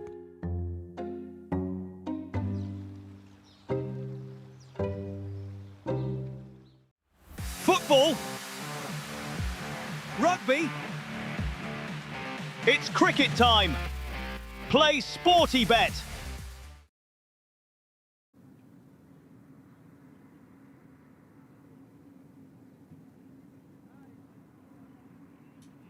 Change of innings. 122 all out for Bangladesh A. Really good bowling from South Africa A. 3 wickets for Harold Kutsia. 3 wickets for Tsepontuli, who made quick work of the tail. 2 wickets for Cody Youssef. And another 2 for Tsepamureki. Round up what was a solid, a beyond solid bowling display. That man carrying the foam roller, Harold Kutsia, with 3 of those wickets. Tsabang Titole, Lesego Senokwane padded up. It's on them now to reply.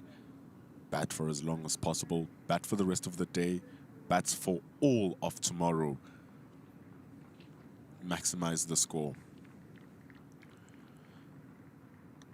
Senokwane doesn't want to waste any more time, so umpire Bongani Jele, umpire Stephen Harris will follow the 2 South African openers. Lesego Senokwane moving from the Titans, leaving the Titans, going back to the team he was playing for when he got selected for SAA. Going back to the Knights of Free States. As Senokwane left the Titans, Tsepang Titole joins the Titans this season, leaving the Dolphins, which he stayed in for a couple of years, coming back to Gauteng, where he's originally from Krugersdorp, Kagiso. Tsepang Titole. So at the Titans, a little bit closer to home. Left-handed, played so well last season in a 4-day series, played so well last year in particular. At the turn of the year, could have been better for Tsepang Titole. But Lesego Senokwane had a dip in form last year. And hopefully, for he and for South Africa, he can start getting it back. Scored that 205 versus, or for the Knights versus the Northwest Dragons. 13 50s with 700s. That average has been growing steadily over the years, closely going towards that 30 mark. Al Fahad on his first-class debut. He's never played a first-class game. He's played 18 first-class games, Al Fahad. And when he was batting out there, he was batting with some real vigor. He opens the bowling for us. Good speed from Al Fahad. It's a good start. 19 years old. Has 20 50 over wickets in his 18 innings. Has a fifer as well. He's been given 3 slips, a gully, your typical attacking setup, asking Senokwane to drive the ball through the covers.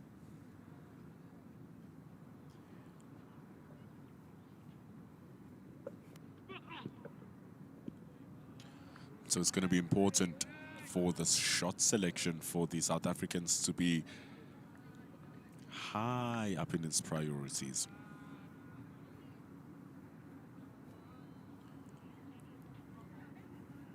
part of the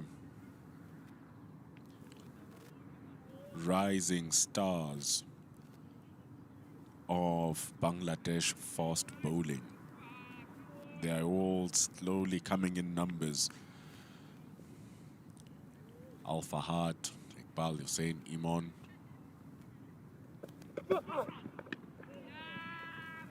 Rohanat Dula Boson. We've seen Shariful, we've seen Hassan for the main team. So something good is brewing for the Bangladesh fast bowlers. Al Fahad is part of that growth.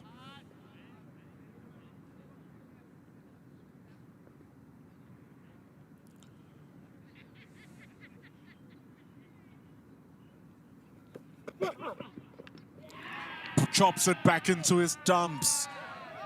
Oh, that is a soft way to lose your wicket. Just jabs outside the off stump, trying to cut it away, and it's a free wicket for Al Fahad. 1 for no loss for South Africa A. Oh, that is just poor. Gets way over the ball. Just throws the hands, no feet, nothing. And clatters back into the stumps. That's the end of Senokwane without scoring. It's 0 for no loss for South Africa A.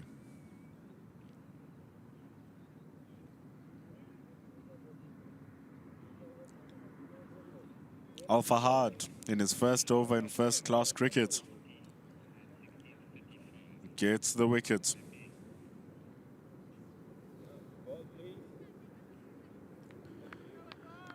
Al Fahad, he was part of that under-19 team for Bangladesh that was playing in the World Cup this year. So still very young, and he'll be bowling to one of the most experienced players. Look at those numbers for Zubair Hamza. An average of 48, 20 hundreds alongside 40 50s. Might say a couple of scores of 98 there. 2 of them coming for SAA. 1 of them coming for the Lions in the past 3 seasons. And is off the mark instantly, Zubair Hamza.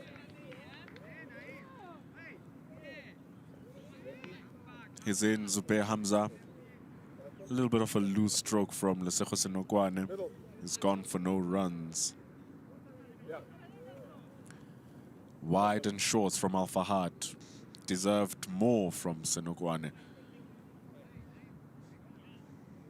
And into his stumps.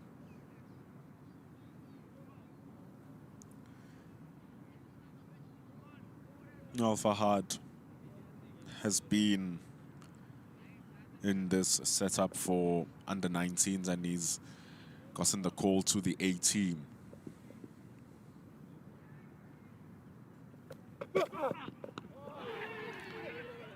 He's hitting good areas here, Al Fahad. Squeezing it away for a single. 2 runs taken by both Ditole and Hamza. It's 2 for 1. A good start for Al Fahad. Only 19 years old. So that's what we call promise. He's bowling with his partner in crime in the under-19 setup, Iqbal Hussein Imon.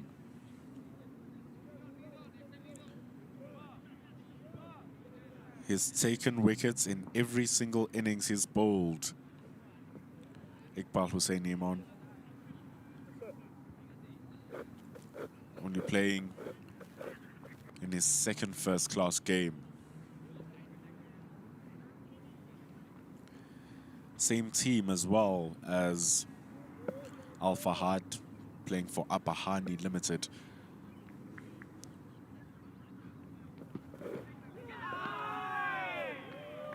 It does bowl them sharp, Iqbal Hussein Imon. Gonna have to be careful here, the South African top order. Both these two, pretty solid.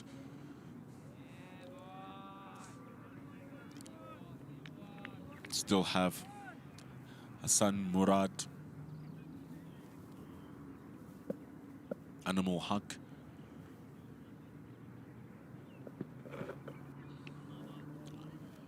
moving the ball in, moving the ball away. Iqbal Hussein Iman.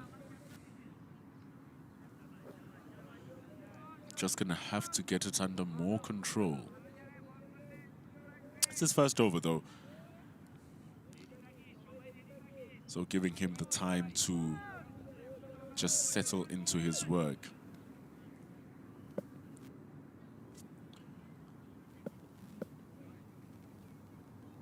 Could possibly be the final over before tea. This should be the final over before tea.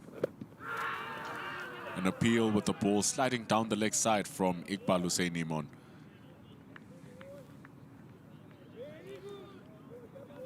So Ditole just waiting.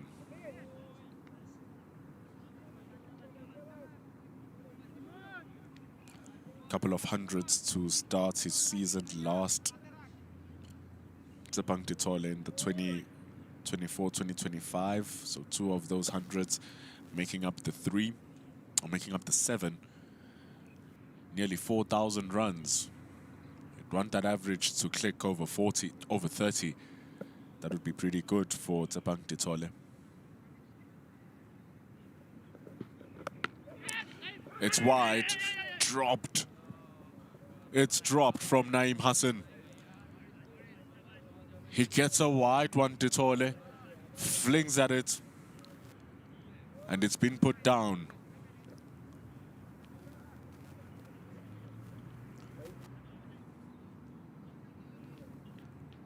It was flashed hard by Tsepang Ditole.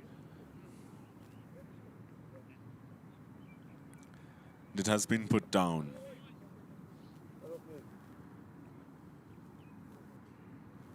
Iman doesn't look happy. Why would he be happy? The ball was just going around, down the legs. Ball's one clean. Then wide, short and wide. Short and wide, and it was dropped at point.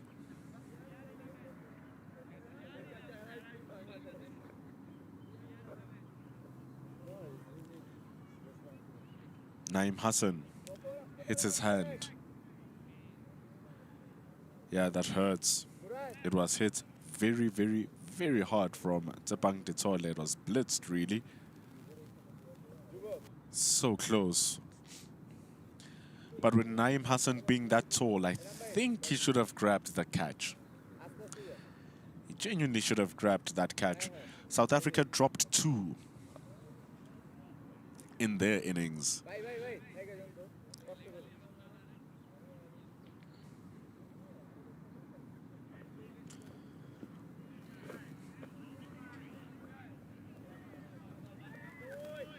And the problem is also here for Bangladesh is that just hit the bowling hand of Naeem Hassan, right arm off spinner. It hit his right hand, but it is a dropped catch. South Africa dropped 2, remember. 1 from Kaplan, 1 from Zubair Hamza.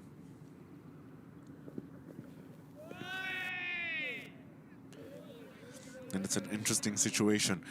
There's no Jordan Herman, who's been the mainstay of the South Africa A team. That's because he finally got his deserved call-up to South Africa, the main team, going to Namibia.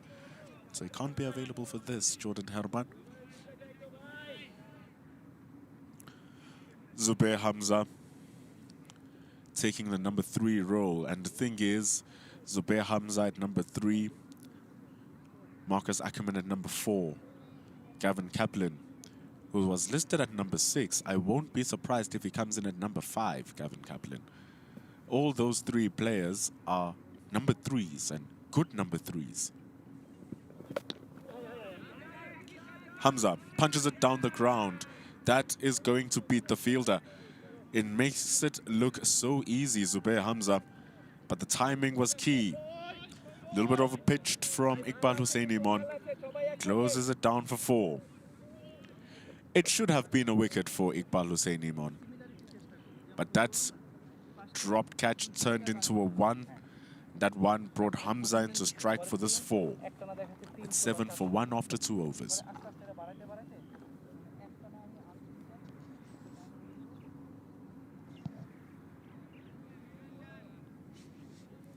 Hamza has been good over these past couple of seasons. He has the second most amount of runs in the Cricket South Africa 4-day series, sits in restructure 5 years ago now.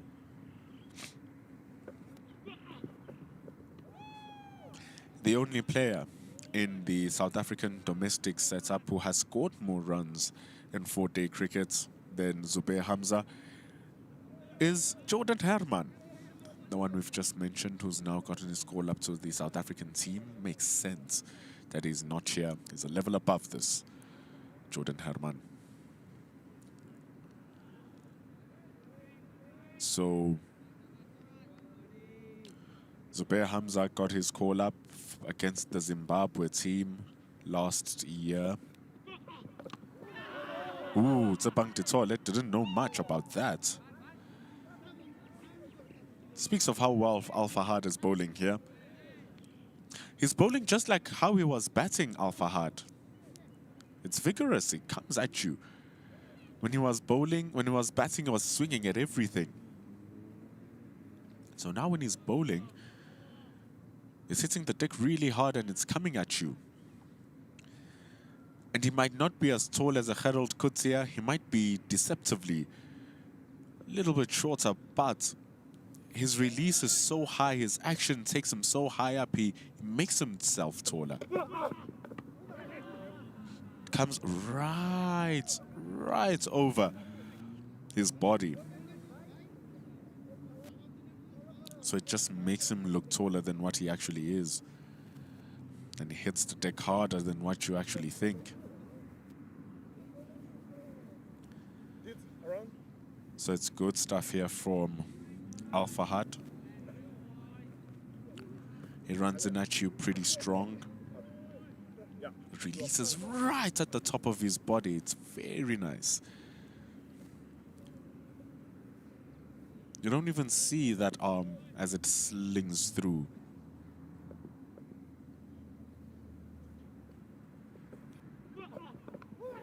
Oi, the outside edge doesn't carry to Kali.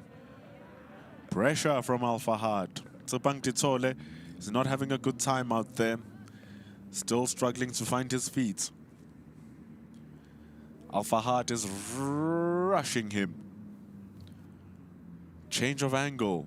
Gets the extra bounce. Just doesn't get to Zakir Hassan. It's very good from Al Fahad.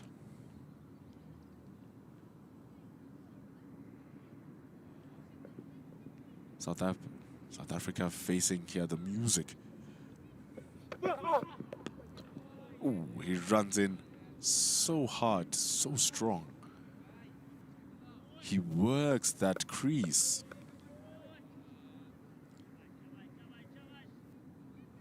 Hits the deck hard.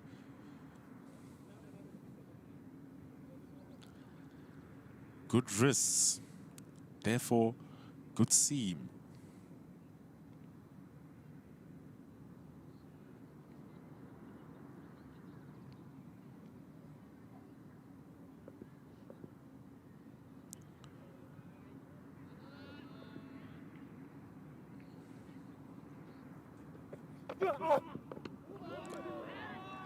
Still hitting the splice of the bat here from Al Fahad.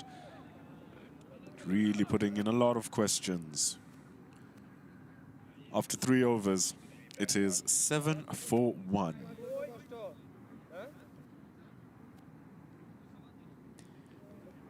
Al Fahad plays his cricket in the Dakar Premier League for the Dakar Leopards. Same team as his former under-19 player partner, Zawad Abra. Same team as his current teammate here, Hassan Murad. Moin Khan, who's currently playing in the emerging team. A team that also has Mohammed Mithun and Monimul Haq. So a pretty stacked Dhaka Leopards team.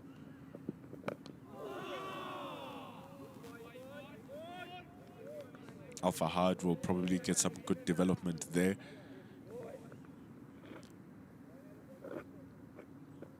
Iqbal Hussein Imon getting the ball to shape away from the right-hander. Zubair Hamza getting the inner side of his bat. Will be lucky that that didn't ricochet back into his stumps.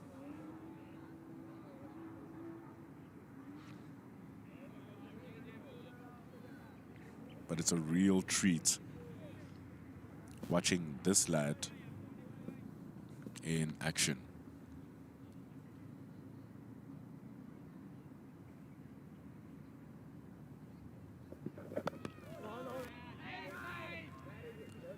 His current trend since the emerging game up until now is that his first spells, Iqbal Hussein Imon, tend to go for a bit of runs. But now what he's doing here today, after his first over, just spraying it a little bit until he got dropped. I think his second over is looking pretty good. Iqbal Hussein Imon.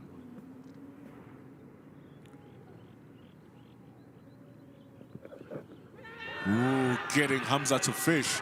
He thought he heard something there, Iqbal Hussein Imon. The one thing you are going to get from Imon is a lot of passion, a lot of fire. He'll make you question if you are making the right decision as the umpire. Packs so much aura. Zubair Hamza will think better of fishing of balls like that. He should know better. 112 first-class matches in.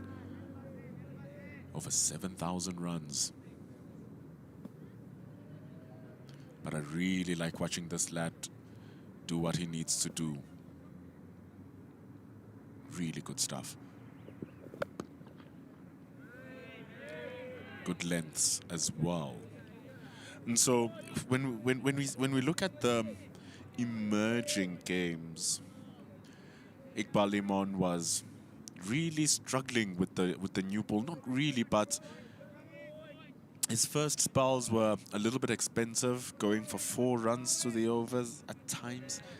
But then when he returns, once the ball is older, boy, hey boy, then you are in trouble. Shows good stamina and fitness. And so what I like about him now is that in this game, he started off on the money. This has been a very good over.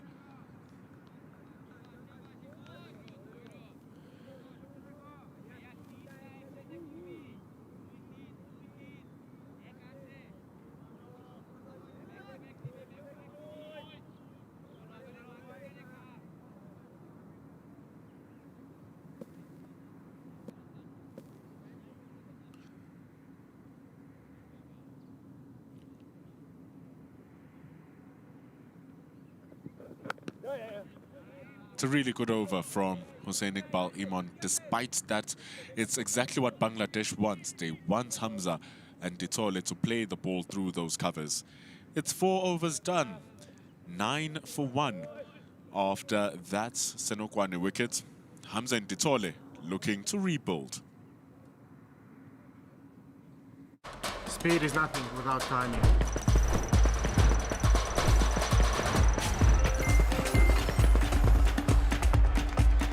Timing is everything in rapid mix. Play it now on your sporty day.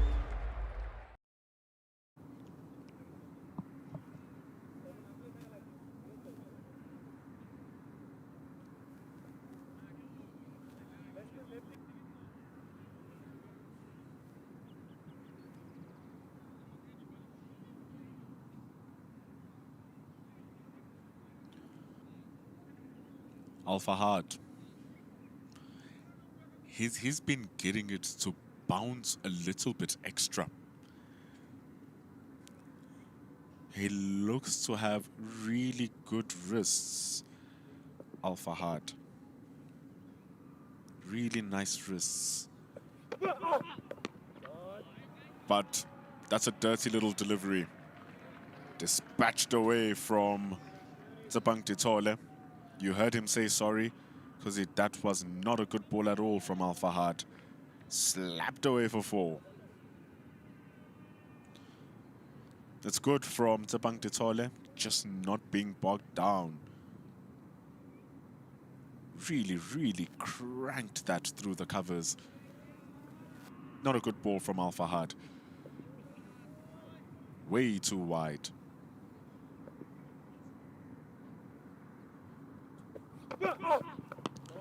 This time it's too short.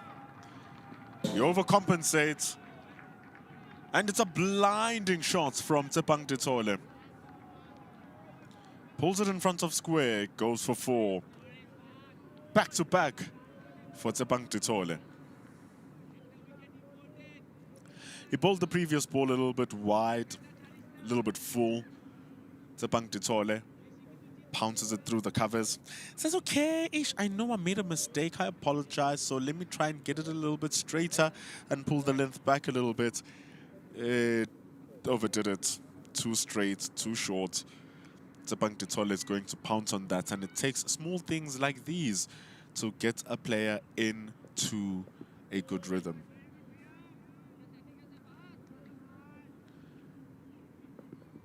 So good batting from Titole.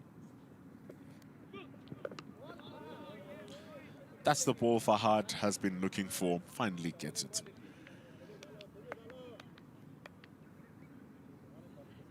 Himal in our comments, Himal X12 asking, can Bangladesh win?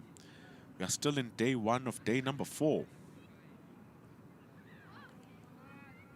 If they have to bowl like this, if they want to win this game, because they were bowled out for 122. South Africa get to about 350. 300.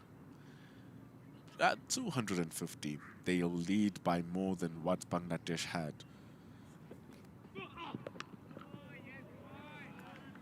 But surely here the thoughts would be 250 plus, if not 300 for South Africa A. Then they'll know that they are firmly on top if they take a lead of over 100 runs. So can Bangladesh win this game, Himal X12? It's going to take some phenomenal bowling in order for them to win it.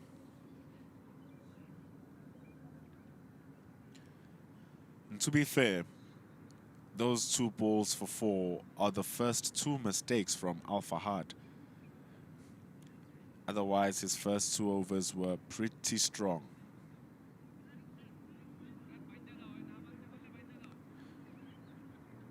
Seems like Uday Patial in our comments as well is a big fan of Hamza.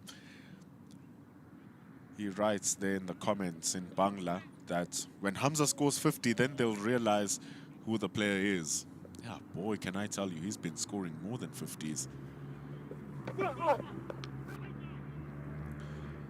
In the final of the 4-day series last season, he plays for the Lions here in South Africa.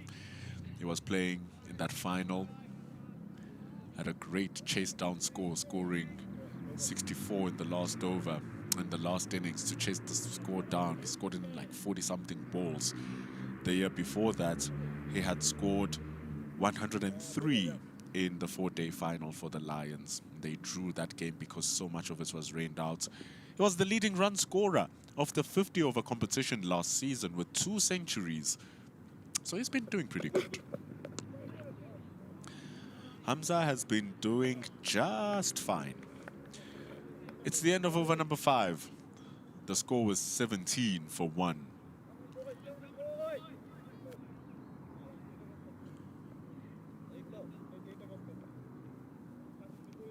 So, 17 for 1 after 5 overs. Iqbal Hussein Imon. His first couple of overs in the previous games were very tough. He was just spraying it everywhere. But in this game, he's on the money. Just look at his grouping. Everything is targeting the stumps. The lengths are perfect, making Hamza fish. And that's what you want from your new ball bowler. And I think he's getting it right here, Iqbal Iman. I think he's doing it all right.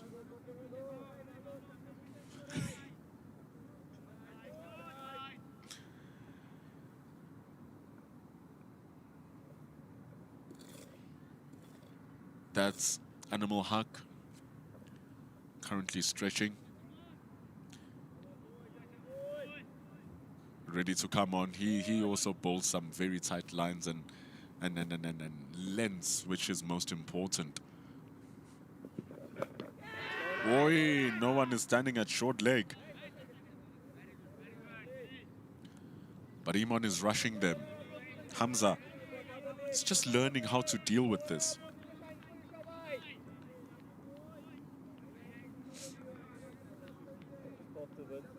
And honestly, this is very good for Iqbal Hussein Iman. He was tested against the emerging team, tested versus the USA team, and now he's taking the step higher.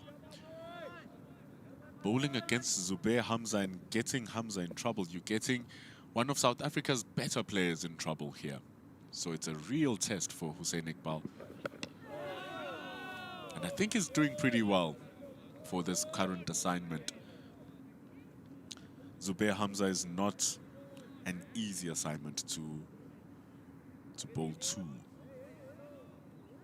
I've just told you, comes off from a 50-over competition where he was the leading run scorer, 200s in 7 innings. And he's busy dancing around against Iqbal Hussein Iman. So I like this. It's very good.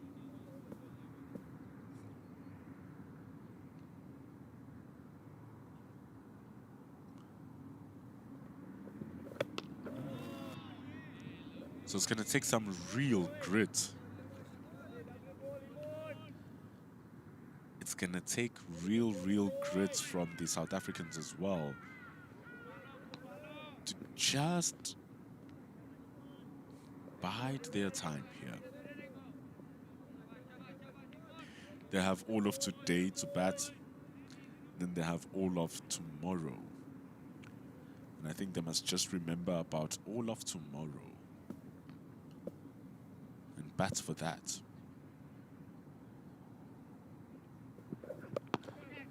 Hamza pulls it in front of square. He's going to run away for a boundary. Going for the short one, Iqbal Hussein Iman. And he pulls it well. He's going to go for 4.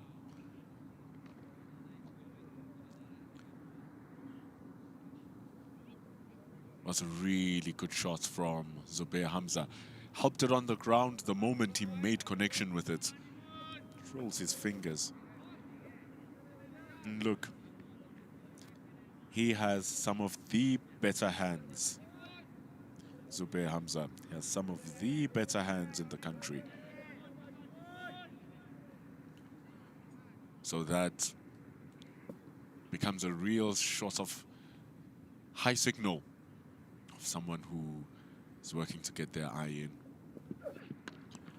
But I think this is where Iqbal Iman deserves to stay. These South Africa, especially Hamza, plays in the northern Highveld for a bit too much. So very little is going to scare him. Just target the stumps. 21 for 1 after 6. So for Iqbal Hussein Iman, hitting the top of the stumps is where it's looking like his bread is buttered. And as a 19-year-old working into his game, you want also to see that sense of temperament from Iqbal Hussein Iman, where if things are just seeming mundane, you keep in that mundane flow until the batters feel like they have to force something out of it. If it takes 4 overs, if it takes 5 overs. And maybe that's what makes him a strike bowler. But we're going to see that relentless consistency coming from Animal Haq. 31 matches with 76 wickets. That average is going to go down slower and slower at 29. 26 years old, Animal Haq. Has very good control of the ball. Medium, fast medium, right at the stumps all the time. That's the length he's going to bowl at, Animal Haq. It's a very annoying length to face as the batter, because it's full enough that you think that you have to be on the front foot and drive, but it's not full enough for it to be a half volley so that you can smash it for 4. So it's hittable balls that are hard to score off, if I'm making sense. And with the field setting that he gets, in the fields that he sets, it makes it very hard to score against.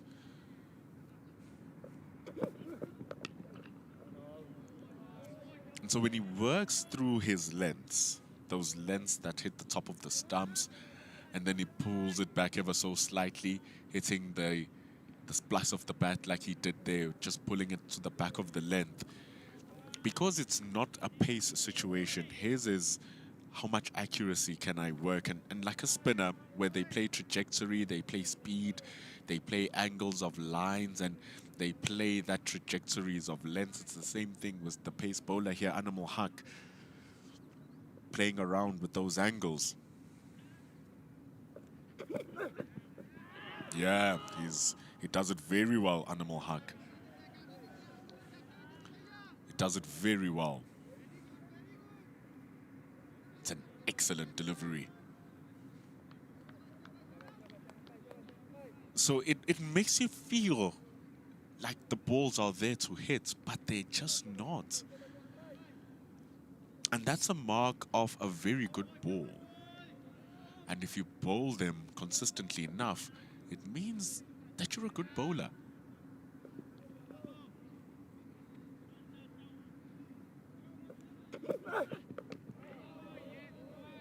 And Animal Haq here is exhibiting some high levels of seam bowling. And earlier on, I was being accused of loving dot balls. No, it's not that I love dot balls. It's that I love the bowling that generates the dot balls. That's what I like here from Animal Haq. I'm not praising runs not being scored. I'm praising the bowling that's denying the runs from being scored. Because the game is not just about the batting, it's also about the quality bowling. It's wide, and it's taken. What a lovely catch. That is incredibly done from Afif Hussain. Drying up the runs, Animal Haq drying them up, and then he gives him one to flash at. Tebang Titole loses his stay, and Animal Haq gets the reward for his really good bowling.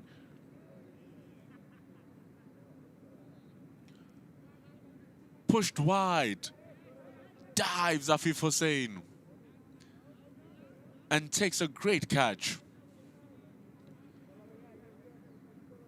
He was troubled against Animal Haq, facing big troubles against Animal Haq.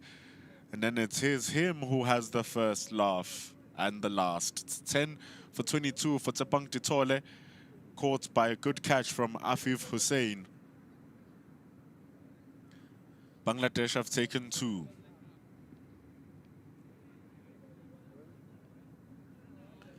Really nicely done from Afif Hussain.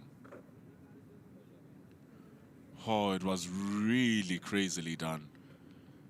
It was dying to his right. Throws one hand at it. Tebang Titole will be like, whoa, you shouldn't have been. But that's what good fielding does. It makes what shouldn't be. And it brings in Marcus Ackerman. Look at those numbers still, man. 46.7 average. over 5,500 runs with 1,400s to go along his 30-50s. He scored 209 in South Africa A colours last year in March. So Marcus Ackerman, a class act.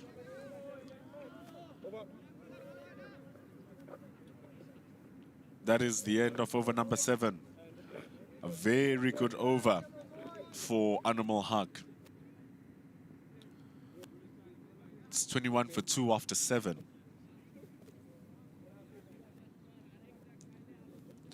These two are two of South Africa's finest first-class batters. Both of them averaging over 46 runs. That's a selection of batters you'd be happy with.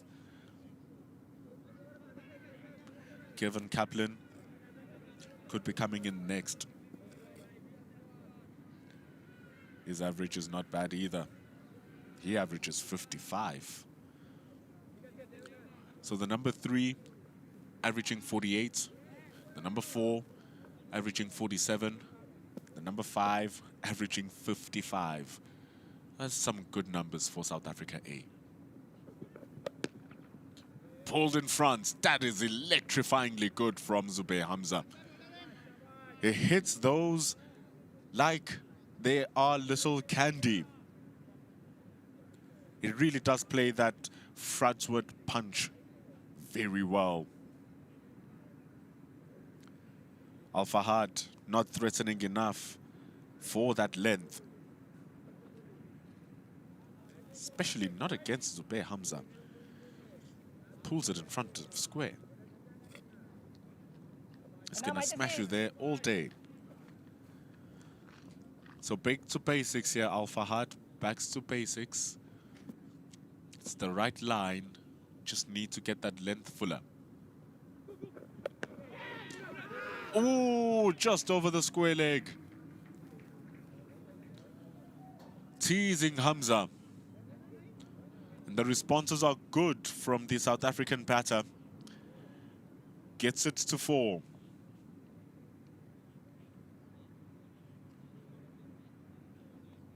Wanting Hamza to do that, but he hits it in front of square. Such a good shot.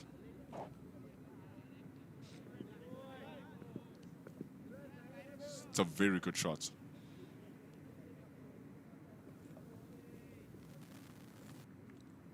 Al Fahad just rethinking his options here. And I guess the answer is just adjusting the length. Hamza's pretty strong on that pull shot too.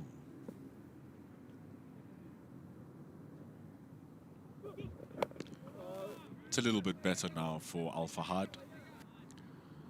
So it won't be a thing of Hamza attacking anymore. He's already won the battle of the over. 8 runs taken already from the over.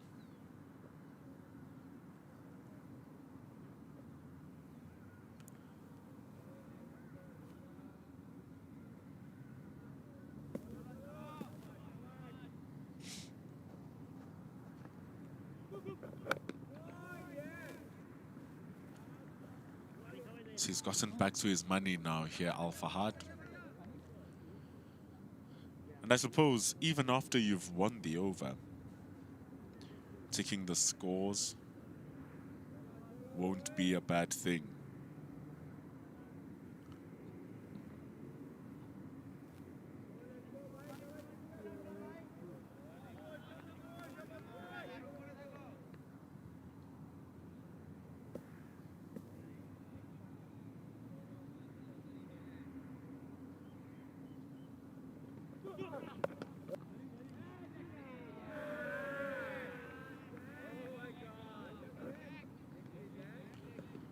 Yeah, would die in our comments speaking about the other players that are yet to come for the South African team.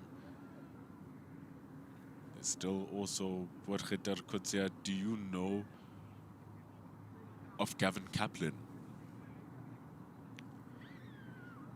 If if you're not wary of Gavin Kaplan, he's quite something. 900 runs last season in 7 games, averaging 83 for those 900 runs.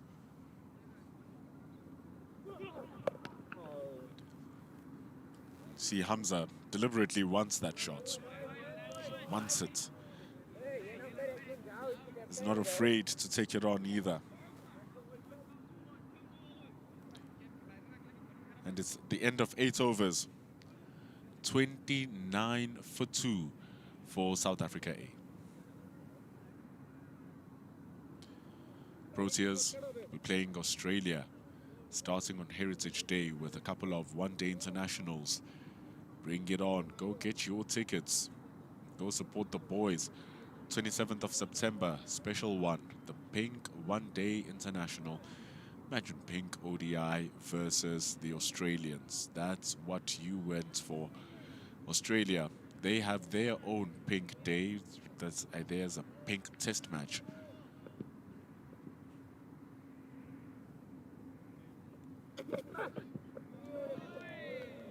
So now let's see the difference in how Marcus Ackerman plays versus how Tebang Ditole played Animal Hack. It's really teasing lines, these from Hack.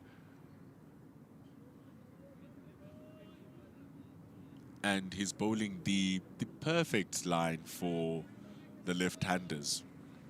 It's exactly where he needs to be bowling.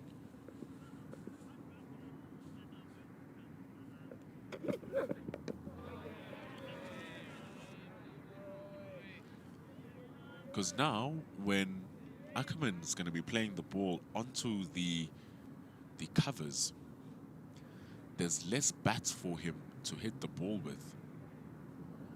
Because the angle is always sharpening across.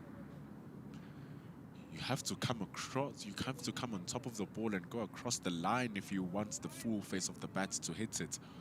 But if that ball nips away, you are introducing a leading edge, and then it's problems.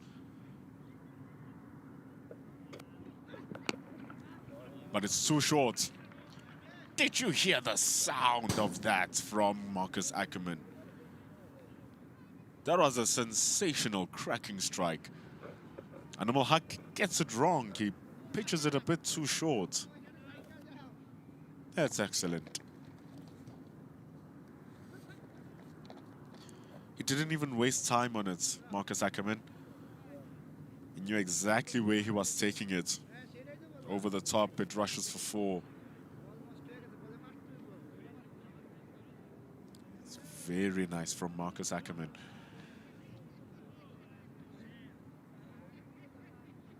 MS Sports coming back in saying, yeah, Ackerman is a superb batter, deserves his spot in the international side. You are not alone, MS Sports. M Sports, a lot of people believe Ackerman could get his spot into the side. He looks very sure of his game. Just look at that leave. He's very sure of his game. And in a 4-day game, you need to be sure of that off stump. That ball makes you want to go onto the front foot. It makes you want to go on the attack. But just understanding where his scoring zones are, Ackerman, he lets it go.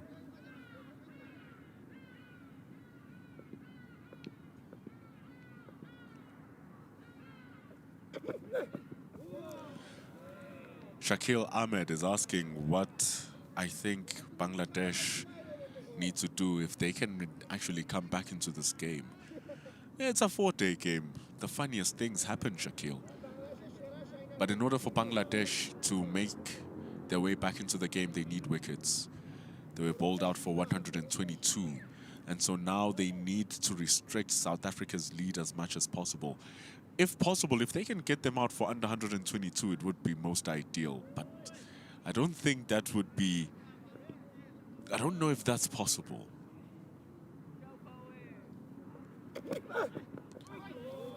It's not even a diss to the Bangladeshis. South Africa are at home.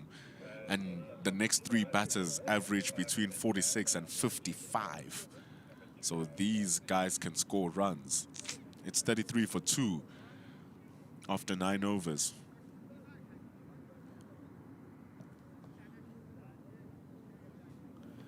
So if you think about having to bowl South Africa out for 122, you're thinking you are bowling to Zubair Hamza, who averages 48.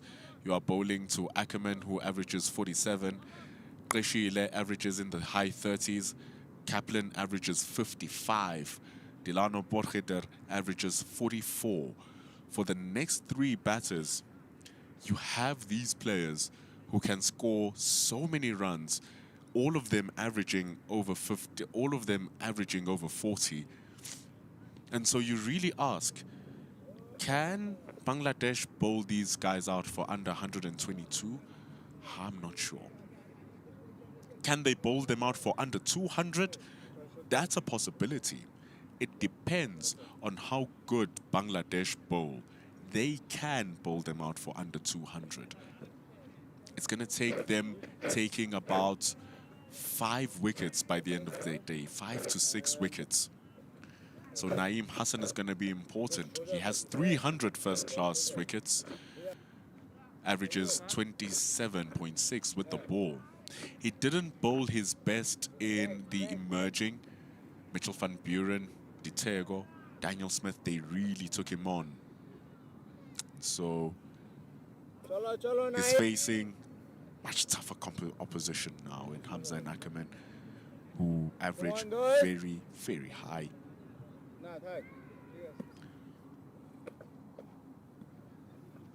Oh, yes, We saw good turn from Tsepon Ntuli as well. So now we're going to see if it was the surface giving Ntuli the spin or if it was Ntuli giving Ntuli his own spin.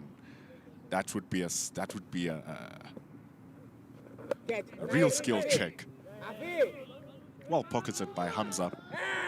They're going to come back for 2 runs. It's very nicely done.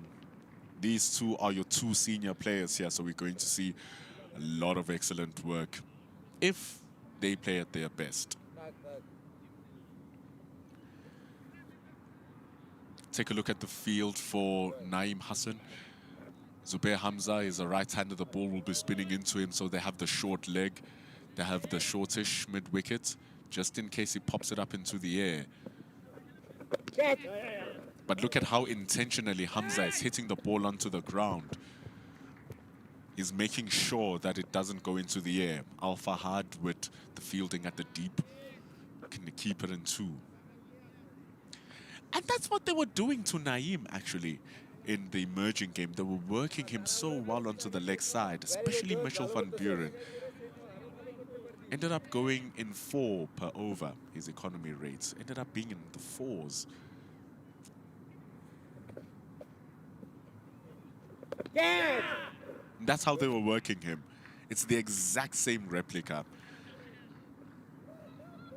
So he's going to need to find a way to combat this, because best believe, once they find a place where they can thread runs out, these two are going to do it.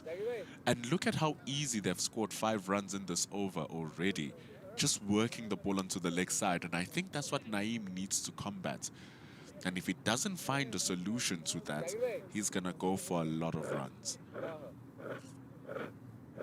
Ghulam Rabi saying commentary has been good today. Oh, thank you. You guys have been awesome as well on the comments, making the day seem shorter. We also thank the production from Mega Live. Look at the pictures that they're bringing you now.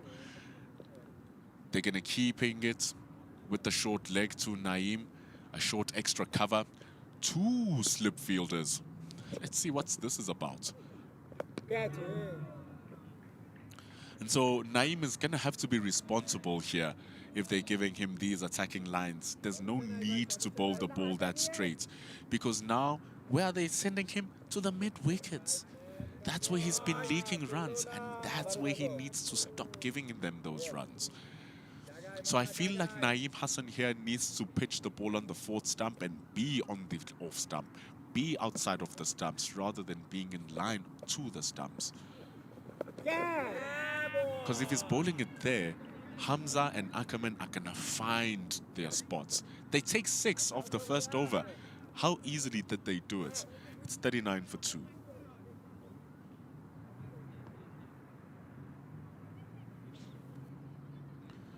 M Sports really likes his action.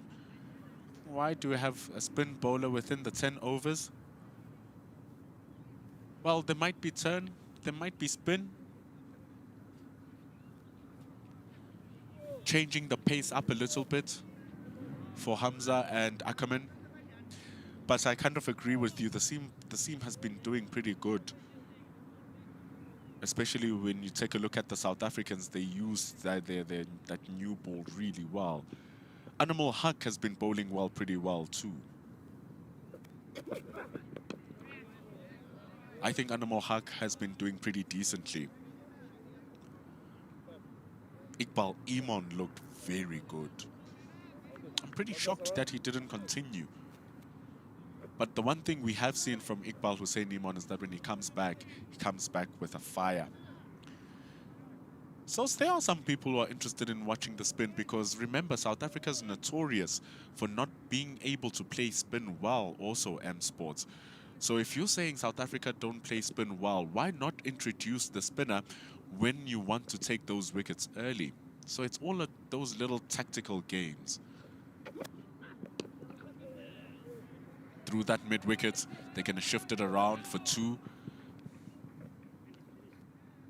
Good chase down from Raja. So coming around the wicket now, because Ackerman has not been playing the balls going across him, he's been letting them go. So now if he is going to come around the wicket, Animal is going to be targeting the stumps a bit more. You can't get a batter out if the batter is not playing. So you want the batter to play and make a mistake when he's playing. And so Animal Huck now sending the ball towards the stumps, and when he sends the ball towards the stumps, Ackerman has to play because he needs to defend his stumps. So coming around the wicket forces Ackerman to play more. See, if that ball came in that line coming over the wickets, he would definitely be letting it go because there wouldn't be a reason for him to play it. But then it's a double-edged sword because if Animal Huck gets it wrong, he'll now be getting the full face of Ackerman's bat. But when he comes over the wicket, it gets a little less of the bat to hit.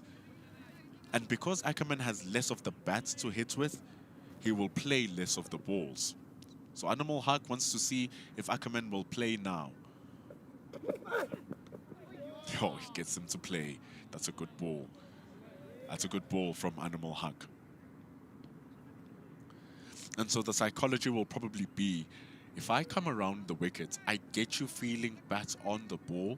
When I now come back over the wicket and target the line that you were leaving, you will now play the ball.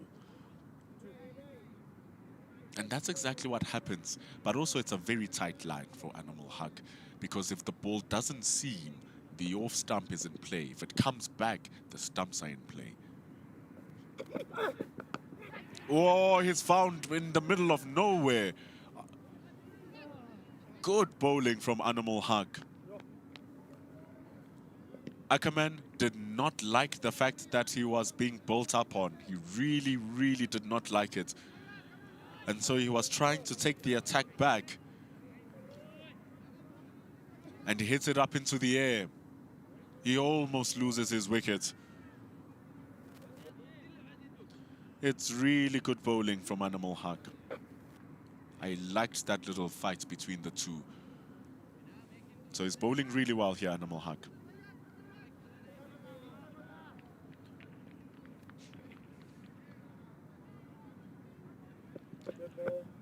Shakil Ahmed is saying it looks like something in this pitch for the bowlers. He hopes that the Bangladesh pacers show some fight, and I think Animal Huck is showing some good fights here. Even Iqbal Hussein Iman showed some good fights, Shakil. And so there is something on the pitch. We saw the ball is seaming. The ball is getting extra bounce. The ball has more pace than you imagine because look at the surface. it has that live grass, so the ball is just going to carry on with more speed. Look at how nicely also it's coming onto the bat. So that tells you there's good speed on the ball. So it's a good surface for the bowlers if they hit their marks. It's 42 for 2 after 11.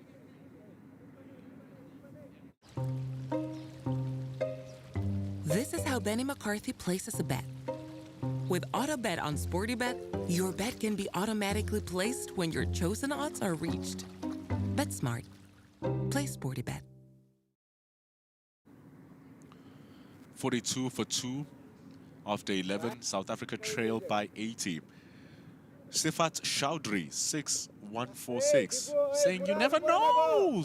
Cricket is a game of uncertainty.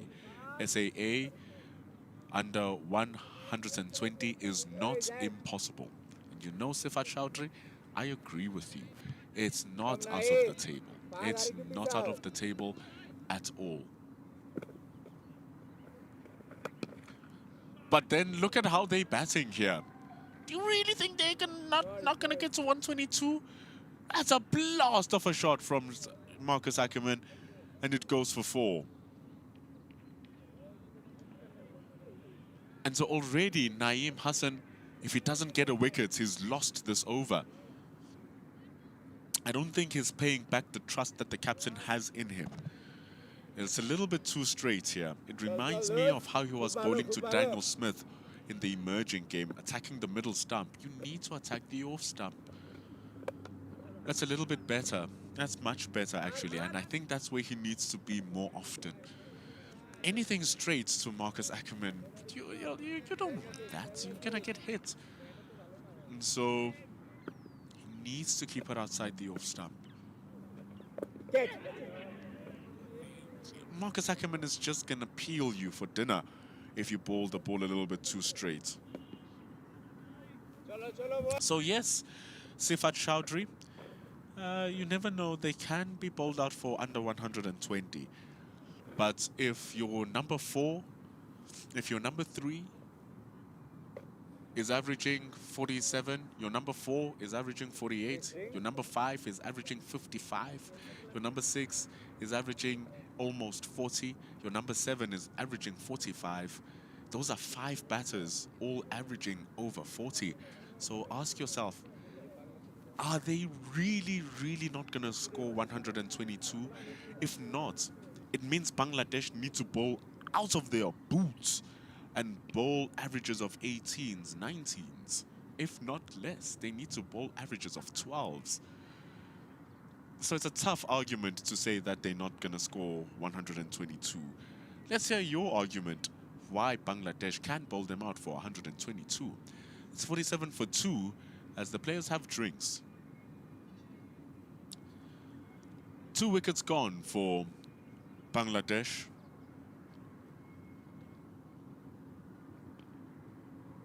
$47 for 2. They're doing a little bit of a concussion test for Marcus Ackerman because when he was going for that little sweep, the ball hit his head. Senokwane failed to score. He chopped the ball back into his stumps, all of Al Fahad.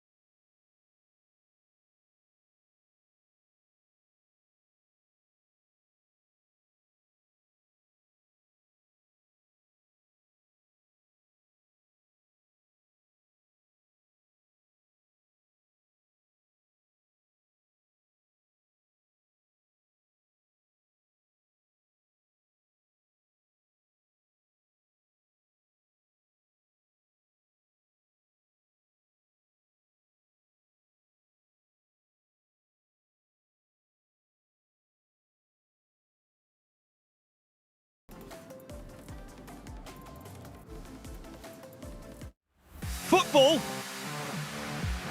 Rugby? It's cricket time. Play Sporty Bet. This is the greatest spectacle in world football, a title decider, and it feels like nothing can sway a game of this magnitude. Says who? We've been through this before. You just have to believe a little longer. And everybody knows that 1 minute here lasts forever. Because it's not over until we say it's over.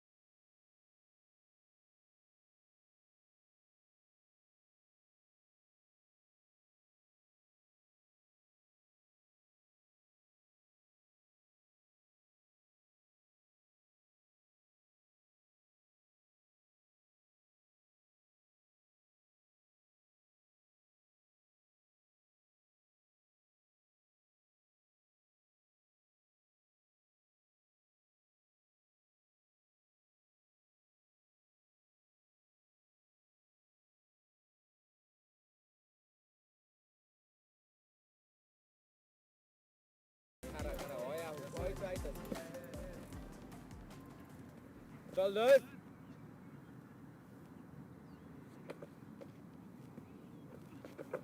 Yeah. Run on.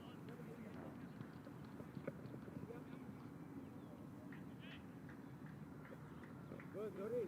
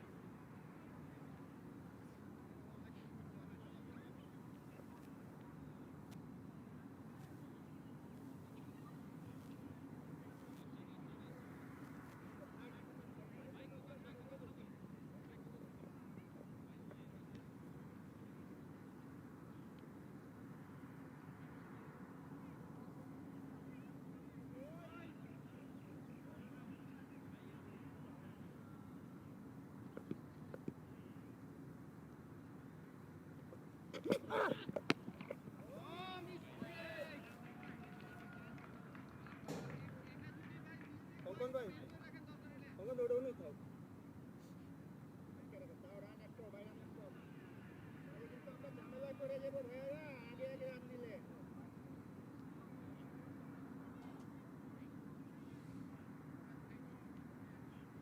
Really great shot from Marcus Ackerman. He pulls it away for 4.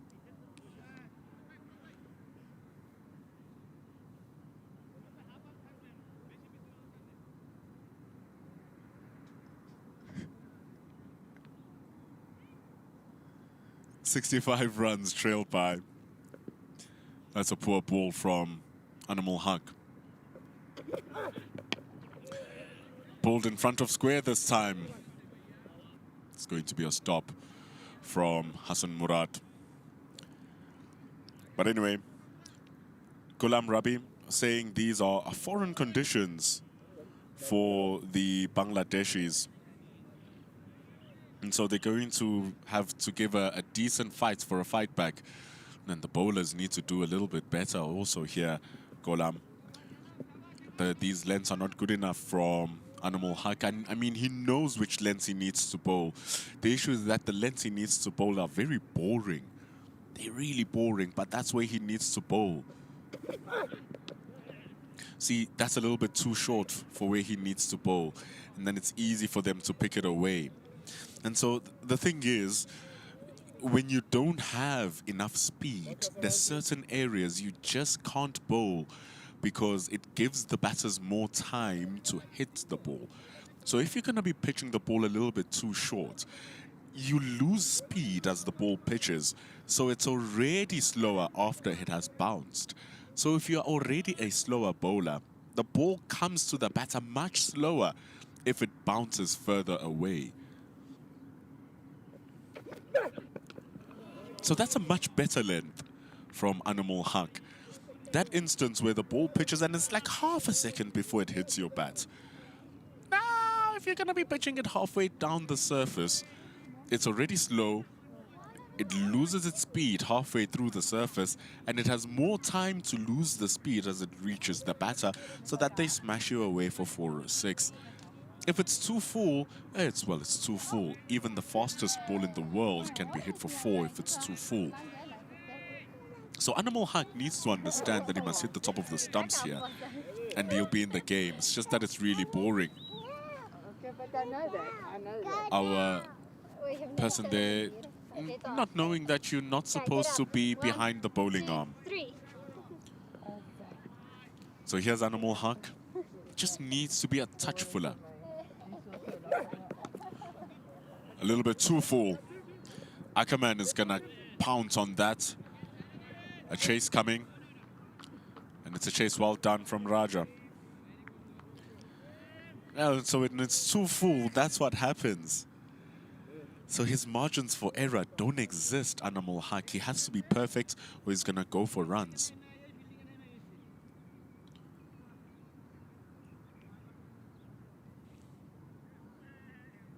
So it's okay to be boring if you are Animal Haq. Must be okay with it.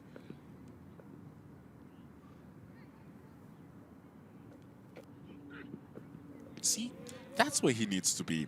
All the time, he's going to be in business. It's 61 for 2 after 13. Look at that length.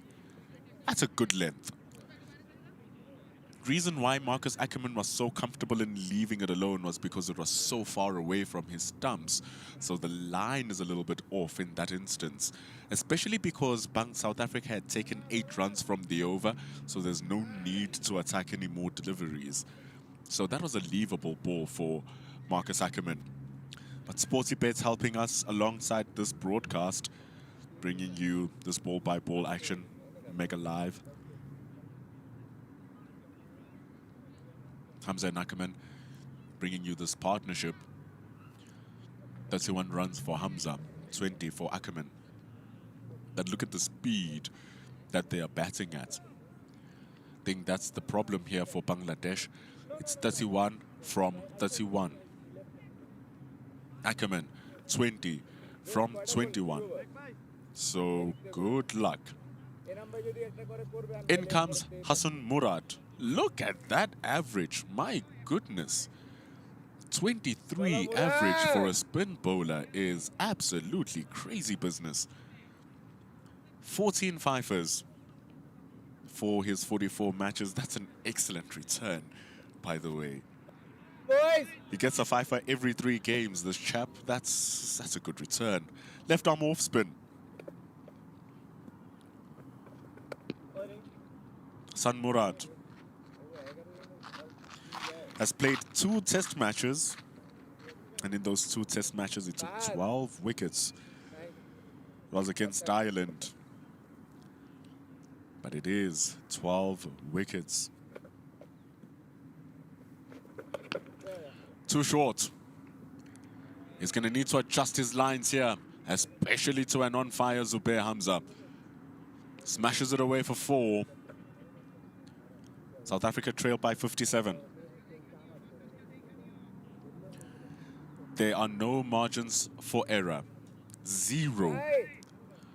The ball was half a meter too short for Hamza.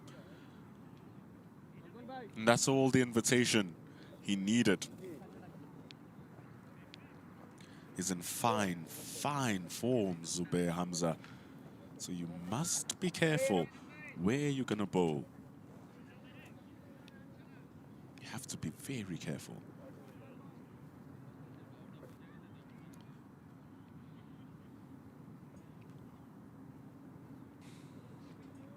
But Hassan Murad with a bowling average of 23.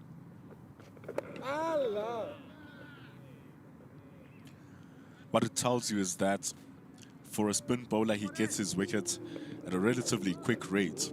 Spin bowlers have an average of about 26 plus. Because they bowl so many overs before they get a wicket, they get runs. So their economy rates will be probably under 3 runs to the over, but their averages will be near 30 because they will bowl 5, 10 overs of 2 runs to the over, and then they get a wicket. They will bowl another 7, 8 overs of 3 runs to the overs, and then they get a wicket. But with this chap, what it tells you is that with an average of 23, he sometimes will bowl boundary balls. Lovely hits from Marcus Ackerman, reverse sweep for 4. And the crowd in Tuks Oval appreciates the effort.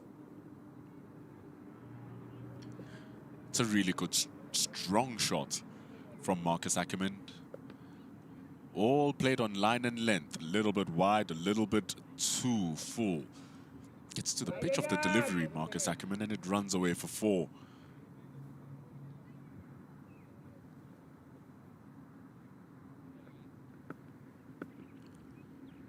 They trail by 52. Oh, that keeps low. That keeps very low. Now it's something to think about. We saw Tseponduli getting the ball to spin heavily. Hassan Murad keeping it low.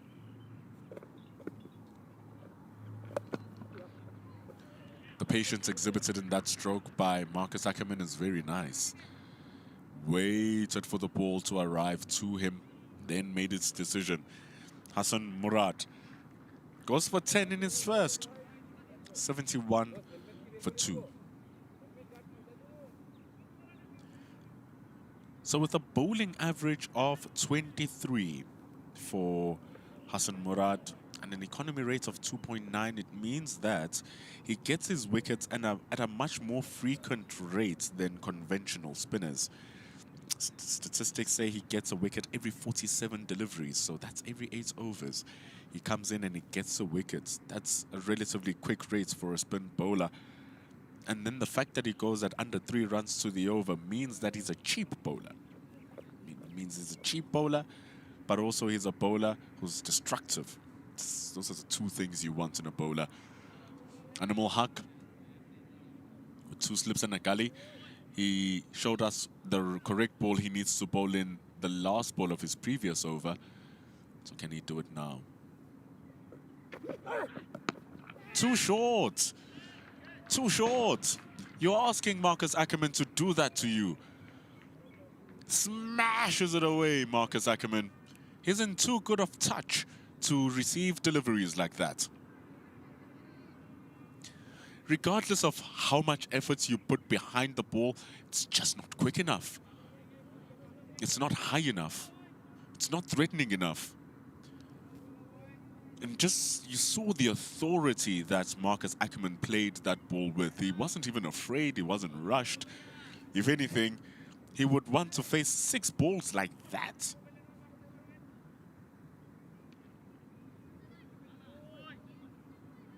So Animal Hug has to just push the length a little bit fuller. That's all he needs to adjust. I still don't like it.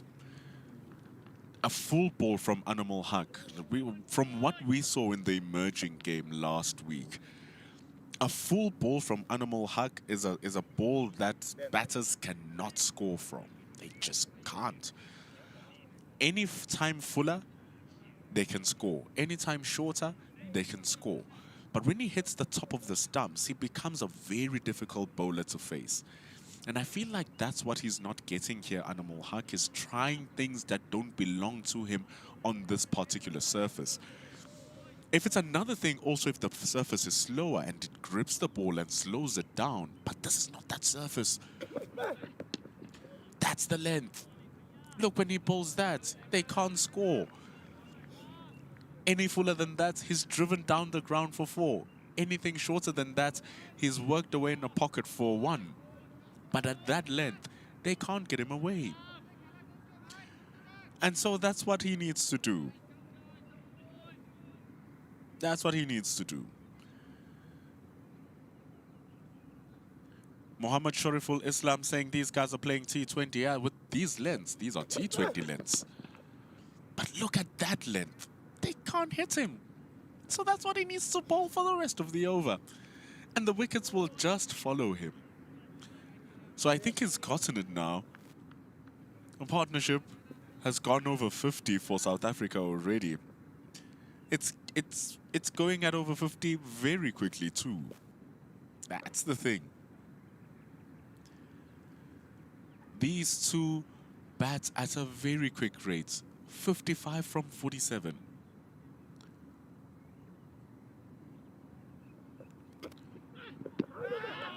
Good bowling. Good bowling, Animal Hug. Excellent recovery. Let's leave the short balls behind. You don't need them. And the frustration, especially with Hamza and Ackerman batting so quickly, they feel like they'll get into a position where they'll feel entitled to the runs. And so keeping it tight there, the ball nipping back into Hamza, giving him problems. And that's what he needs to continue, because when you're batting at a strike rate of over 100, you feel entitled to the runs. And so you have to score. That's what you feel. So Hamza's going at that with hard hands. Hamza's looking for the space. He wants to get off strike. He wants to rotate the strike, but he couldn't, because Animal Hug was bowling good lengths. That's what he needs to bowl. After 15 overs, 76 for the loss of 2.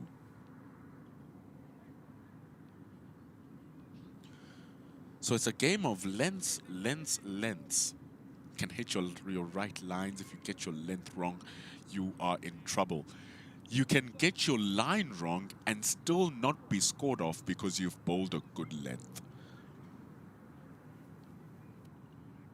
I'm not saying now go out and practice bad lines and good lengths, but a good length hits the ball in the wrong spot regardless of a batter's alignment to the line of the ball. So if you're getting your length wrong, you're giving the batter so much freedom to play the ball. So Murad Ali here spinning the ball into Marcus Ackerman. It's a good length. It's a good length. You heard the Bangladeshis behind him. Very good. That's exactly what they want. He's bowling pretty well. That's a good ball. Ghulam Rabi agreeing with us. Yes, the length has been a little bit shorter. And it's those few times, Ghulam, when the length is a bit short where South Africa pounds. So you need to remove that.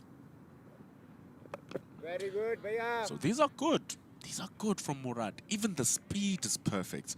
If you remove all of that speed, it means now that it's the batters who need to go out there and make the game. And so taking the speed away is perfect.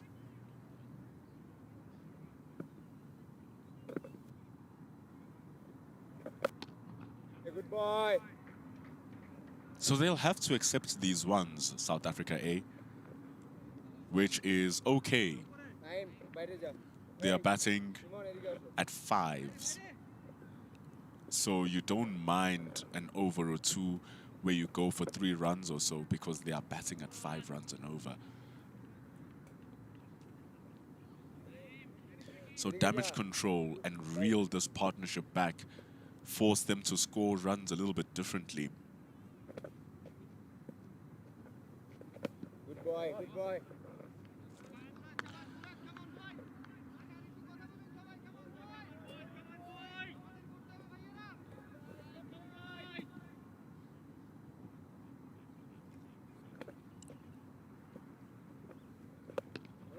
Duro.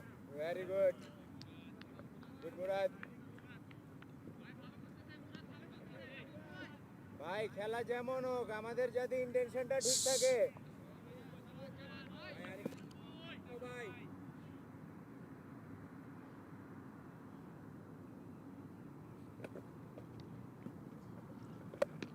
very good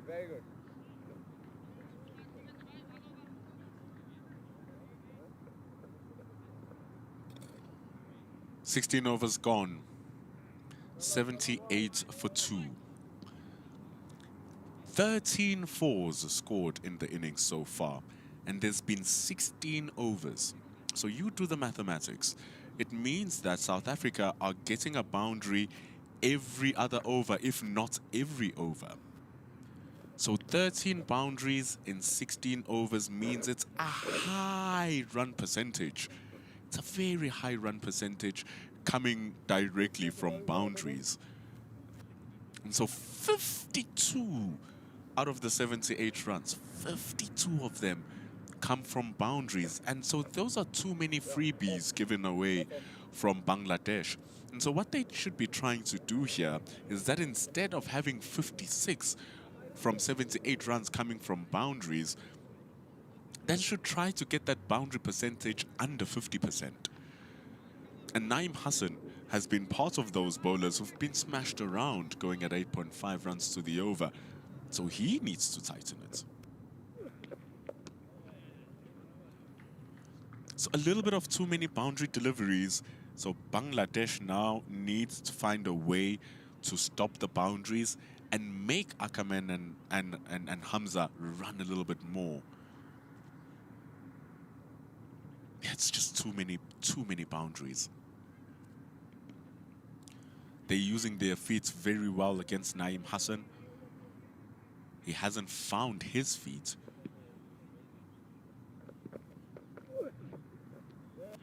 Ackerman just batting him out of any sort of comfort. It's going to be a long chase for Mohammad Naeem. A really long chase. But very good stop from Hassan Murad. Excellent stuff from Murad.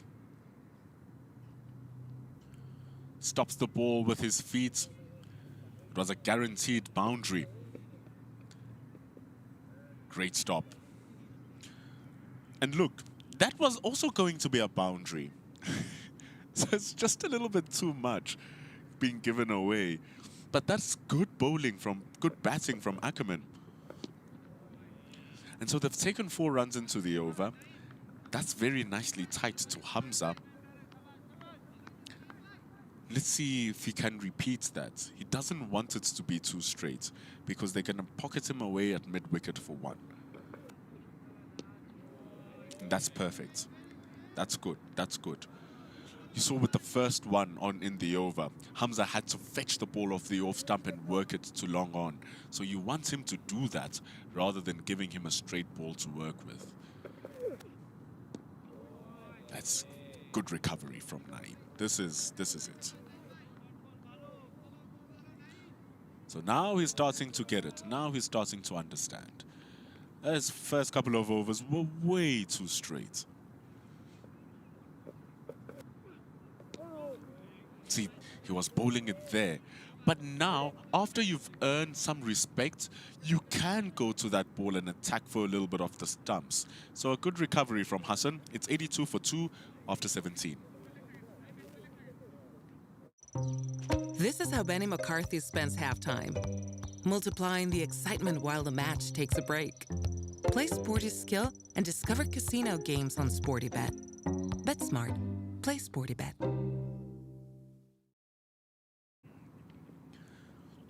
Babul Mia saying that those who didn't get a chance to bowl often get a bowl now. Just wonder, Babul, who are these people who are getting a chance to bowl who never bowl?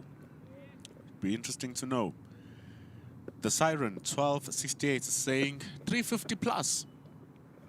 Oh, yeah. Look, if Ackerman is looking this good, and also Hamza is looking this good, at 350 plus is definitely a possibility. Getting a lead off of a 200 would be super for South Africa. And this is day one. So they can bat all of today. They can bat the rest of today, come back tomorrow, and bat all of tomorrow. And then give themselves 2 days to bowl Bangladesh out. I think that is the game plan here for South Africa now. Bat as long as possible, bat Bangladesh out of it.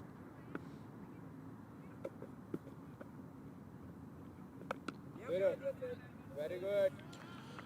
So 100 from either of these gentlemen, which they are more than capable of scoring, by the way, will guarantee South Africa get to 200.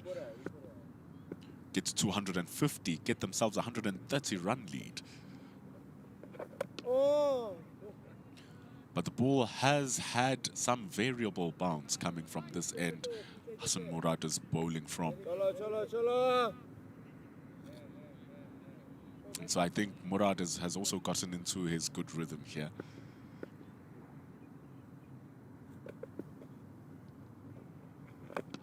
Very good. Yeah, he's found it. He's found it, Hassan Murad. I think he shouldn't mind being taken away for 2 runs to the over. There's too much damage being done already in the first 17 overs. Slow down the run rate right now. That's the name of the game, and Hassan Murad is doing it well. I really like it. Last ball of the over. The mid wicket is in. The mid on is a little bit deeper. Could pocket it for 1. But because it's closed down that area, Zubair Hamza was looking for a different outlet. He can't find it. 1 run from the over. That's actually really well bowled from Hassan Murad. It's a very good over. The lengths there are good. It's not short enough for the shots Hamza was trying to play, but he doesn't want to go there and drive the ball because of that slip. And the line was wrong for the drive too. So it's a good ball from Murad. Now Naeem must back it up. And you're right, Ghulam Rabi, the over from Naeem before this was very good. So let's see what he can do here. And that decent line, Ghulam, it's just outside the off stump. That's the line, but it's the wrong length.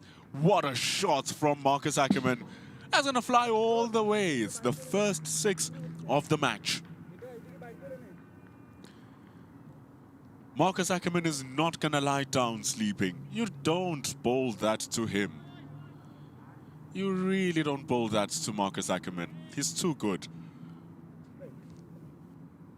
Dropped too short from Naeem Hassan. And all he did was swivel on the back foot and pull it away.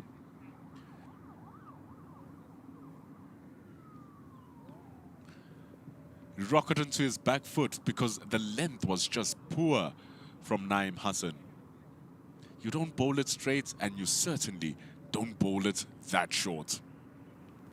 That's an excellent shot from Marcus Ackerman. It's going to feast on you all day. The line was decent. Get it a bit fuller.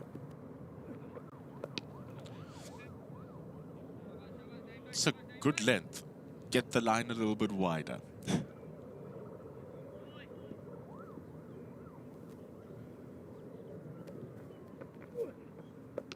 That's the ball. That's the ball from Naeem Hassan. Took him 3 balls to find it. But that's the ball he's looking for. It was just uneasy on Ackerman. Extra bounce as well. But that's it. It also just carries on with the arm a little bit. that variable spin works in his favor. So don't bowl it straight, don't bowl it short. You rather that's good bowling to Hamza. You rather bowl it there. But he's already gone for 7 runs in the over, Naeem Hassan. If they pocket him for another single, that's 8 runs to the over. That hurts. It really does.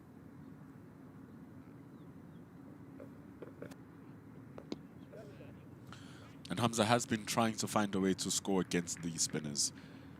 He has now. Little single. And now the over goes for 8. Can you imagine?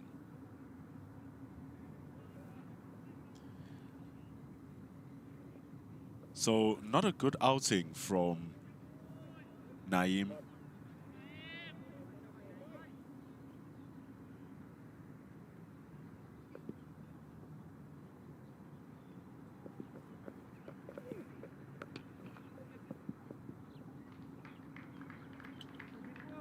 Down the ground for a single to end over number 19. Ackerman is on 43, but is scoring at over a run per ball. Here's the thing with Marcus Ackerman. Almost all of his hundreds that he scored for the SAA come at over a run per ball.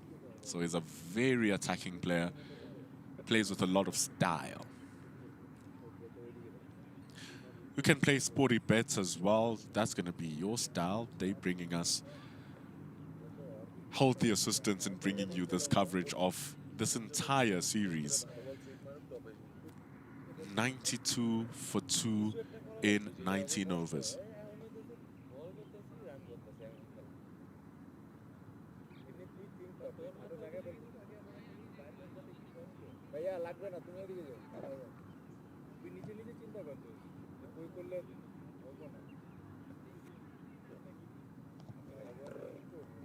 Get the Cricket South Africa mobile app. Don't miss out on a single ball or single piece of news and action happening in South African cricket. Get it on Android, get it on iOS, have it in your pocket and show your unbreakable support, your unbreakable spirit as a Proteas fans in a busy, busy, busy season. All the teams are going to be in action. 3 back-to-back-to-back fixtures for the Proteas. Back-to-back tours for the women against India and Australia. So all the big boys coming in. The big boys were the bowlers for South Africa. 3-3-2-2 for Ntuli Kutsia, Yusuf and Mureki. And a great fight back from Ackerman and Hamza. South Africa now only trailed by 30 runs. And like I said with some of the commenters earlier on our YouTube channel, that keeping the South African team under 122 is going to be very difficult. And as much as many things are not impossible, it's going to be very hard to get these guys out for under 122. Even if the ball keeps a bit low, which that did. Just kept a little bit low. Quick hands from Ackerman, just sees the ball so quickly. Lovely. And so now he's standing, he's ready for the ball onto that back foot. You'll even notice with the way he played that shot, he thought he's playing the ball low now. He's lower in his stance as he played, so he can make those adjustments for the one that keeps low. He's waiting for the ball a little bit later and he's keeping a touch lower on his stance so that he's ready for any surprises. It's much more easier to go up with the ball in what Marcus Ackerman is doing right now. But because of the speed that Hassan Murad has now decided to bowl at, it's making him hard to hit. And it's good bowling. I really, really, really enjoy it from Hassan Murad.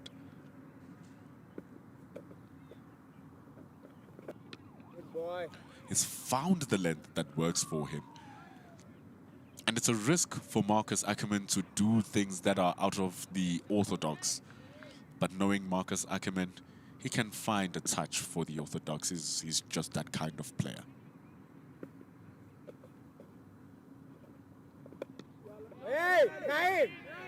Naeem Hassan with the stop at square leg. Supports his fielder. Excellent over from Hassan Murad. He's really starting to create the spell into a good one. It's 92 for 2. 20 overs done. That was a great over. Now you see why he averages 23 with the ball. And his economy rate is under 3 for his career. Because he bowls very well. That was an excellent over from Hassan Murad. So Naeem Hassan needs to pay back the favor. They are giving him a lot of trust. So he must pay it back. Those are good lines against Zubair Hamza. Those are actually the perfect lines versus Zubair Hamza. Was just a little bit too straight in the past couple of overs. But in that line and length, it just challenges the outside of the stumps, which introduces the outside edge. But his problem, Naeem Hassan, happens when he has to bowl to Marcus Ackerman. This is where his challenge comes. Because the moment he bowls too straight, Ackerman picks him at mid-wicket. The moment he bowls too short, Ackerman can cut and pull him away. So he has to be borderline perfect. See, if he's too straight, Ackerman will work him through the mid-wicket, and he'll work him until he finds the gap, Ackerman. That's what he's going to do. So I really feel like that ball he bowls to Hamza is the ball he needs to bowl to Ackerman. That's it. That's the ball. That's the line, that's the length. I think he needs to keep it there the whole time. If he does that, it's going to give Marcus Ackerman a little bit of a problem.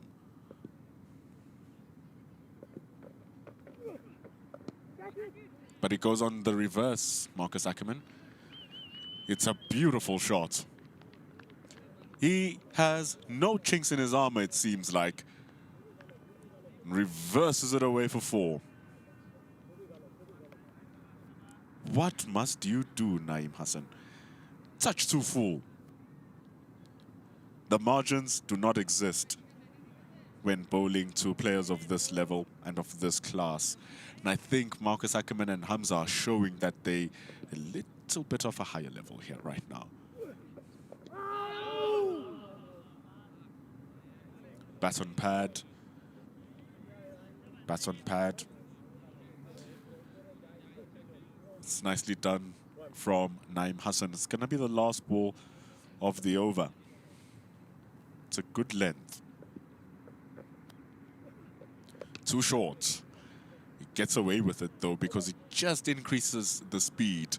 And it ends over number 21. 97 for 2. Well, little jokes coming from the comment section. Very funny from Mumad Yusu.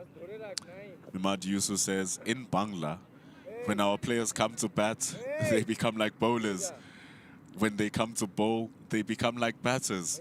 This is our situation with Bangladesh players. It's very harsh. Very harsh, Mahmoud Yusu. But nice little jokes. But look, with the way that they performed against Australia, they really did poorly with the bats. That's no guarantee. But they did bowl them out for under 300 runs. Here they're facing high-quality batters. I think this chap here, Mahmoud, I think Hassan Murad has got something. He's just really constricting them. The problem comes from Naeem Hassan on the other side of the wicket. But this is perfectly fine from Hassan Murad. It's really fine.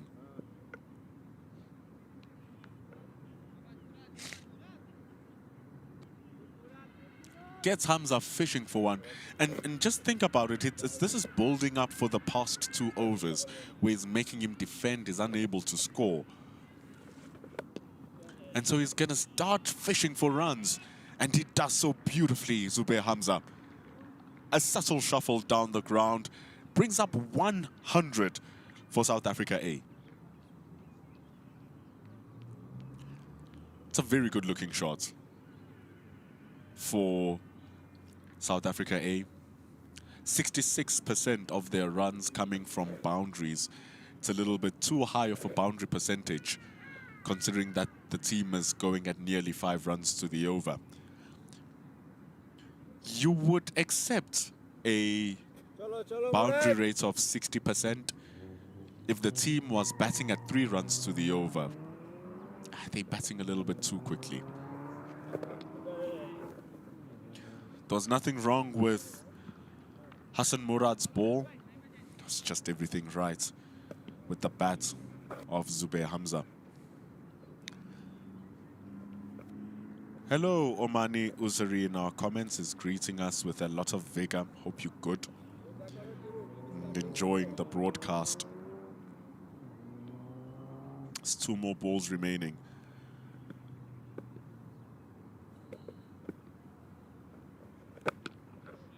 They've already taken runs off this.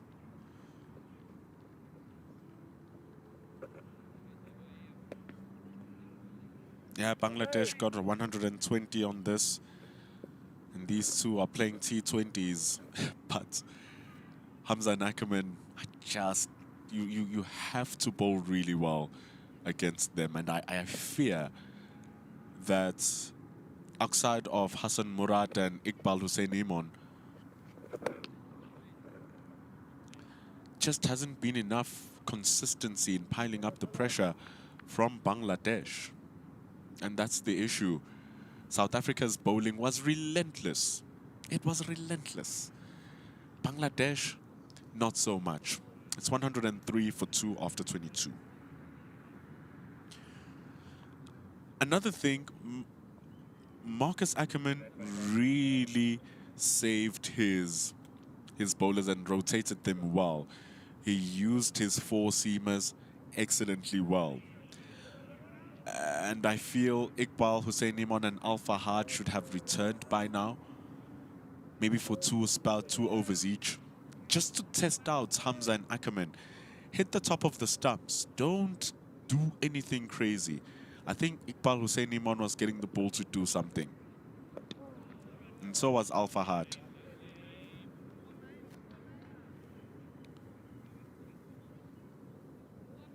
So they really have to sort that out.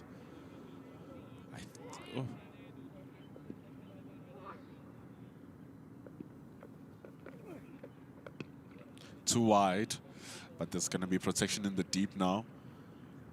There's too much hurt coming from the bat of Marcus Ackerman. They've batted so well, South Africa A, they're now forcing Bangladesh A to go on the retreat. It's bad news if you're the Bengal Tigers.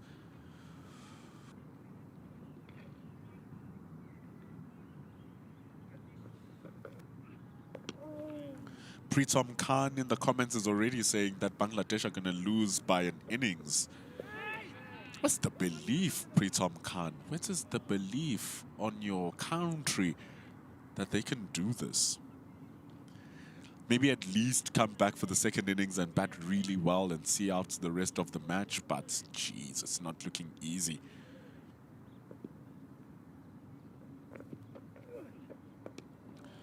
And look, if South Africa score 400 runs here, I think that they're probably going to win by an innings. If they score anything over 400, it's big problems for Bangladesh A.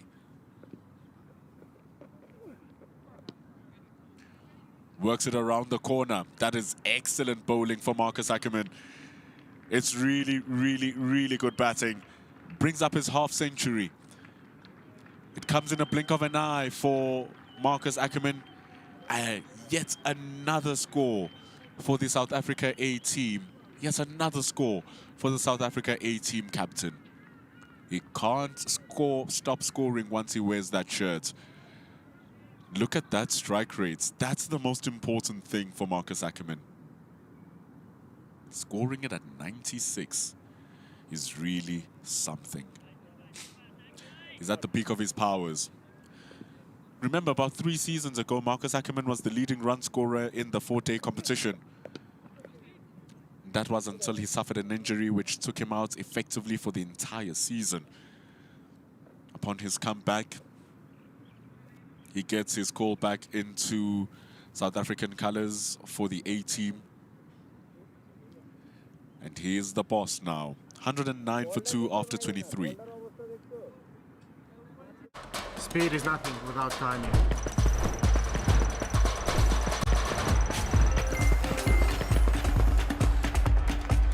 And timing is everything in rugby blitz.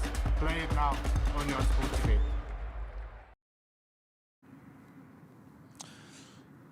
Pritam Khan is saying that there's no good batter in Bangladesh. That's pretty harsh. I think there's some good players. I think there's some decent players. There's some good players also coming up in the ranks. It's all about showing it over and over and over and over again, and I think that's where the problem lies. It comes in flashes for the Bangladeshi batters, and it needs to come all the time, and that's how you start winning Test cricket.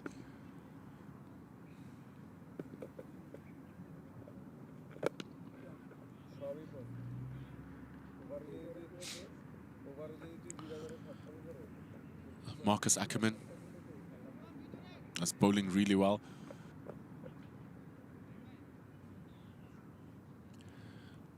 $111 for 2 now as they gonna work Hassan Murad in ones.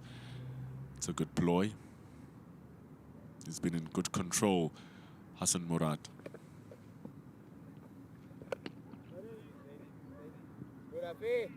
Good fielding from Afif Hussain. That was a weird bounce. Weird bounce for him, and they was able to stop Hamza on his way to his half century as well. 40, 50s, 20, 100s. And honestly, for Hamza, when it comes to the SAA setup, it's always a matter of just taking those starts over the line. He's gotten to do it more often now for his franchise, the DP World Lions. It's now a thing of doing it in the SAA. He gets to 50s, he gets to 90s even. If he doesn't get to the 50s, he gets into the 30s. There was this series where he just kept on getting out on 30. And then the series where he just kept on getting out on 98. And so it's just a matter of him crossing that bridge and making triple scores be a part of his game. And I feel like that's what Marcus Ackerman has just got over him in the SAA colours. It's converting the good starts into big scores. Marcus Ackerman does that well. And for as good as Zubair Hamza is, I feel like at this level, what people are looking for is that they are better than the A level. And the only way to do that as a batter is to score tons of runs, which means some hundreds in there. 114 for 2 after 24 overs. He's looked good for his 49. Marcus Ackerman looked good for his. Played with a lot of domination, a lot of authority. Those pull shots were just as good as anything. Relentless, even in the reverse sweeps. Played them twice even. Big six, the only six in the match. He hit the ball everywhere. That's that second one with ease. Marcus Ackerman, till he got himself to 50. It was a wonderful way. A great innings. Our graphics man was like, you are not gonna go away without seeing that package. And it was a great little package. Hussein Iqbal Limon comes in at over number 4. I think they needed to do this a little bit earlier, but I'm not mad that they're doing it now. Here's Iqbal Hussein Iman. just adds something different, Iqbal Hussein Iman. He just knows how to get wickets, this chap. He works hard on getting his wickets. And with the ball coming in from a good length, we saw from Animal Haq giving Hamza a little bit of problems. Speaking of Animal Haq, he was the one bowling that. So Iqbal Hussein Iman would really want to hit that length of top stump. That's the length. But the line says 4 runs for Zubair Hamza. Gorgeous stroke. That's 50 runs up for him. Yet another one in South Africa A colours. It's his 21st of his career. Again, the strike rate. 85. Boy, are they batting quickly. 53 from 62 deliveries. Appreciated by the crowd. This is the partnership that's going to break Bangladesh if they aren't able to break it itself. Iqbal Hussein Iman driven down the ground with a straight delivery. Down the legs. That brings up the 100-run partnership. 4 leg buys. 100-run partnership between Marcus Ackerman and Zubair Hamza. It also equalizes the scores.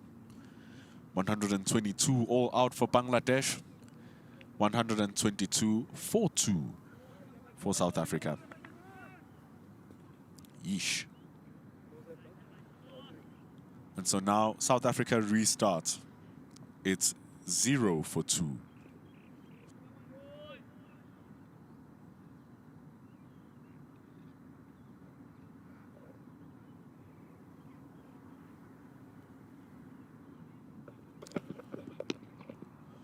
Yeah, for those who didn't know, now you will know yourself some Marcus Ackerman. M Sports saying Ackerman is a dashing batter. He's one of the finer ones in the country. He just controls everything so well. His shot selection is dominant.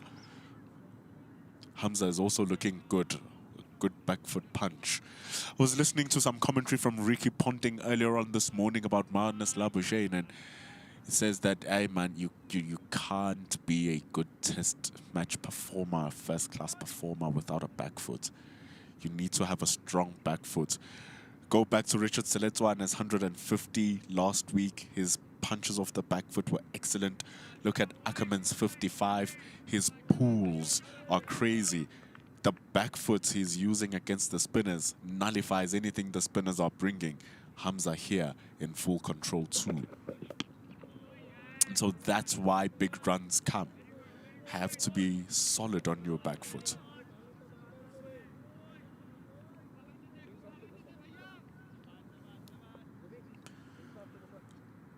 He's had a great season, Zubair Hamza.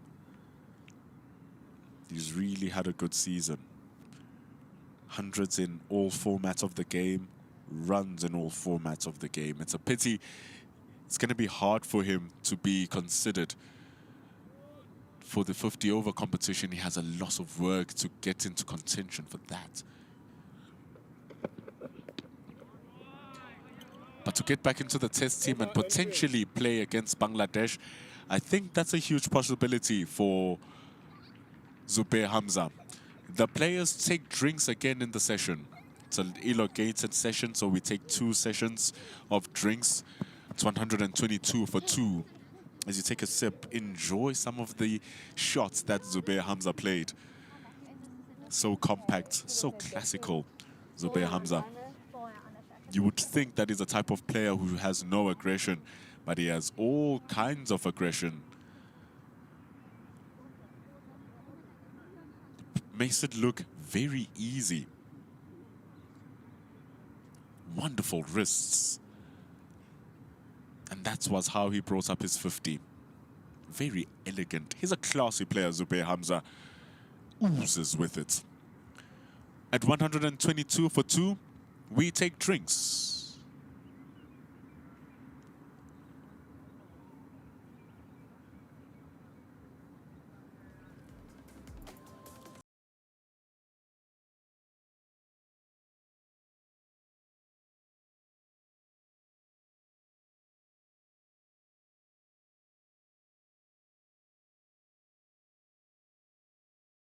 down up to basically a Cody Yusuf. It's a lot of work for Bangladesh to work through. It's a strong partnership that has gotten themselves to 100 runs here between Hamza and Ackerman. And it's coming in good time too. So the question is, how long will it last? The longer it lasts, the more it's going to hurt. And the longer it lasts, it will be more runs than balls eventually. And so Bangladesh need to find the answers. They haven't found them so far. Only Senokwane and Ditole being the wickets. The rest of the bowlers need to put in together and work harder.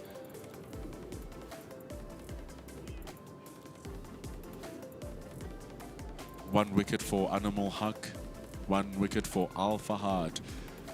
But runs. Everyone is going at close to 4 runs to the over. And that is the issue. But the scores are level so far. So who is going to be the one to take the big stance? It will be South Africa on top. They are effectively 0 for 8. So whatever they score now is going to be a mountain that Bangladesh will have to climb.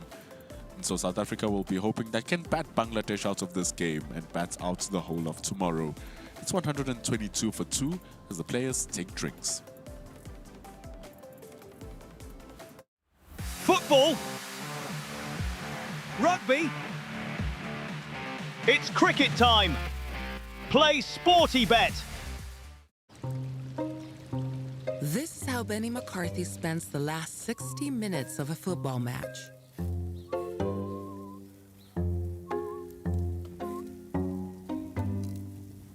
With early goals on SportyBet, selected win and goal predictions can be settled before full time. Be smart. Play SportyBet.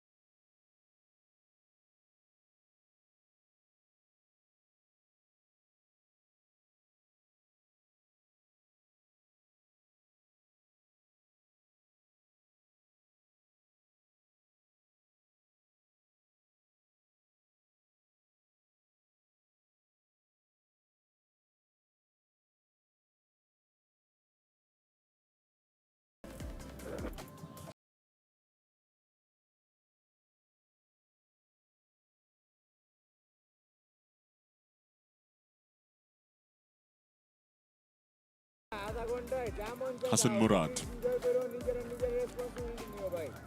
He's been bowling pretty decently. Sure, you'll look at his economy rate and say 4 runs to the over. But remember that these two are batting at over 5. Or at just around 5 runs to the over. And his first couple of overs were a little bit expensive as he was trying to find the correct speed and the correct lengths. But I think for the past 4 overs, he's been in real control of his lines and his lengths. And he's quietened Marcus Ackerman in particular. Because Marcus Ackerman was the one on the charge. So Hassan Murad is bowling well. It's just the speed that he's bowling at. It's a teasing speed. It takes forever for the ball to reach the batter. So it's hard for the batter to generate any energy to score. They are forced to play with hard hands. Has to go for the ball. So when they make a mistake, the chances are if the mistake is made close to a fielder, the ball will carry to the fielder because they're going at it with hard hands. And that's the advantage, firstly, of bowling slow. Secondly, you're allowing the ball to have more time to contact the pitch. So you're going to get more out of the ball because it has longer to react with the pitch because you're bowling the ball a little bit slowly.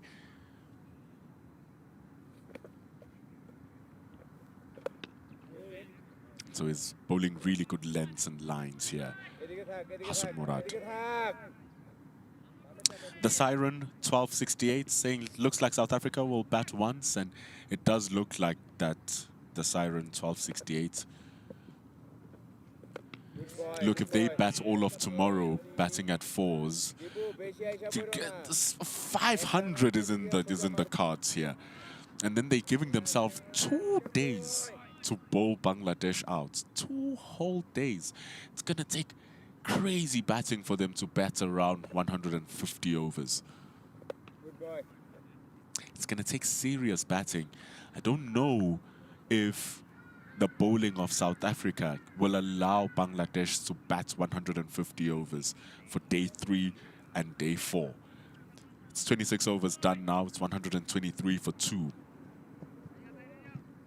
So, seeing the pace of Harold Kutsia, the accuracy of Cody Yusuf and of Tsepo Moreki, it's hard to believe that they can't take wickets.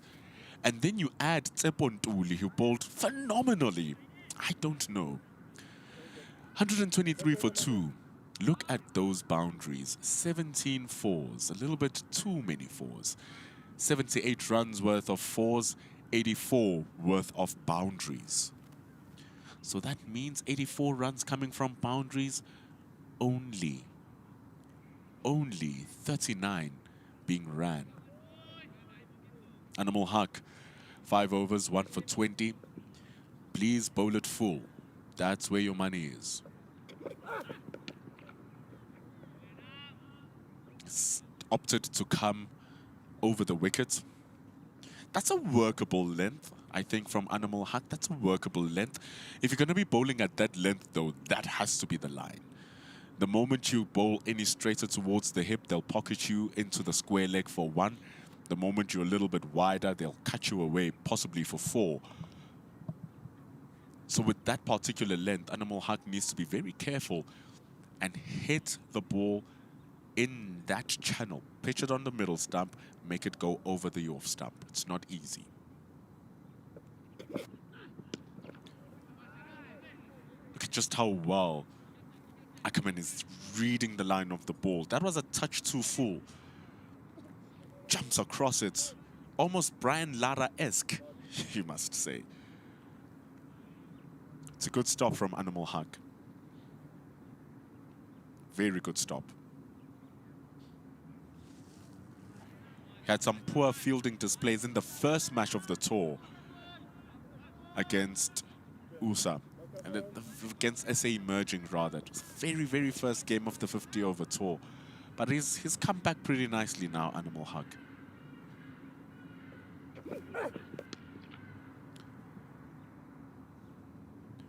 So when he's going to come around the wicket, that's the ideal length.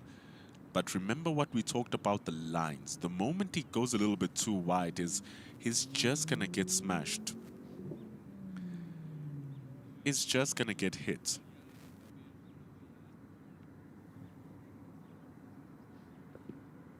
A deep point being put in place, which makes sense. Deep square leg and a deep fine leg, your 3 defensive positions. That's why they have the square leg there, but the ball is just going to go over mid-on rather. It's going to be a 1. Heavy on the bat of Ackerman. He really reached for that across the stumps. Looking for anything where the line is off.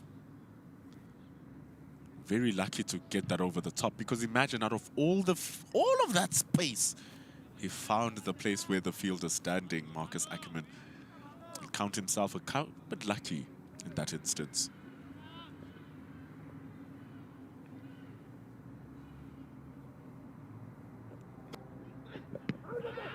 An appeal, but the ball is going to slide down the leg side. We're playing until 5:30 local time, so there's still 16 overs remaining for the day. Ball ball just sliding down the legs. There's also a little bit of height from Animal Haq.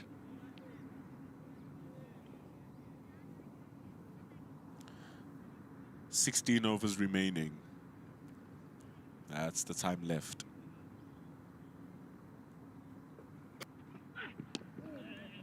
That's good. That's good from Animal Haq. Have to go straight to the stumps. There's no point trying to go shorts, trying to go this, trying to do that. You almost got it to work versus Marcus Ackerman, but Marcus Ackerman mistiming that shot pretty badly. He's been on the money throughout the whole day. 57 from 63, Marcus Ackerman. He really does score a plenty for SAA. Very trusted Marcus Ackerman.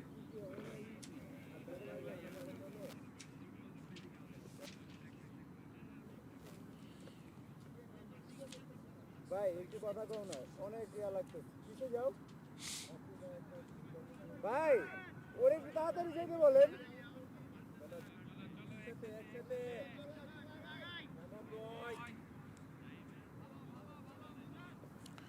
Hassan Murad.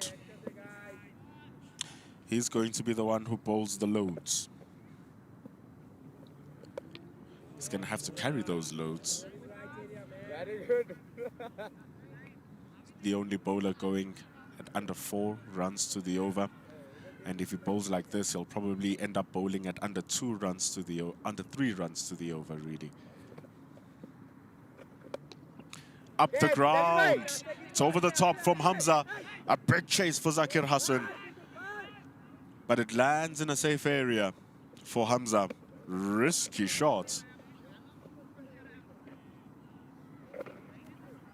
Goes down the ground, Zubair Hamza. Gets under the ball, which is a problem. He skies it. Zakir Hassan is a little bit too wide. Hamza survives. See, this is what we mean with Hassan Murad. There's a fielder standing at short extra cover. You have to generate the power, and that is all power from Zubair Hamza. Banging strike over the cow corner for 6. Excellent strike. He's not giving speed, Hassan Murad, so you have to generate the power. Boy, did he generate all of that. So good. Really does well.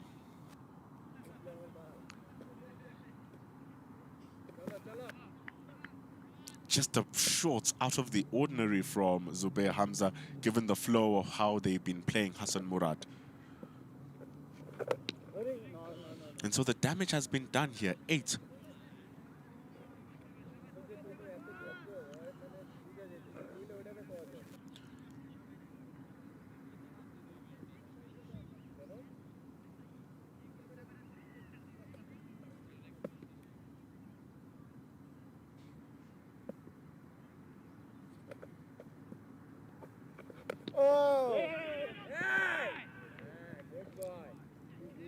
Good communication between Hamza and Ackerman, because Hamza would have thought that there was a 1, but Ackerman has been out there for a bit too long. So has Hamza. The last thing you want is losing your wicket, especially to a run out. It's such a crucial partnership in setting up this innings for South Africa. It's currently at 112. 133 for 2 for South Africa A. 2 of their finest batters out there. There's no Jordan Herman, who is part of this bunch of players who score a lot of runs. So the partnership between Ackerman and Hamza showing that they are indeed the finest of the lots that South Africa A has. Look at those strike rates. 57 from 63, 51 from 64. 112 run partnership between these two. It's very good. Very, very good. Animal Haq is going to continue coming over the wicket. More defensive positions being put in place. You can see that by just removing the slip fielders.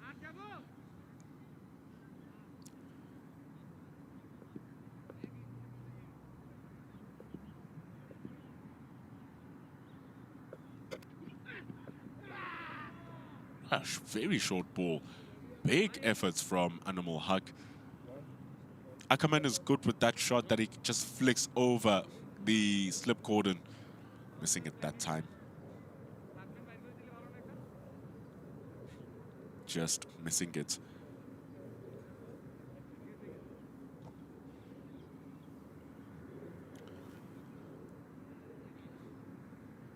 Should be around 35 minutes remaining in the day's play.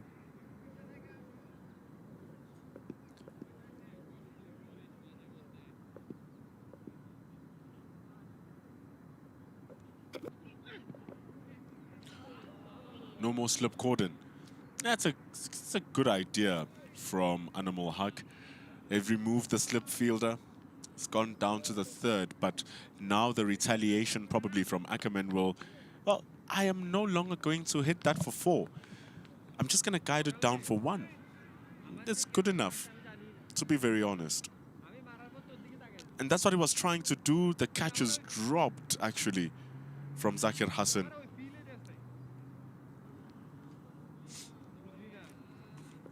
Marcus Ackerman dropped on 57. Bang! Way over the top. And it's a no ball. Double whammy from Animal Haq. Whenever you drop, how often is it that the next ball is a boundary? This time it's the full 6. What a crazy strike coming from Marcus Ackerman. How much is that dropped catch going to cost them? Look at that shot.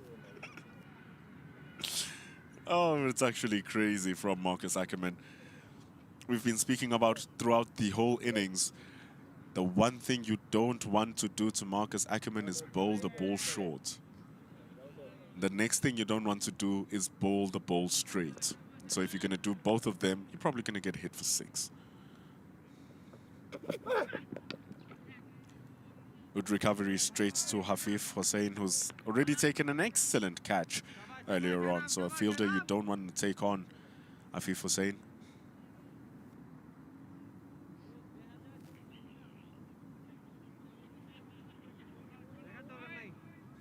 Sakib Bai saying, how is it like that the Bangladesh team has some of the international players, the likes of Mohammed Naeem, Mamidul, Hassan Joy, playing in the team, but yet they can't score runs? Good question. Good question, Sakib Bai. Good question. It also does really help when the bowling is this good from South Africa A.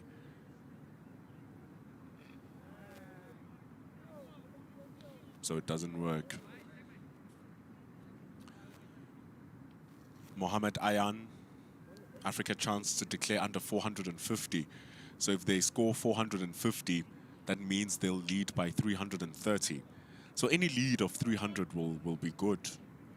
They currently lead by 19 runs. So sure, if they get to 400, I think, yes, 400 is a declarable total. 450 is a declarable total. Anything near 500 is a declarable total. I don't know. You let me know in the comment section. Do you think 2 days are enough for South Africa to get wickets? I think in 2 days, South Africa should be able to get all of the 10 wickets that they will need. If it took them a session and a half to get the first 10, I think 2 days should be enough for them to get another 10. So that will be the game plan indeed, Mohammed Ayan. bat them out, get the lead to 300, take 2 days to bowl them out.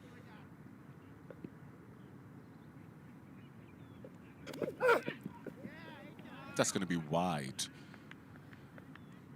Not a good ball from Animal Haq. Big effort ball. Makes the over even more expensive.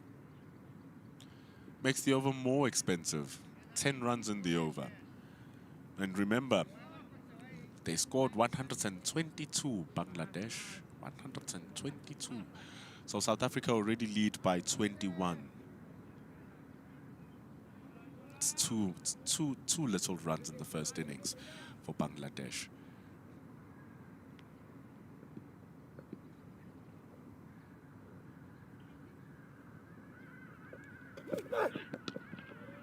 Overpitched, but can't get the timing down, Marcus Ackerman. It ends over number 29. It's 143 for 2.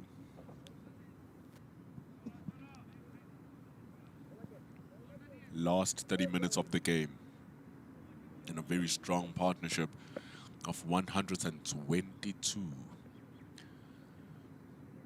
I think it's the rates that is just so punishing. So punishing.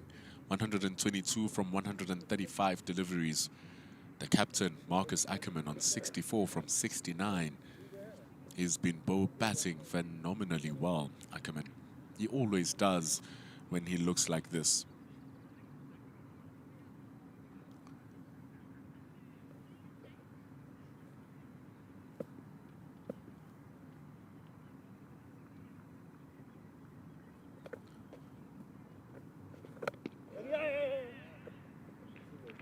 Last 30 minutes of the day's play.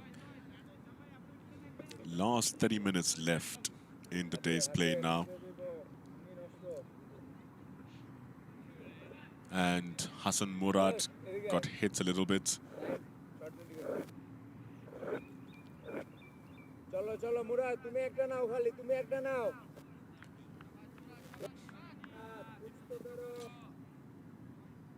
Went down the ground a little bit.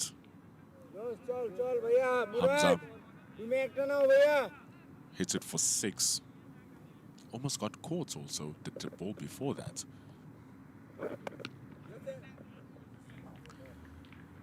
So he's going to work it around here, Marcus Ackerman. Really does not mind just rotating the strike. It's all about making it to the end of these last 30 minutes. ভাই, ওইদিকে ছিল।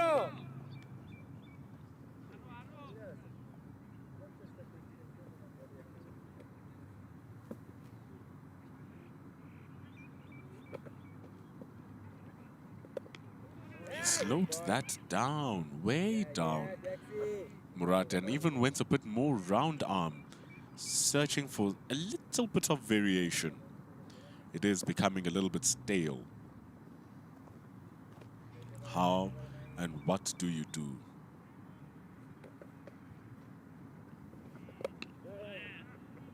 You have to wait for it as Zubair Hamza, which he does. He has lovely wrists. Just going to be a single. ভাইয়া, সরে। থাকো।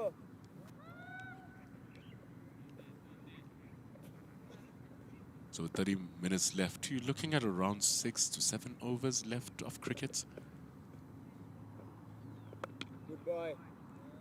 Unless if it's going to be the spinners who continue bowling, because they can bowl pretty quickly. চলো boys. Bowling right area, man. সবাইকে কথা বলিস, খেলা দেখিস। That passed over really just damaged Hassan Murad a little bit.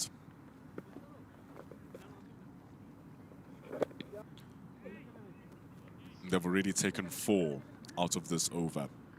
That's enough. It's really enough for them. No need to worry a little bit. Mohammed Nayan thinks that South Africa will bat for 2 sessions tomorrow. Probably bat until session 3. Probably, I believe, until session 3. Leave last 15, 20 overs to bowl at them. And that's going to ensure they get about 2 wickets by the end of day 2 tomorrow and try to wrap the game up by day 3. So it's really taking them many steps back that they were bowled out within a session and a half, Bangladesh. It has shortened the game quite considerably. Big defense on the leg side. Big defense. They're allowing them to take ones. They're not giving them fours. Proposition, they gladly accept. Gladly accepts the proposition. Marcus Ackerman. The damage by the boundaries has already been done. A lot of damage has been done. So now getting ones and twos. It's not really a big of an issue here for South Africa A. A very fine third man put in place. Fine third, fine leg. You still have your deep square leg. And you have a deep mid wicket as well. A short ball here will hold up just a little bit for Animal Haq. If Hamza is going to attack a short ball that comes on, I'd like to believe he's going to try and keep it on the ground. But that's the setup here for Animal Haq. Or one that does come onto the leg side. Fine leg is a little bit too square. It's going to roll down for 4 additional runs for the team. 4 leg byes. It's good for South Africa, not good for Bangladesh. 150 runs up. Just trickling to the side, 2 straight.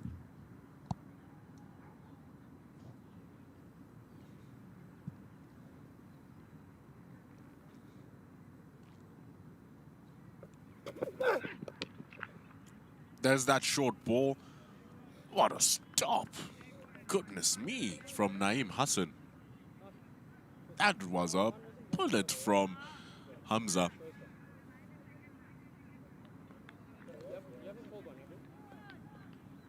You would really think that was going to run away for 4.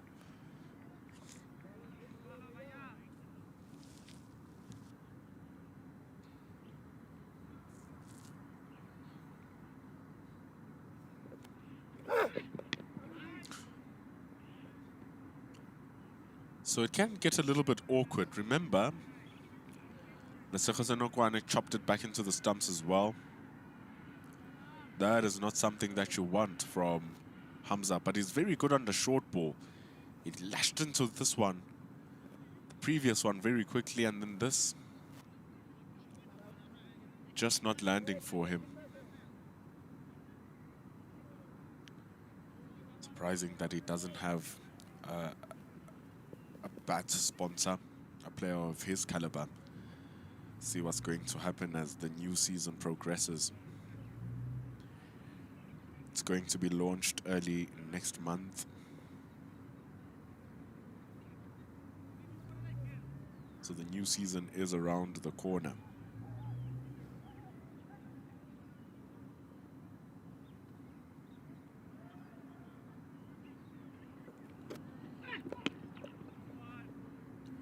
Just because of the speed, the balls, the short balls are not really scaring the Bangladesh, they're not scaring South Africa at all.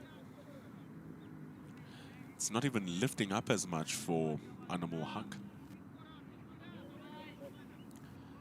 So leisurely played by Hamza.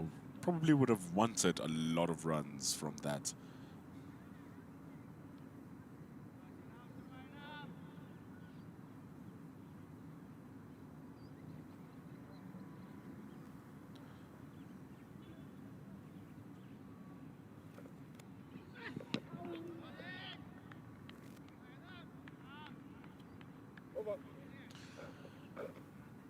Good run onto the block hole by Animal Haq.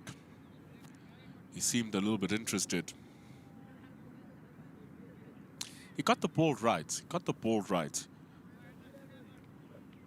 But Hamza was able to deal with it pretty well.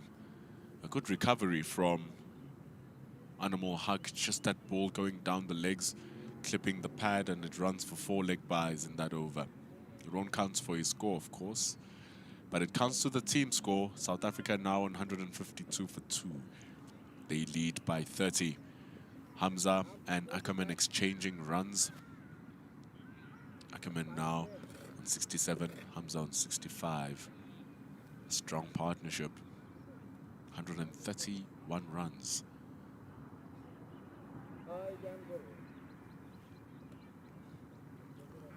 Hassan Murad still with a short mid-wicket. Oh, yes, boy. There's that short mid-wicket. So last 20 minutes of the day. It's been a long day for Bangladesh, that's for sure. If they take a wicket, it's going to feel a little bit shorter.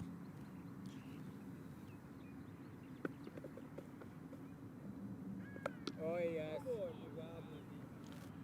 But when it's Hamza and Ackerman batting, good luck. Especially when they're on 65, 67 respectively. They've faced over 10 overs each, meaning that these are 2 set batters. Just hit the bottom of Ackerman's bat at that time.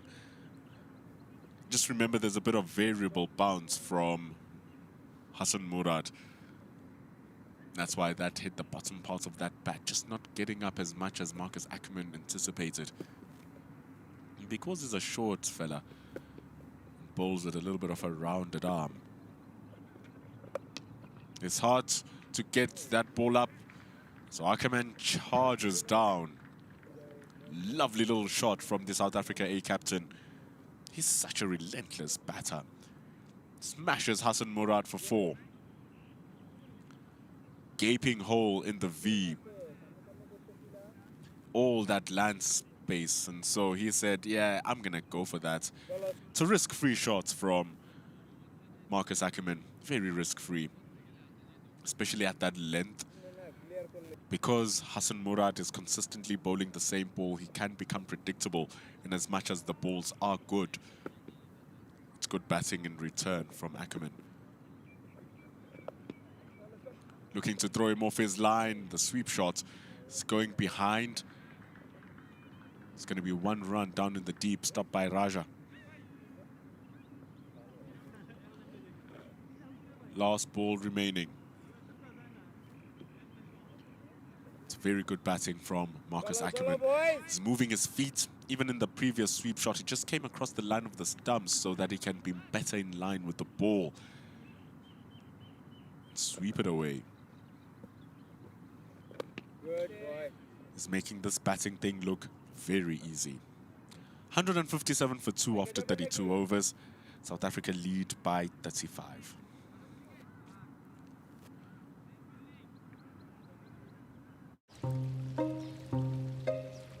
This is how Benny McCarthy places a bet. With AutoBet on SportyBet, your bet can be automatically placed when your chosen odds are reached. Bet smart. Play SportyBet. SportyBet helping us bring this broadcast to you. Coming live right across the Tuks High Performance Center in the Tuks main oval. It's a really good ground. Part of the development of South Africa's pipeline, this High Performance Center. Al Fahad, part of the development pipeline of Bangladeshi cricket, the 19-year-old Al Fahad, just a graduate of the recent under-19 school of players for Bangladesh. A fine bowler. It's all about making sure that he gets his lengths correct here. Al Fahad. It's not the worst first ball. Good looking shot for Marcus Ackerman, who gets on top of the bounce very quickly. So it's not going to be easy for Al Fahad now coming back in. He bowled a short spell earlier on, so he should be fresh. But also, that means rhythm might be a little bit of a problem to get back into. Yeah, it looks like a little bit of a problem. It's a bit short. But at least there's protection down in the deep. Hassan Murad coming back for 2. It's just 1. Sports Shots saying Fahad good line and length. I'm not sure about the length. Sports Shots, I think that he can bowl a little bit fuller. Both these players, Hamza and Ackerman, very comfortable on the back foot. And not just comfortable, they're strong on the back foot. And so with the pitch giving a little bit of extra bounce, I think he can afford to just bowl a little bit fuller. Go watch Gerald Kutzia's bowling. Just bowl a bit fuller, target the stumps, you are in the money. So I think that's a better length. The line is a little bit off. He can afford to be a bit wider. Be on the 4th stump, be on the off stump. But I think that's the correct length from Al Fahad.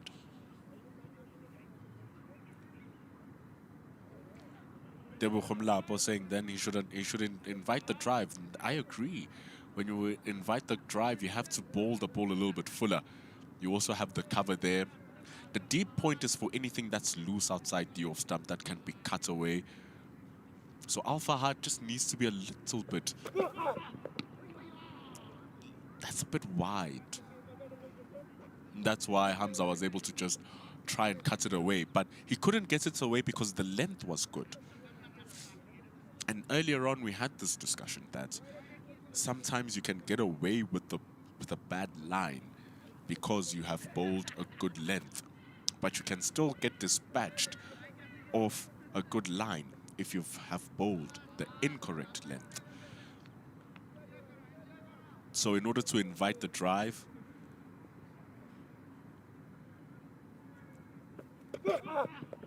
oh, he needs to be just around there. That's a good ball from Al Fahad. That's much better. The ball nipped back into Zubair Hamza, which is wide, beats the inside of his baton pad. Inside edge really saved his wicket. It's a great ball. It's a very good ball. That's the ball.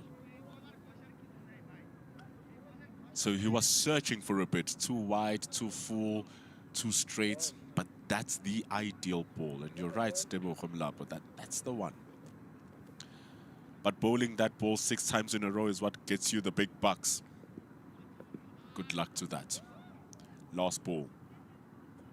A little bit too full. Mogani Jail on his 100th match standing. Gets his ankles broken. Good hits from Ackerman. It's the end of 33. South Africa lead by 39 runs. Yeah, little ball that last ball was a bit too full from Al Fahad. But I argue you'd rather be a little bit fuller than a little bit shorter against these two, especially against Ackerman. Yeah, Ackerman is going to punish you if you're anywhere short. That's why he's on 75 from 81 deliveries. It's a wonderful innings from the SAA captain. Hamza is taking his time. He's limiting his scoring shots to preserve his wickets a bit more. Because there are times where it just looks a little bit ginger, but then he gets it back on, so he's riding the ebbs and flows of the batting. Ackerman is controlling it. He just looks so comfortable, so in control. It's really good from the SAA captain. It's 10 minutes remaining in the day's play. Naeem Hassan has been the most expensive of the lot. They will be crossing their fingers that this changes.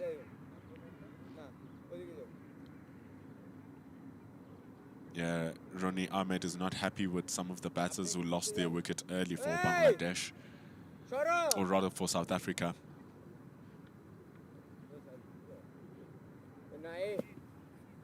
So Hamza and Ackerman are bringing it back. They have brought it back. I mean, they've outscored all of Bangladesh already. There's still 8 wickets in hand, and of those 8 wickets, 3 players who average over 40. It's a lot of batting talent. Loads of batting talent for South Africa A.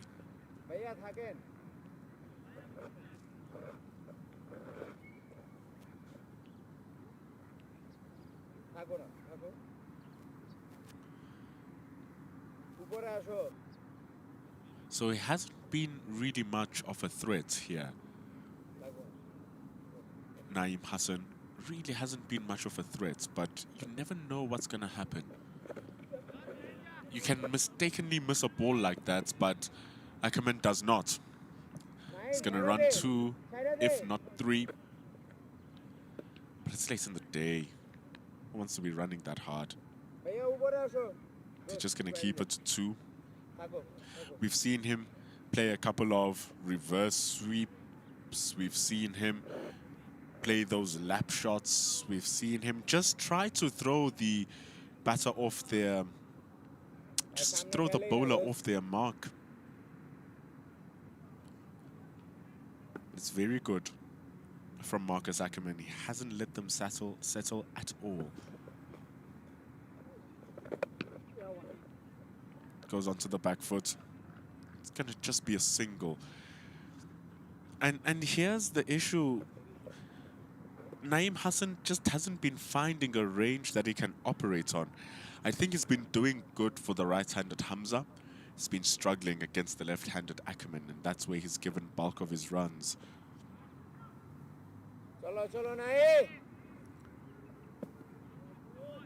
And so this is where his money has been, Naeem Hassan. Challenging that off stump of Zubair Hamza. I'd even argue it's the reason why some of the runs have slowed down. Just the bowling that he's found against Hamza. He can't find it against Ackerman, though. See, there's the outside edge. So he's been pretty good versus Hamza. It's a different story when he comes to the left-hander.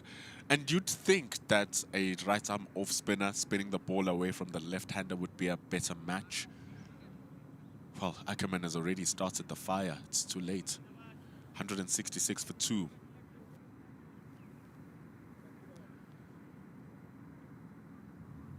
South Africa lead by 44 runs. You're seeing all of these pictures thanks to SportyBet. Get yourself a little bit of a play as well. Al Fahad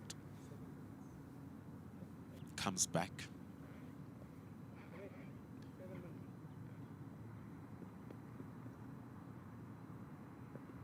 So Al Fahad's lengths were the problem in that previous over. A little bit too short. Let's see if he can get it right now.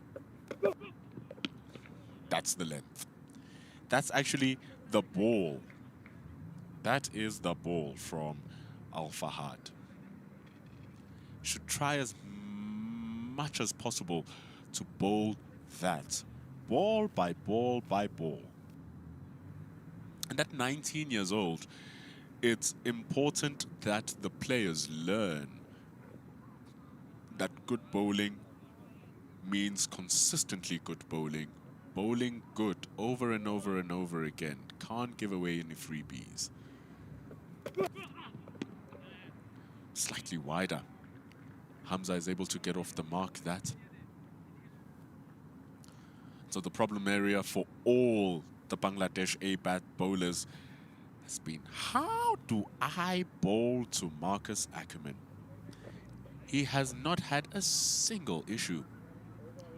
He's looked outstanding. So that's the real question. How do we bowl to this captain of the South Africa A team? Good luck.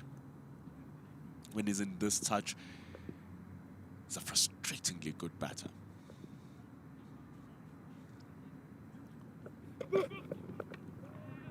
Just dives the ball down.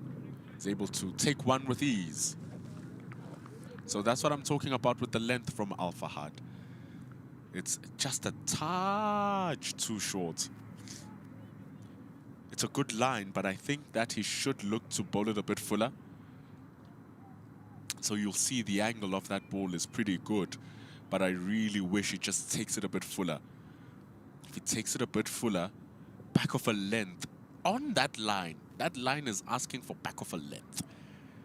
Let Ackerman leave it, but 79 from 84, it's most likely going to be played.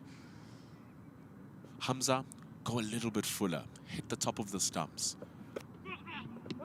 Yes, that's a good ball. Excellent bowling from Al Fahad. That's where he needs to be for Hamza. He's just looked a bit uncomfortable with that ball turning and seaming back into him. So good stuff, that. Very close. They appeal, but it was chopped back into the pads by Hamza. But the angle of attack, that's the ideal ball. That's the perfect ball, actually.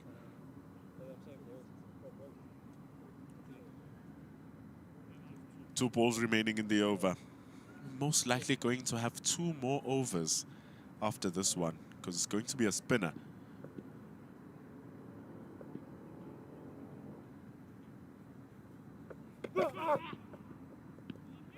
It's a good line, incorrect length, but Ackerman lets it go. It's about to be the end of the day. No need to risk where risks are unnecessary.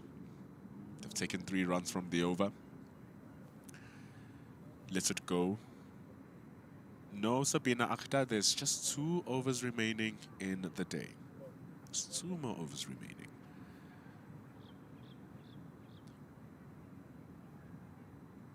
Each day is 90 overs long. Test rules, but 4 days.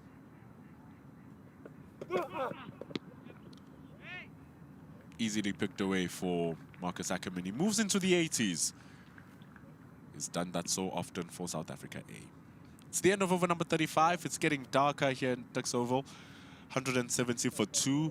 South Africa A leading by 48 runs.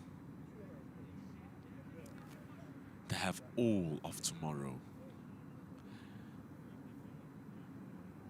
With the way this transition is happening, we're only going to have 1 more over. It's only going to be 1 more over left after this. This will probably be the last over. Having the conversation about the pace bowler, it's too quick. It's too dark for a pace bowler. It's too dark for a pace bowler. And I guess it's a move for Bangladesh to finish the day. So having the discussion, umpire Bongani Jele, umpire Stephen Harris, asking Ankon, what do you want to do? Can't use a pace bowler.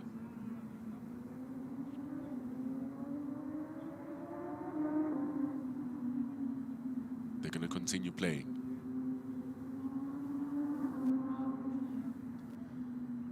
Going to continue playing. See what the verdict is. 2 more minutes left. Or is it the end of the day?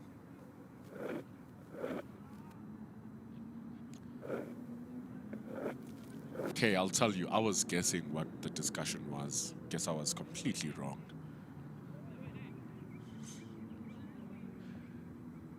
Wonder what the discussion was. It's not a time issue, because there's definitely time for 1 more over. There were 3 minutes prior to starting that over. He's stretching long enough that it could be 5:30 before he bowls the first ball. But the over's set up. It's the last over of the day.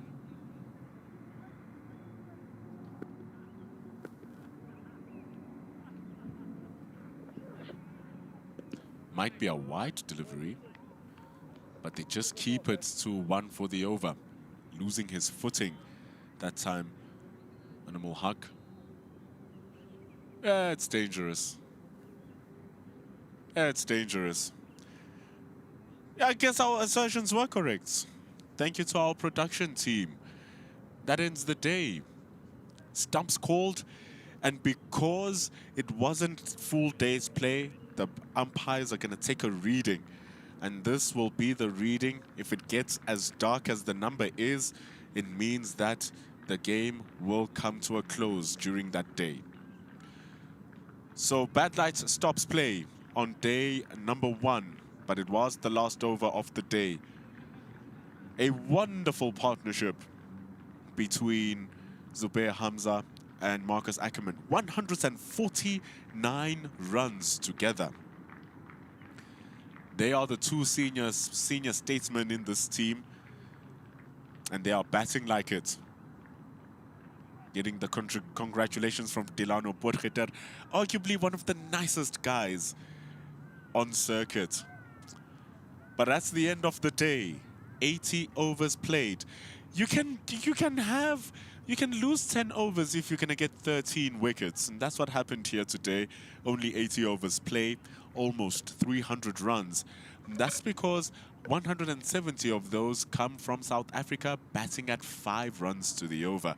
The run rate is also helped by the South Africans scoring at 5 to the over, being at 3.7, and 10 of those wickets all belonging to Bangladesh. So, day 1 coming to a close, but day 1 having a lot of action. Second session for the second innings, seeing the 2 wickets. A dropped catch could have been earlier for Tsepang Ditole, but this grab is amazing from Afif Hussain. But then the partnership began between Marcus Ackerman and Zubair Hamza. Anything that the Bangladeshis threw, the South Africans hit back. First 6 of the match, and then afterwards, anything short gets punished. You don't want to bowl shorts to any of these 2 gentlemen because they have shown that their skill is above and beyond on the back foot. Look at that from Marcus Ackerman. And notice how many of their shots are off the back foot. That tells you of the length that Bangladesh are bowling. That sent him to his 50. Was very good. That sent Zubair Hamza to his 50. Equally as good. But the issue has just been the length for Bangladesh, really sending South Africa backwards. But it has been sensational between Hamza and Ackerman. It's pretty dark here at Tuks Oval, but what a sensational day for cricket. Here, there's the High Performance Centre, far to your right. It's what you get greeted to in the main entrance of the Tuks Sports Institution. But at the end of day number 1, South Africa lost their top 2. Lesego Senokwane chopping it back into the stumps, and Tsepang Ditole requiring a great catch from Afif Hussain. Then Hamza and Ackerman. Hamza at times has been sketchy inside edges and all, but Ackerman, nothing short of perfect.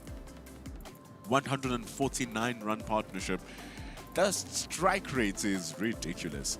It's coming in 29 overs, that 149. So that tells you they're batting at over 5 runs to the over for this partnership. And the bowlers are feeling the full brunt of it. Iqbal Hossain Iman, the only one going at under 4 runs to the over. He hasn't bowled that much, which is a surprise. So hopefully we're going to see more of him in the morning. And we're crossing our fingers that it's not an injury for Iqbal Hossain Iman. He's such a key figure for Bangladesh emerging. South Africa lead by 48 runs to end the day. 170 for 2 with Ackerman looking imperious. 80 from 87. Hamza looking sturdy. 70 from 99. Al Fahad and Animal Haq, the only 2 bowlers to get wickets. No one else has been able to breach the force that is this partnership between Ackerman and Hamza. This is after Bangladesh really struggling, scoring 122 through some furious bowling from the South Africans. So we're getting ready. Day number 2. Do not fool this with the emerging game. Emerging game starts earlier. We start at 10 to 10. Live at the Tuks Oval, we will bring you every single ball of the action here on the Cricket South Africa YouTube channel, brought to you by Mega Live. It's been a wonderful day of cricket. Tomorrow ought to be even better. What will Hamza and Ackerman do for us? It's all for us to watch. Thank you to the thousands of you that joined us today. Let's make it thousands again for tomorrow in day 2.